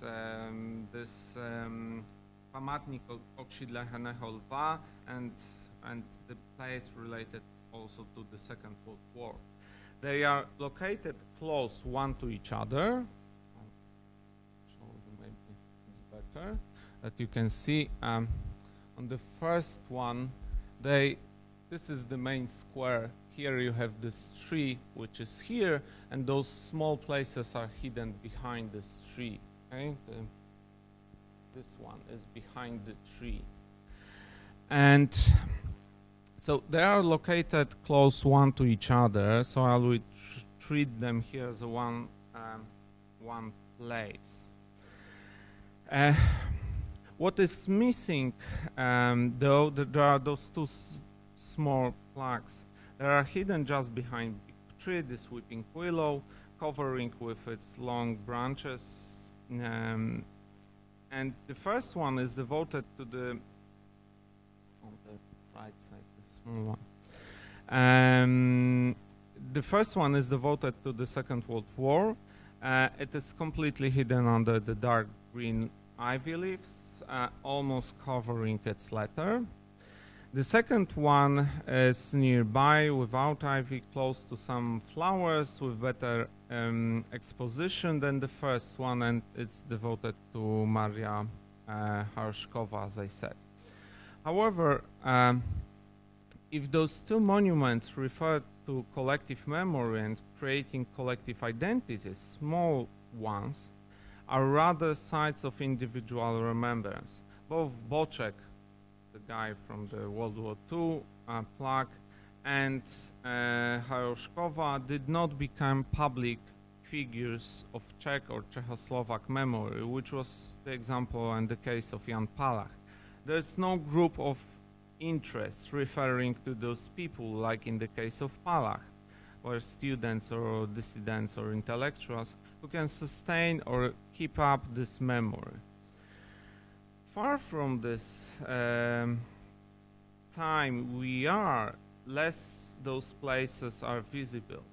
Localization of both causes that there will not be popular to an extent. If Palach's places are only accidentally and occasionally visible for people in Prague, even though that they are located in symbolic and touristic places as such, there's no possibility to change the situation of those two small plaques on Mala Strana. However, those two sites clearly show that the character of Czech collective memory. It is very often covered, not being part of really collective efforts and engagement. If private, very often well hidden and not linked to collective places like those two big monuments on Mala Strana. If public, usually omitted in everyday life practice. Okay, so I'll skip shortly. This is the places related to atomic bunkers, which are in fact not part of any kind of collective memory, but they are just tourist attraction, mainly for Western young guys, and which are coming to Prague. And when you enter this bunker, you will find everything. It is like a kind of shopping mall. You can find Lenin and some propaganda poster. You can find dolls, Santa Claus, John Lennon, and you can wear gas mask. You can take a photo with replica of Kalashnikov automatic rifle, etc., etc. So from this point of view, I have longer part here, but this is rather a part of neoliberal global touristic business, like shooting ranges in Vietnam open for American tourists, than rather any kind of place of remembrance or education or whatever it could be. So short conclusion for this paper. I would argue that many places like that, that they just disappear from cityscapes and from common Czech memory and remembrance. There's of course this very important historic example in Prague, which was the largest statue in Europe, 15-meter high statue monument of Joseph Stalin, which was built in 1955, but just after the Stalinization in 56, it was short after just demolished. So there's a good example of not remembering and not using sites of memory in this public sphere in Czech Republic. But after the collapse of communism on this place of Joseph Stalin monument, there was built metronome, which is very interesting. We don't have time. Example of what we could call this kind of irony, Central European irony or anecdote, as Joseph Crawford called this. And I would argue that it perfectly describes the role of history and memory in Czech culture. If so, if it's true, and if we can make such a generalization, it's not strange and surprising that after the collapse of communism, more popular are provocative and deeply ironic sculpture of David Czerny than sites of memory in Czech Republic. This is Czerny's very famous sculpture, which refers to this Wenceslav. This is also located in the building on the Wenceslav Square. And if Roma Syndica, one sentence, if Roma Syndica will be talking tomorrow, day after tomorrow, about non-sites of memory, I would argue that at least in Czech case, but I don't know if only there, we could talk about sites of non-memory, of not memory. Okay, thank you very much.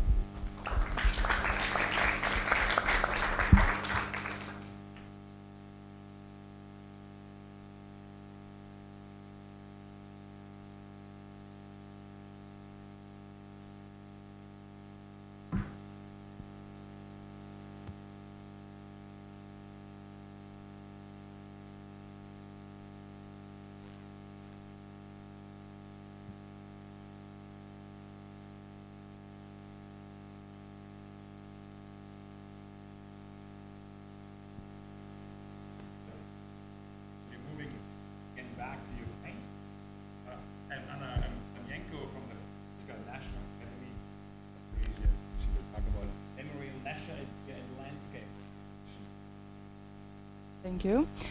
First of all, I would like to say that I'm very grateful to present some of my ideas from my research.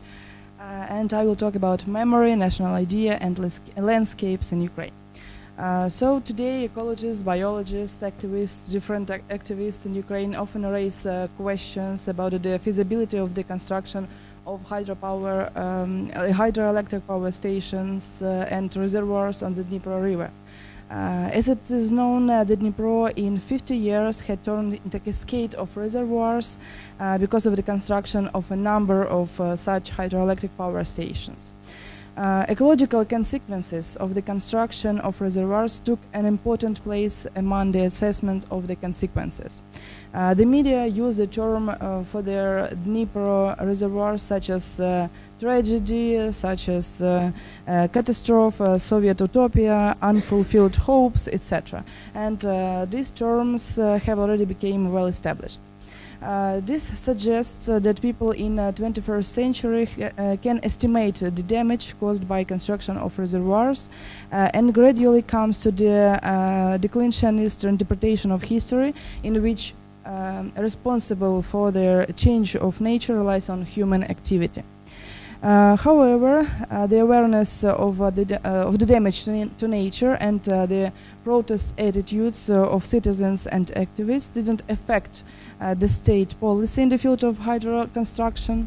For example, in July 2016, the Cabinet of Ministers of Ukraine adopted the hydropower development program until 2026. Which envisage the creation of 6 new hydroelectric power stations on the Dniester and the rise at the level of the Alexandrovsk reservoir on the southern Bug River because of the construction of Tashlik pumped storage hydroelectricity. The increase of water level implies flooding on 26 hectares of land, an island on southern Bug River, a number of rapids, and land of the national park Bug-Gard. As you can see, this is the land of this national park. This case of Alexandrovsk reservoir became a litmus test paper to determine the mood of the population, the ecological consciousness of modern Ukrainians, the position of the state to the ecological condition of Ukrainian lands.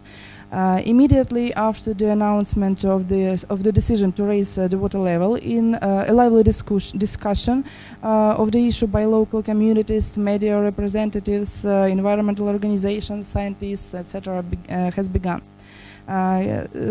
Historians and different specialists have set many arguments for and against the raising of level of the water, but among the main arguments against flooding, such as potential negative consequences for the flora and fauna, water, etc., it was the memory of the past of the Ukrainian nation. In case of raising the level of Alexandrovsk reservoir, unique architectural and historical monuments, one of the 7 wonders of Ukraine, granite steppe Pobuzha, with unique landscapes and nature, almost 30 hectares of the land of National Park Bug-Gard will be destroyed. Rocks and islands, it's the territory of Cossack settlements of the 18th century, and also hundreds of archaeological sites to the Cossack age will appear under the water. Activists also emphasize the fact that the area has a colossal historical significance since it has well-known rapids which remained only on the southern Bug River. In addition, raising the level of the Alexandrovsk reservoir will lead to the destruction of the historical landscape of the center of the Bug-Gard Palanka of the Zaporizhia army, and as a result will damage national interests. The main focus of the opponents is that the territory of the potential flooding by the waters of Alexandrovsk reservoir is a historical landscape of the time of Ukrainian Cossacks. Activists actively use the memory factor to protect nature, appealing to the fact that most of the Cossack landscapes had already been flooded in Soviet times. Speaking about these flooded, destroyed historical landscapes, we are talking about the Great Meadow, a historical area, a huge Dnipro River wetlands.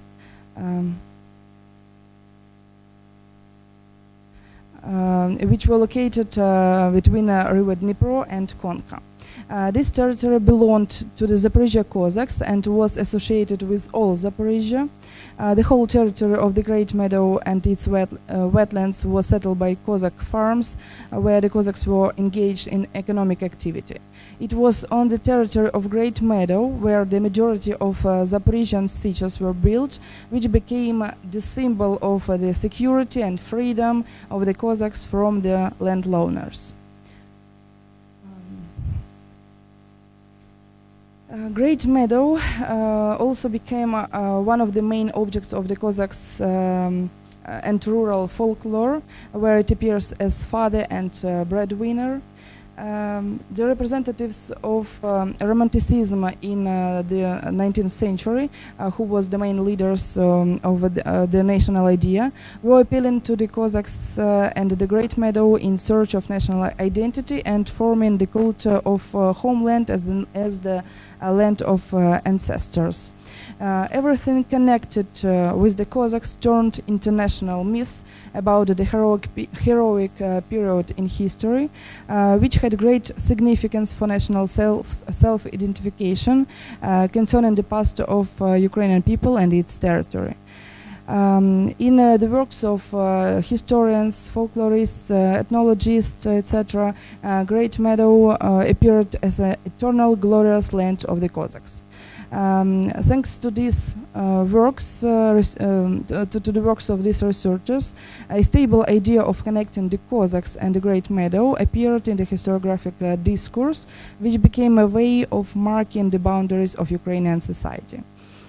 This myth of sacred territory united the national community with the specific territory and influencing on the formation of a Ukrainian nation.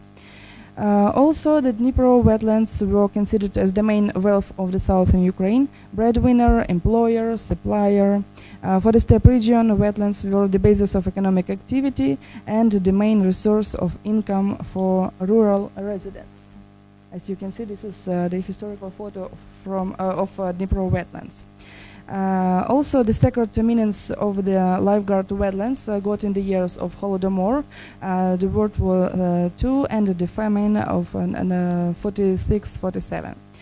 As you can see in these photos, this is the main activities in Dnipro wetlands: cattle breeding, fishing, etc. But the 20th century brought fundamental changes to the natural landscape of the steppe Ukraine.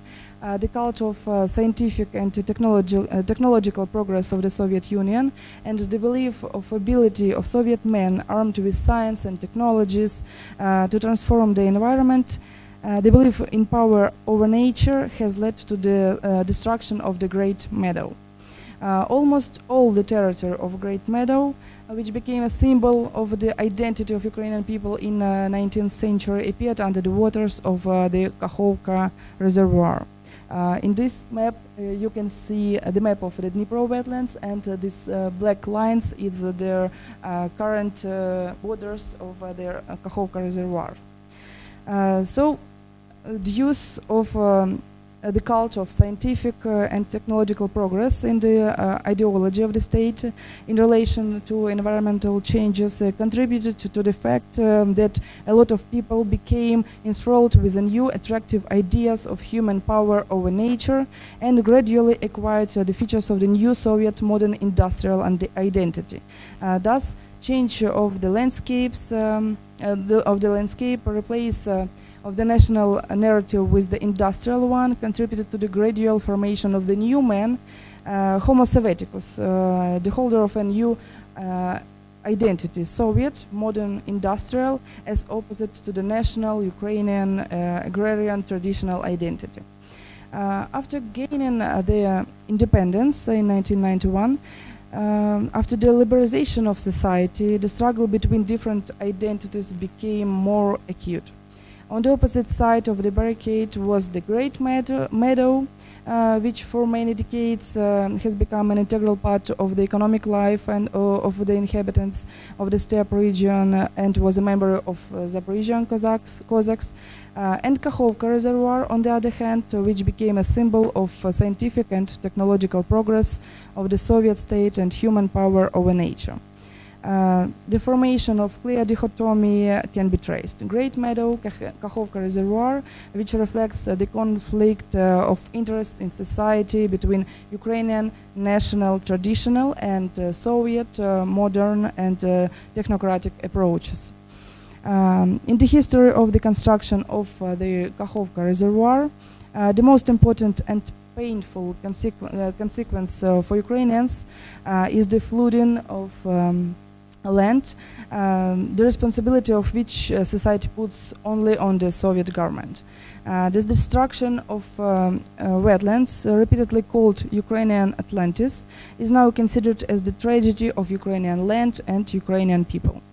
Since 1991, in the process of forming of national identity, the Great Meadow has again become the national symbol of Ukraine, an important component of national identity, a nationwide memory about ancestors, the Zaporizhian Cossacks. The Great Meadow wetlands, as well as in the 19th century, continues to be used to construct the symbols of freedom and disobedience of the Ukrainian nation and statehood. So after Ukraine gained independence, in the process of building a national identity, the Great Meadow and its wetlands became a national symbol for Ukrainians, associated with Zaporozhian Cossacks, as well as with the freedom of economic activity for local residents.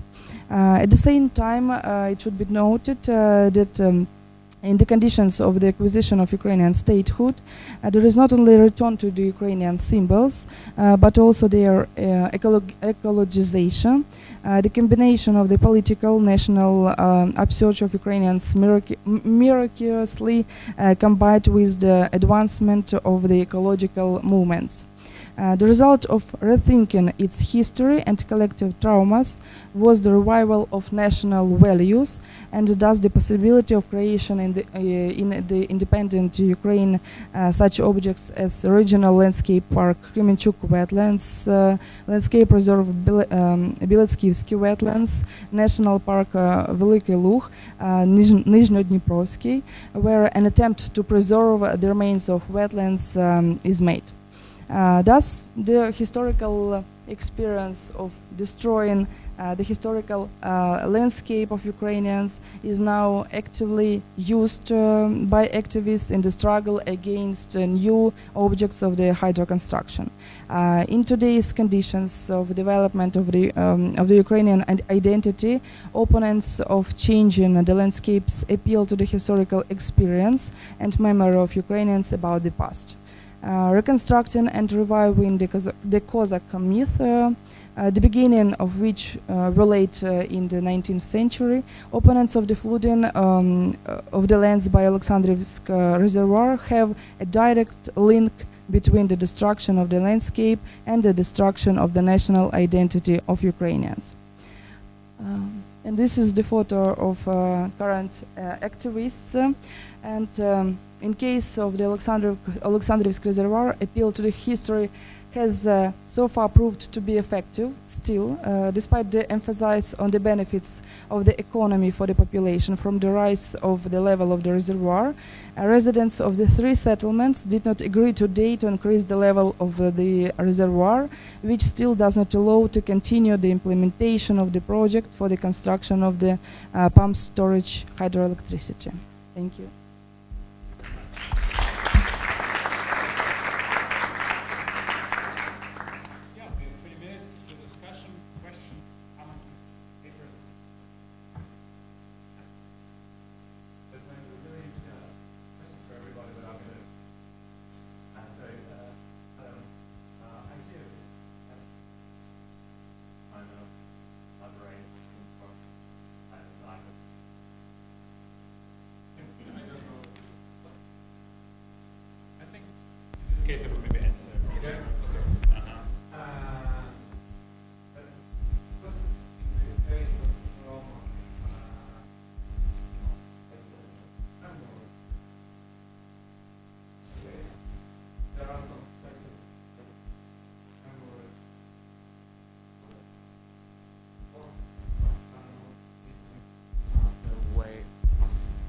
my cases, yes, there are not a kind of statue or places of memory. But my case is that they are existing as such as a monuments, but there's no kind of, you know, act of remembrance, of memory, of any kind of active active situation related to this place. That they are there without any action, without any activity of other people. So that's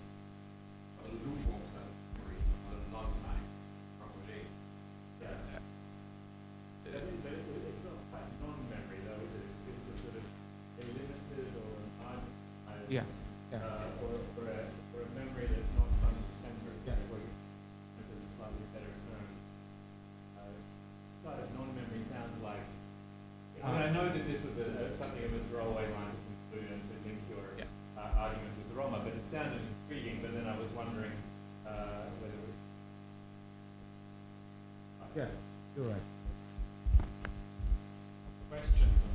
So, since I'm already, asked at the table, so I will probably continue on Friday. So I won't elaborate on the ideas I try to describe in my work. However, one thing that you asked about non-memory, I think that Polish sociologists did a great job defining this, coming from niepamięć, and this is, I think, terrific job. So it's worth actually making more known in this memorial discussion we are developing. But I would like to ask you about the examples you presented, because it sounds like these monuments do not catch attention. But as far as I remember, one of the most seminal texts on monuments by Robert Musil actually claimed the same. So no monument actually, as far as the moment the monument is erected, the memory is gone, because it's something like you are extrapolating the need. So the critique of the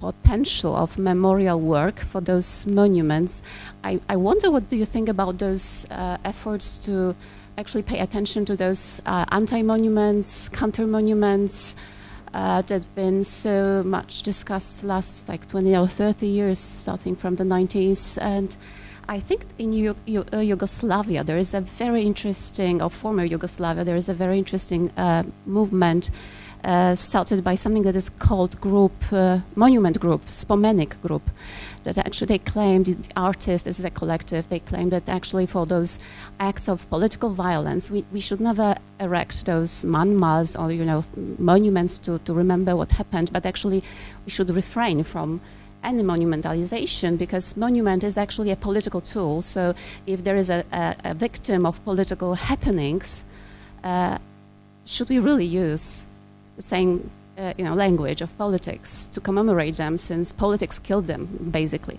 So I wonder, what do you think about those efforts to build out those hidden monuments, anti-monuments, monuments that you have to look for, uncover stones to find the monuments? So actually there was much saying that this is very successful for catching memories, like making monuments not visible enough. So I will start with this Spomeniki group, which are everywhere in post-Yugoslavia. Yes, you can find it everywhere, in every country.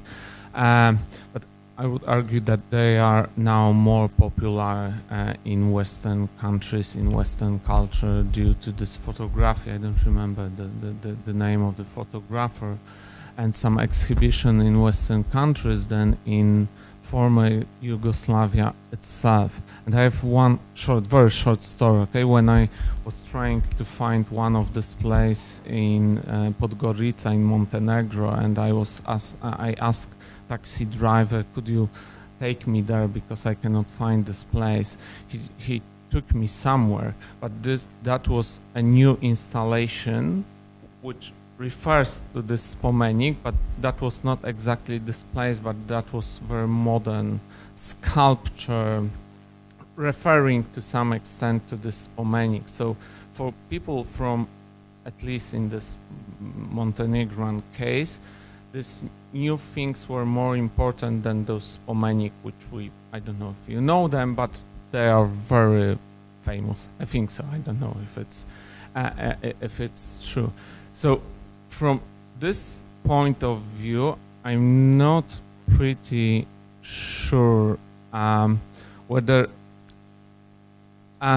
we do not interpret this kind of places which are not so important for everyday life of people in many places. And my second case would be my home city. My faculty is in a very interesting place where there are a lot of monuments referring to the First World War, Second World War, Communist period, and of course John Paul II. I'm from Toruń, okay, so from Poles, it's, you know what I mean. And this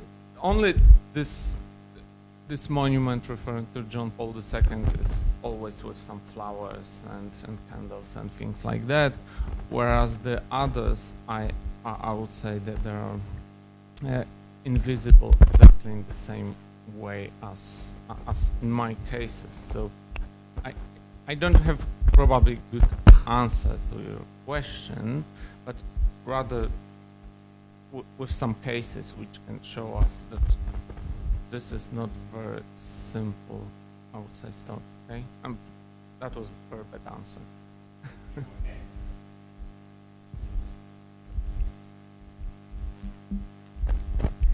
Cornelia Koinchal, Hanna Arendt Institute. I also had a question to Adam. In the very introduction to your talk, you made a comparison with Poland, but I think that with respect to the Prague Spring, a more interesting comparison would be the one between Czechia and Slovakia. At least during the last couple of weeks, I could easily get the impression that Czechia actually resigned to shape the commemoration. I refer here to the decision made by Zeman not to give a speech, to be silent during the summer, so that the Czech television had to show the speech given by Zeman's Slovak counterpart, Andrej Kiska. And my question is was this just an accident, or is it instructive? I mean, does it tell us something more about the Czech and Slovak dynamics of commemoration related to the Prague Spring? Okay. This paper was, when I was thinking about this proposal, I was thinking about this very simple key of national culture, okay? And that would be very easy to answer your question. Okay, Polish culture is, and memory is very important in this country, etc. Czech culture is completely different. And the same answer could be in the context of Czechoslovakia, but when I finish this paper, I'm not so sure if this is very good key to answer this question. I think that this kind of generalization I would rather avoid, and so I would rather focus on particular cases. And in the context of memory about Prague Spring in '68, I'm not sure if the case of Zeman is the best one, because I would argue that this is the case of this particular politician, not very good, and this is not part of Czech memory culture, okay? He's very separate identity. Yeah, I know. Yeah, that's true. But in the context of '68, he's not a good representative in this situation. I have a question for Dimitris. Could you talk more about the reception of those artworks that you were talking about? So, as I understood, you are more interested in the perspective of curators and artists. So I was just wondering if did those artworks start some public debate, or were they like more or less unnoticed in public sphere?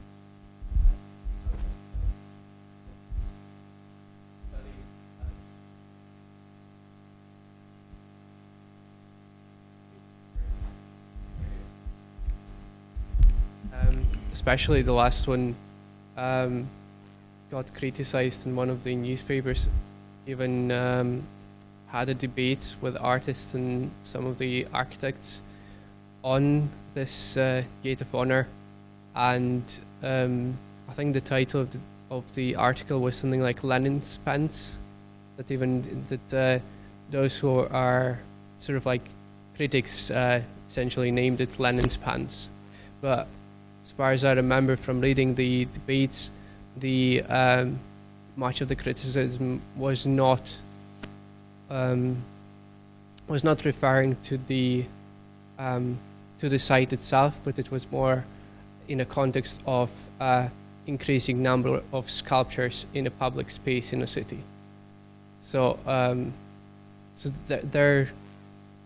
there is they do create some sort of like they resonate in the public, but sometimes not because of the site itself.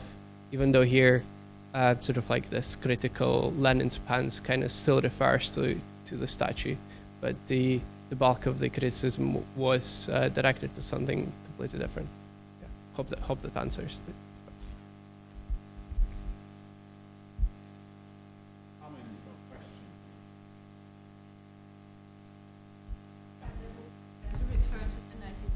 Question, because I've been thinking about it for quite a while. I visited Prague and also kind of stumbled over this one of the Palach thing in the ground. And still, I had the impression that there is something specifically Czech about the remembrance culture. Because if you compare it to Poland, it's so much less heroic and it's so much more ironic. And even though we might feel even while we may be hesitant about national ascriptions, there still is something collective about it. And there is also a very different approach to 1968 compared to Germany, for example. German bookstores are filled with 1968 books, and Czech aren't. I checked that. So there must be some kind of hesitance to subscribe to this heroic narrative. So there must be something more about it. I share your skepticism about national identity, but still there is some material that we have to think about, I guess.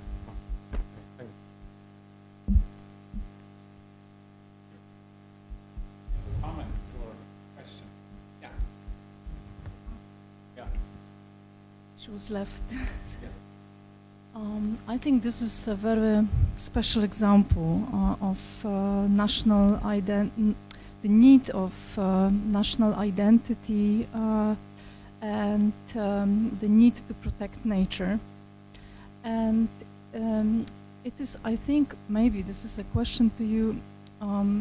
It is not a narrative that that is being repeated in other places in the region where similar, let's say, conditions are going on. And once again, I would like to refer to Shama, because in case of Białowieża, this is a contrastive example to Dniepr River basin, because he wrote that Białowieża doesn't have to be protected because it has such strong place in national culture of Poland and Lithuania. So this is a contrastive example, because we have a completely different story. I could comment. Thank you. I think, yes, this is different examples, but it's not so easy with wetlands situation, because the significance of these wetlands became from the local inhabitants, and then only in 1991 it became the national of the whole Ukrainian memory point. So I think that's all.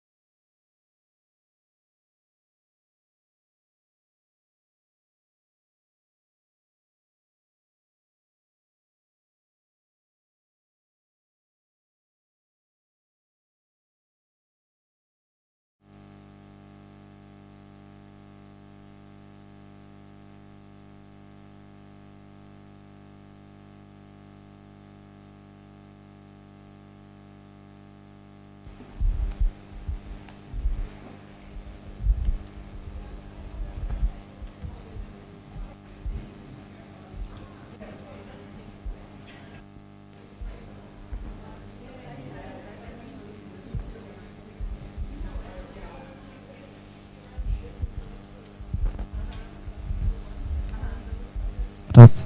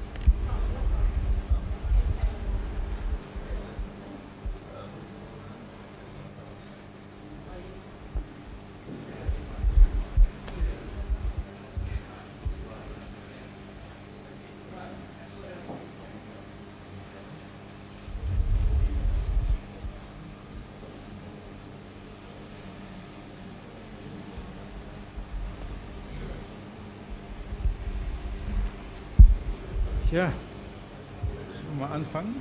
Oder? Ich habe mein Bestes versucht, die Leute reinzutreiben, aber nein. Noch 2 Minuten, aber dann soll es genug sein. Ne?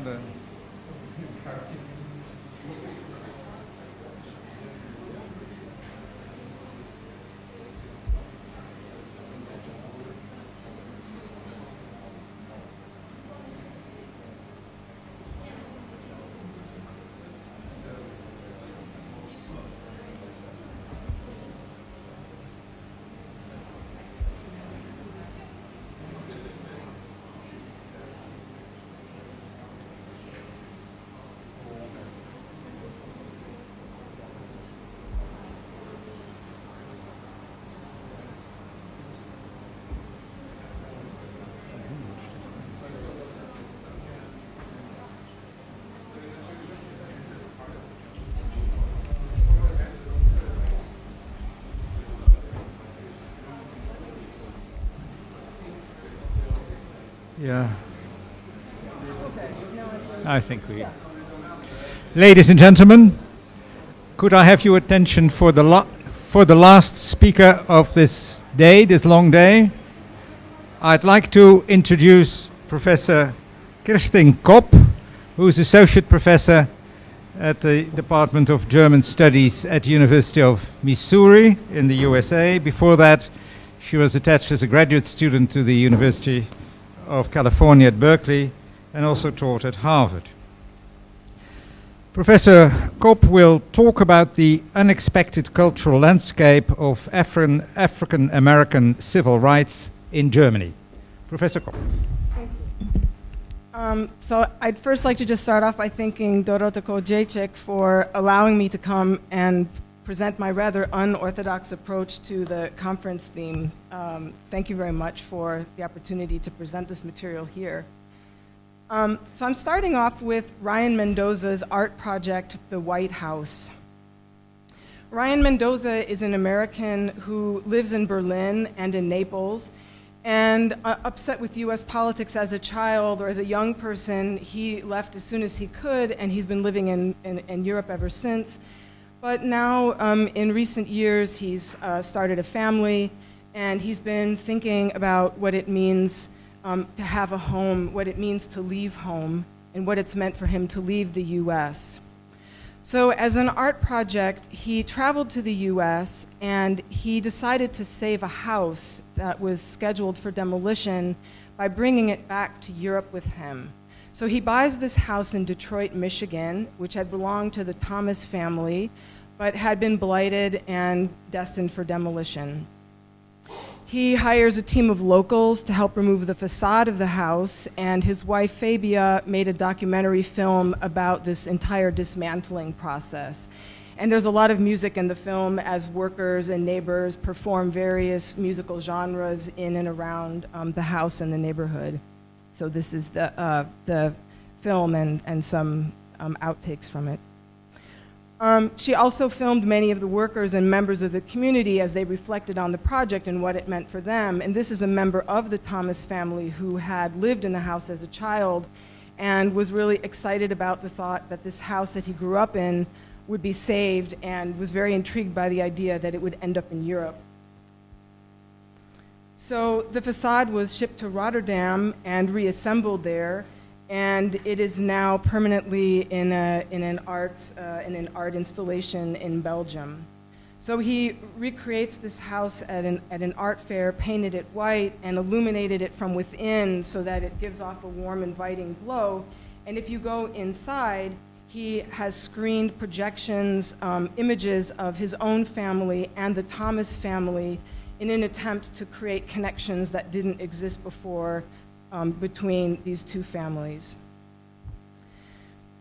The film chronicles a major moment of disruption when 6 months later, Ryan is contacted by his people in Detroit who tell him that the frame of the house that he had paid to have demolished and removed was still there. The neighbors were outraged. This was infested with vermin and horrible for the neighborhood. They had thought that he was going to be doing something good for the neighborhood and improving the neighborhood, but they were now living next to a pile of rubble. And so this idea of ruin porn permeates the press both in the United States and abroad, in both art newspapers and in regular newspapers, kind of summarized by this idea that on the surface, Detroit can be summed up in one image: an abandoned and gutted home. Detroit is one of the most photographed cities in the world, and the general narrative is of ruin, abandonment, and decay. Such shocking photographs amount to ruin porn and only serve to obscure the humanity and the complexity behind the city's long struggle and reduce Detroit to its ruins. And there's something to be said for this ruin porn approach, because in a scene of the film, for no apparent narrative reason, we shift over to the Packard plant, which is one of the most photographed buildings in this, if we can call it a genre of ruin porn. So the Mendozas return to Detroit immediately. They speak with neighbors on film about the problem, and they pay a second time to have the city demolish the house to take care of this problem. So that's sort of episode 1. Episode 2 is the Rosa Parks house. And just because I don't want to assume that you know who Rosa Parks was, in 1955 in the United States, we're living under something like an apartheid system. We have a system of race laws that separate blacks and whites called the Jim Crow laws. And as part of the Jim Crow laws, black people have to sit in the back of all public transportation. Rosa Parks participated in a protest where she refused to sit in the back of the bus. She was arrested, and it launched a boycott of the entire bus system that lasted for 381 days and led to a change in the public transportation seating laws. And she is an iconic figure in the civil rights movement as a result. But this was in the South, in Montgomery, Alabama. She and her family quickly became the object of death threats and economic blacklisting. So she fled the South and went up north to Detroit, where she lived in this house with her brother and his 13 children. But Rosa Parks' brother lost this house in foreclosure. It remained empty and quickly fell into ruin. It was put on the demolition list.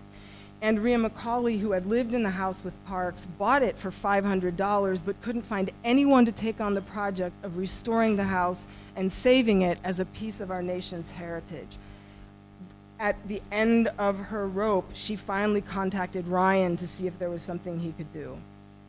And so we've all worked on memorials in memory, but I just want to bring up some main problems with the United States and our politics of memory. In the United States, we have 63 museums and memorials that are dedicated to the Holocaust. And when I'm teaching this material in my classes, my students will say, the Holocaust, isn't that museum that we have in St. Louis? And yes, because in the United States, in almost every state, there is some monument, some museum dedicated to the Holocaust and the memory of the Holocaust. For example, you go to Boston, and this is a series of glass towers that emits a smoke from below to represent the crematoria, and it's an experiential monument. You walk through it, the smoke passes by you, and this is in downtown Boston. There is no national slave memorial, and there is no national slavery museum in the United States, not a single one. We have one memorial in the United States that was built by the UN on their campus in New York. And we have one slavery museum that was privately owned and funded. Whitney owned this plantation in Louisiana and has set it up to a museum dedicated to the history of slavery. So I want to mark that real problem that we have an abundance of representations of the Holocaust. There is no slave ship that you might walk through and feel the same type of horror about our own national crimes and misdeeds. We also have over 1,500 Confederate monuments. Of course, this is in our Civil War, the side that fought to maintain slavery in the United States. But in contrast, we only have 76 monuments that are dedicated to the civil rights movement, which is an ongoing process trying to right the wrongs and also alleviate the asymmetries of justice and power that exist in the United States today. So we have a real asymmetry in the United States. So you'd think that the Rosa Parks house, once announced as a potential monument, would gain attention and that someone would want to take it, and the answer is no. So now Ryan Mendoza, stuck with this house, uses his own money to bring it back to Berlin with him, and he rebuilds the house by himself with no funding in his backyard, in his Hof. This is really physical labor. He suffers a lot of bruising and sort of light injury. And when this whole process is over, he suffers a stroke. The house stands in the Hof of his yard, in the courtyard of his yard in Berlin, and every day dozens of people are coming by to see this non-official monument to the US civil rights movement in a courtyard in Berlin. So part of the stress and part of the reason why Mendoza likely had his stroke was that he was extremely invested in this house. He had invested his own body and blood into this project, and its future was completely unknown. What was going to happen to this house? It could not just simply stay in his backyard in Berlin. So it gets brought by Brown University to an exhibit in the United States. But as soon as he arrives with his crates from the house, they abruptly cancel the exhibit. And so now the house is in complete limbo, existing in the United States with no permanent home. And I would just like to say it remains in that limbo. It went up for auction 3 weeks ago. It did not sell. And there are now 3 different parties that are thinking about buying the house, but as of today, the fate of this monument is uncertain.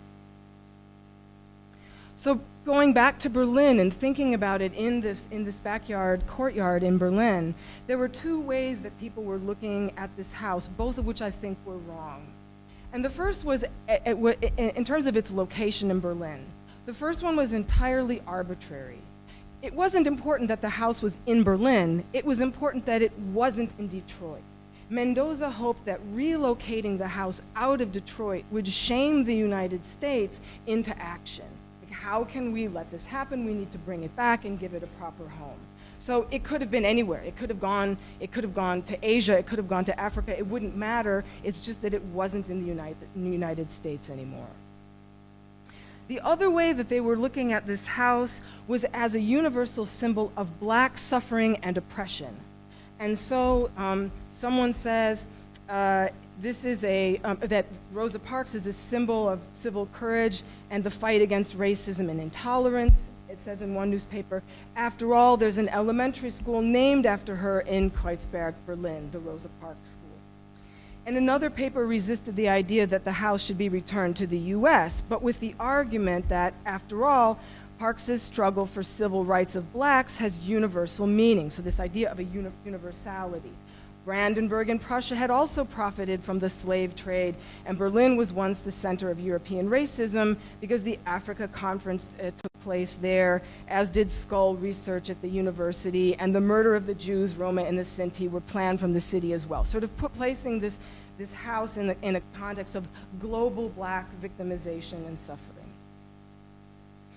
And then during Gallery Weekend last year, an event was hosted at the house where several African-American expats, so several of the African-Americans who live in Berlin and then a few who came from Detroit to be there for the event, played American music and had an American event in the house. So again, nothing about its contextualization in Germany. It's sort of a house by and for black people that's just been dislocated. I want to strongly argue against this reading by thinking about the strong connection between the African-American civil rights movement in the United States and black history in Germany in these years, 1945 to 1955. If this is the house that Rosa Parks was living in 1957, it comes at the end of this decade of US occupation of West Germany. So our occupation starts in 1945 and it officially ends in 55, the year that Rosa Parks was arrested. And then the US continues to station large numbers of troops in Germany for the duration of the Cold War. An estimated 20 million US soldiers, 20 million, have been stationed in Germany, and 3 million of them were black. We arrived in 1945 with a military that was segregated according to Jim Crow law. We had white units and we had black units, and they were kept separate. And this is an exceptional situation for several reasons. First of all, our stated objective in Germany was to democratize the country. But what kind of legitimacy could our military have had? Right? The Germans were very quick to note this. You're trying to tell us how we should feel about the Jews, and yet you treat your blacks the exact same way. They noted quickly and easily. Another reason why it's exceptional is that the black troops had different kinds of jobs. They were given the less prestigious jobs, which in this case meant driving trucks for the supply lines. And that meant that they had direct access to the food, the pantyhose, and other goods that were rare in Germany right after the war. So for many Germans in the American occupation zone, the first contact that they had with an American involved receiving chocolate or other goods from an African-American soldier. And this is, if you go and you travel through Bavaria, which is part of where our occupation area was, and you talk to individual families, it turns out this is a collective memory that the Germans don't know is a collective memory yet. Fraternization, in other words, dating, right, was a particularly important area of interaction during our stationing there. And originally, fraternization was forbidden, but this prohibition was lifted almost instantly because it was impossible control. There was a lot of fraternization going on in the post-war period. And the fact that German women also fraternized with African American GIs is really, really important. African American men, were living outside of Jim Crow for the first times in their lives, in an environment where interacting with white women was possible. Remember, in the United States, you could be lynched for not getting off the street if a white woman was walking in the opposite direction. But in Germany, it was possible to walk down the street with a white woman, to take her to a restaurant, to take her out dancing, even to go home and meet her family. This is possible in Germany. And so there's a lot of fraternization that's going on. The African American press in the US is absolutely fascinated with what's going on in Germany. And they are sending reporters, and the NAACP sets up a branch in Germany. And all of these magazines have reporters there covering this. And what is so fascinating for them? Fascinating are these everyday experiences of black people interacting with white Germans in normal ways. And so as a consequence of this, and an argument that you just need to take with you, is that we were democratizing Germany, maybe, but Germany was democratizing us in a really strong and important way as these images were taken back to the United States. The stories in the black press stressed the respect that these men command, their positions of authority. So here, the image's title stresses that the African-American man is in charge, that the West Germans are his subordinates, as are the British and French military personnel. African-American soldiers are respected by the general population and by their military peers in other militaries. The main pressure points of racism that the black GIs face in Germany is from their white American military counterparts. That's where all of the main incidents of racism are coming from, is from their own people in Germany. This man is a director of the Amerika House, and it means that he circulates in the highest levels of the municipal government in Berlin. Here he's meeting with Willy Brandt as an equal partner, sitting at his desk in his office. You just have to imagine how revolutionary this image, I mean, it just seems so banal, right? A business meeting. But in the context of Jim Crow in the United States, this is absolutely subversive, absolutely impossible, these images that we're seeing. And then, if you were of a certain military rank or higher, you were able to bring your family. And the black GIs did this as soon as it was possible, right? And so now we have these exposés about the lives of the black women that are living in Germany. And so these scenes of domestic interaction, of black families and white families hanging out together in domestic space, becomes a new motif in the black press. Last of the Conquerors is the first novel that's written out of the occupation in 1949, written by William Gardner Smith, who had been a reporter for the Pittsburgh Courier, a black U.S. paper, and who then was conscripted into the military and served in Germany, and reports this scene that I'm about to read is actually is from a newspaper article that he did publish in the Pittsburgh Courier. So the Marine Robin, this is a ship, pulls slowly into the harbor, and the Negro GIs crowded onto the foredeck could see clearly the lights of New York City. It was night. On the left, the Statue of Liberty blazed her welcome home to the men who had waved goodbye to her that day so long ago when they had sailed for the first time across the big pond. But the men, standing crowded together on the ship, did not wave back. Well, one brown-skinned soldier said with a sigh, we're home. He said it to no one in particular. It was merely a statement of fact. No one said anything. Oddly, as I stood there among the men, I seemed to sense a feeling of gloom. Someday, a soldier said, softly on this, the day of his homecoming, "Someday I'm going back to Germany."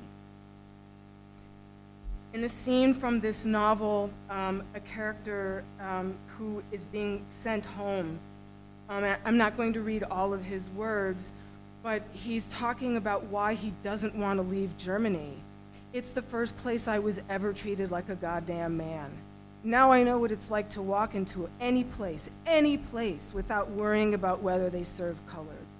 I had to come over here and let the Nazis teach me that. They don't teach that stuff back in the land of the free." Another character called the professor because he has education is now expressing a sentiment that I think is extremely important and I want to mark. "Maybe it's just me. I was born there and my parents were born there. I'll go back because it's the only place I know. But you know, before I came here, I just ignored the things that went on there. I mean, I knew what was going on. I wrote about it, in fact, and I hated it, but I was used to it. It had been with me all my life. Now it's different. I've gotten away from all that stuff, and I'll never be able to take it calmly again. I'll endure it, I guess. I might even become sort of used to it again, but not the way I was before. I'll never take it the way I used to. It'll burn me up inside and might even fill me with hate, because I'll always remember the irony of my going away to Germany to find democracy." By 1955, the year that Rosa Parks sat on the bus, hundreds of thousands of African Americans had been stationed in Germany. How many of them shared this sentiment, whether or not they articulated as consciously as the professor did? How many men returned home with this fire in their bellies? And what happened to that fire? How much of it was poured into the civil rights movement, fueling it and driving it forward? And so we come back to this little house in Berlin. And I'm wondering if Mendoza consciously painted the house black and white. In intermediary, it's white slats marking a horizontal movement, maybe ocean crossings, interlinkages across the black Atlantic. Its black fascia boards, however, are aligned vertically, maybe reflecting soaring spirits or sights set higher. And so I wonder, was this house really out of place in Berlin? If this is the house that Rosa Parks lived in the late 1950s, while African Americans were experiencing newfound freedom and dignity in Germany, perhaps the house would best be brought back to Berlin, and perhaps it resonates most strongly in this Berlin courtyard.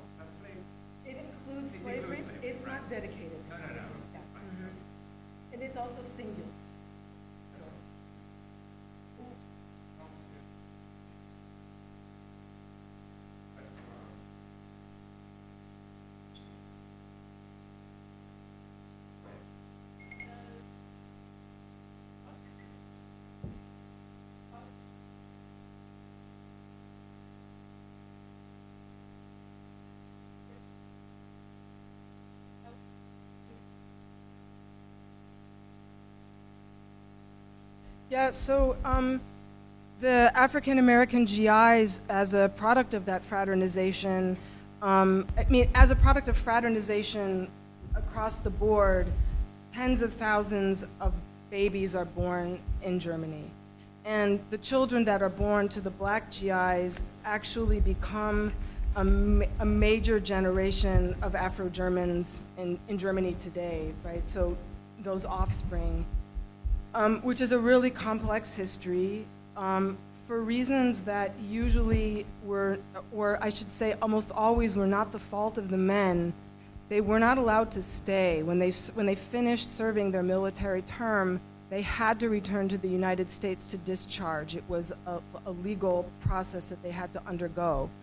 And in order to bring back their German girlfriends or to marry them, they had to get military approval from their white military superiors, who basically never gave it. And so, as a consequence of this, there are so many of these children don't know their fathers, don't grow up with their fathers.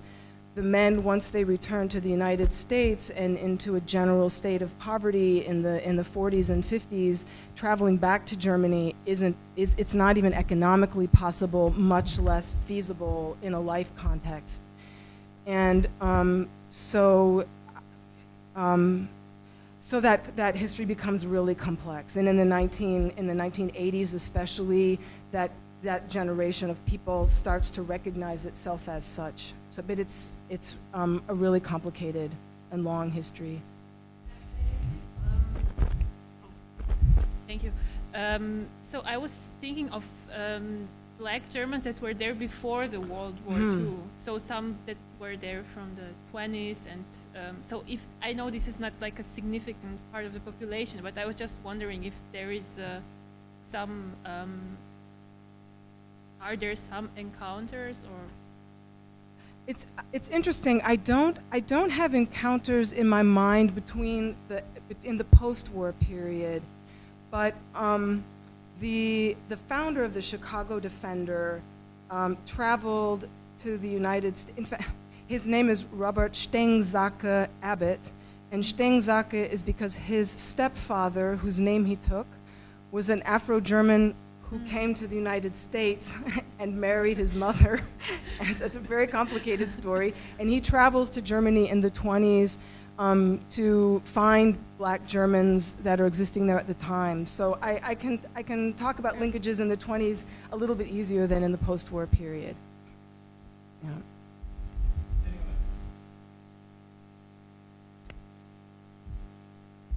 Yeah, Christian, thank you for this very engaging talk.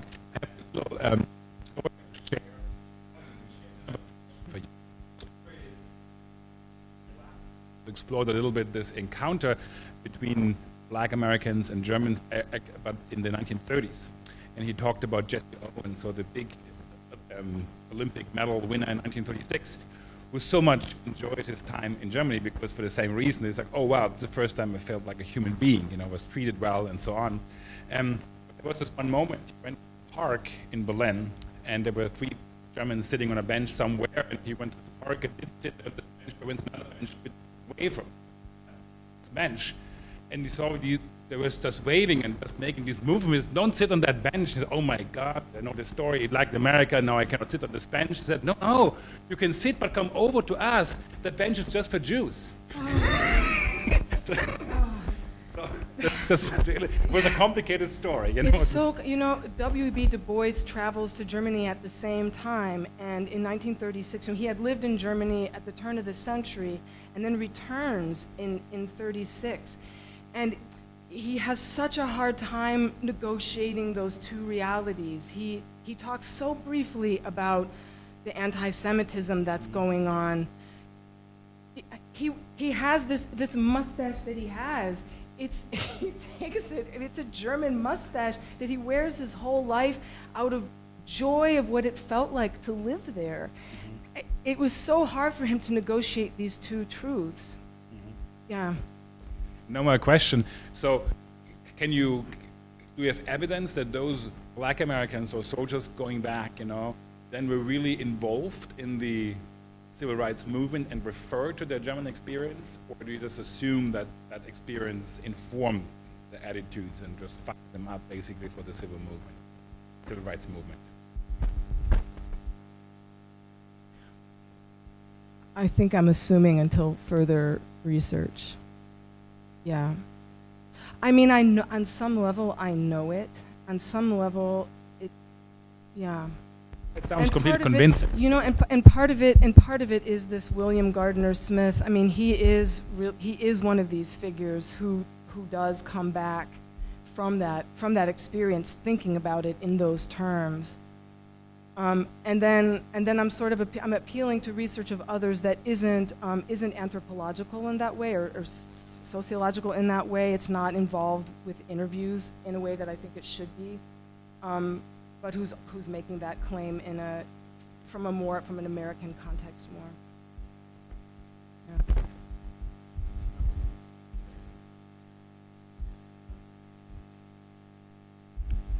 Yeah. Since I'm German and my parents told me a couple of stories about black GIs coming to their part of Germany, which was in Hessen, close to Frankfurt. And there was, well, I still want to say that there was not a racism-free zone in Germany. Absolutely not. So of course, it might have been a positive experience compared with what they were used to in the US, but the women that they were in contact were really looked down upon, and after the GIs left, they really had a rough time, especially if they had children. Yeah. So it's not like it was paradise. And also we should ask what motivated those people who treated the black GIs well to act the way they did. It was economical interest in the first row, right? It was not a humane view of life, well, I guess. Think so. So it's really difficult, I mean, and I know that it's really difficult to think about Germany as a redemptive space in 1945. I know it's a challenge to all of our narratives, but it really is for a couple of reasons. I mean, you're saying, you know, it's not paradise, and I know that it wasn't, and I know that especially the story of the children. I mean, it's a very complicated story. That's definitely not paradise. Yeah, it's definitely not paradise. But for these men, it was an absolutely impossible experience that they were having grown up in Jim Crow. It was just an impossible amount of freedom that they had. They could walk into any bar. They could, except for the white GI bars that were, you know, I mean, they could go anywhere. They could, and they experienced this in really strong terms that way. And the other thing is that there's been a lot of research undertaken recently about the very different experiences that black people had under the Nazis vis-a-vis the Jews. And so there were national laws that were uniformly set that specifically named the Jews. The Nuremberg race laws specifically named the Jews. And it leaves it an open question about whether these policies actually apply to other racial minorities. And so decisions get made on a very local basis about whether to apply those laws to black people. And as a result, we have black children in the Hitlerjugend, we have black Wehrmachtssoldaten, and these all feel, there's a story of a black woman who worked as a cook in the concentration camp, the Jewish concentration camp, and went home at night. So they're not as a prisoner in the camp, but as someone who had a job in the camp.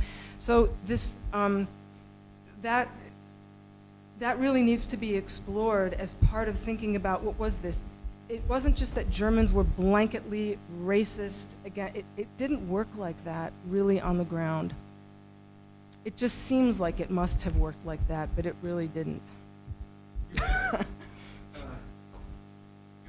Like other comments here, really more of a kind of a comment to bring in, you know, a bit more nuance into the story. There is also in Germany the story of the French soldiers who come in first in 23 as part of the French occupation of the Rhineland, and then come again as NATO troops in the 1950s that meet a lot of resentments and actually come as enemies.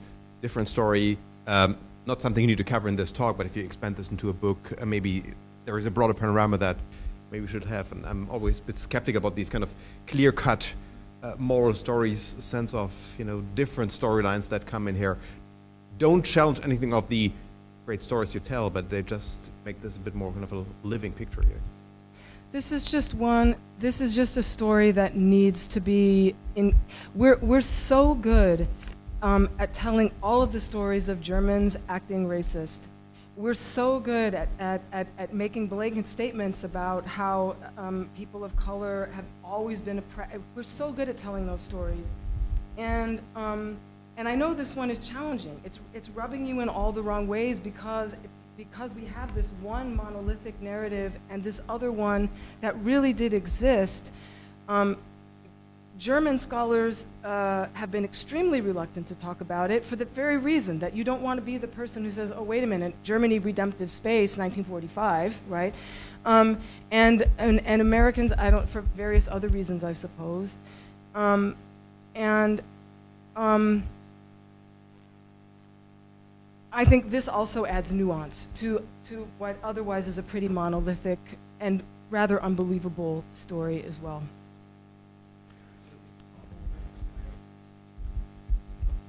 I had a question that was really a bit similar to what we've already heard, but just to slightly extend on it. I think it seems like what would add further to the narrative which you give, which is so invigorating and useful, and I agree with you, necessary. But on the other hand, I think it would be helpful to, and I think that's what you're suggesting as well, to pay more attention, for example, to the way in which clearly this is a constructed narrative as well that you're showing. So these highly idealized images that you're presenting, that's obviously not just a sort of transparent representation of the reality. It's a construction of the reality, and that's really interesting in itself, in how certain things were being perceived, where there was disjunctions between that perception and the far from paradisal reality that might have existed when you sort of pull it out in more detail. But nevertheless, the need to construct a narrative that emphasized those differences, and a kind of idealizing that seems very clear in these images, the way they're put together, which is, if I understand correctly, were from African-American press Mostly publications. Ebony Magazine. Yeah, Ebony Magazine, yeah. So that's fascinating, the way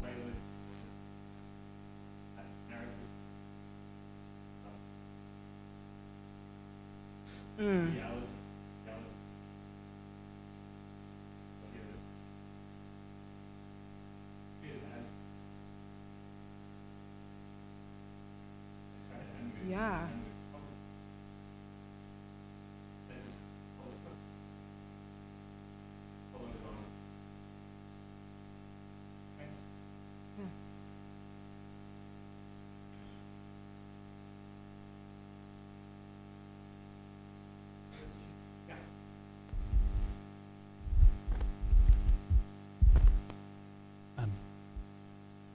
I was thinking about Ralph Ellison and his Invisible Man. Now, if I'm not mistaken, Ralph Ellison had the same experience coming to Europe, and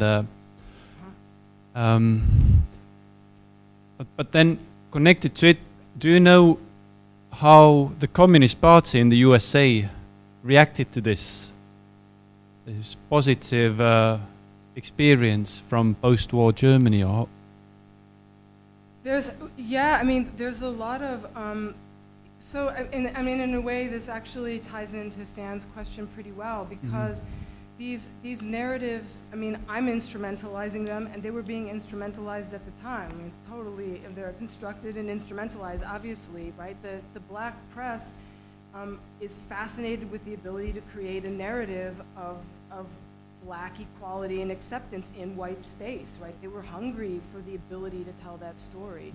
And they did not concentrate on any, I cannot find any coverage of negative experiences that black people had, that American GIs had.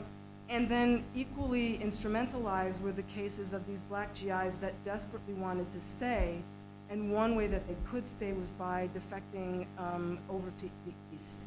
And there were East German agents that would, especially in Berlin before the building of the wall, right, where there was more fluid movement around the city, that these agents would go to the black clubs and try to recruit blacks to defect as propaganda, as an instrument of propaganda. And so there are some really famous cases. There's a famous cartoon, like a newspaper political comic drawer that escapes to the east, and this is all deeply instrumentalized.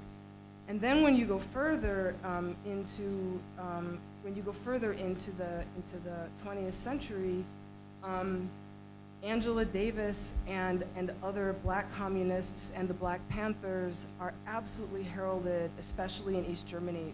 Angela Davis is more famous in East Germany than she is in the United States. I can talk to you about that at length, but she's extremely famous in East Germany. Just together with Angela Davis, it's really funny that when I was learning English, early 90s, then my mother's favorite writer, for example, was Angela Davis, and I remember she gave me this book. Like, read this. This is good. So Estonia, post-Soviet Estonia. Wow. Yeah. Awesome. Yeah. We'll talk later about Black Estonia. Maybe you'll tell me.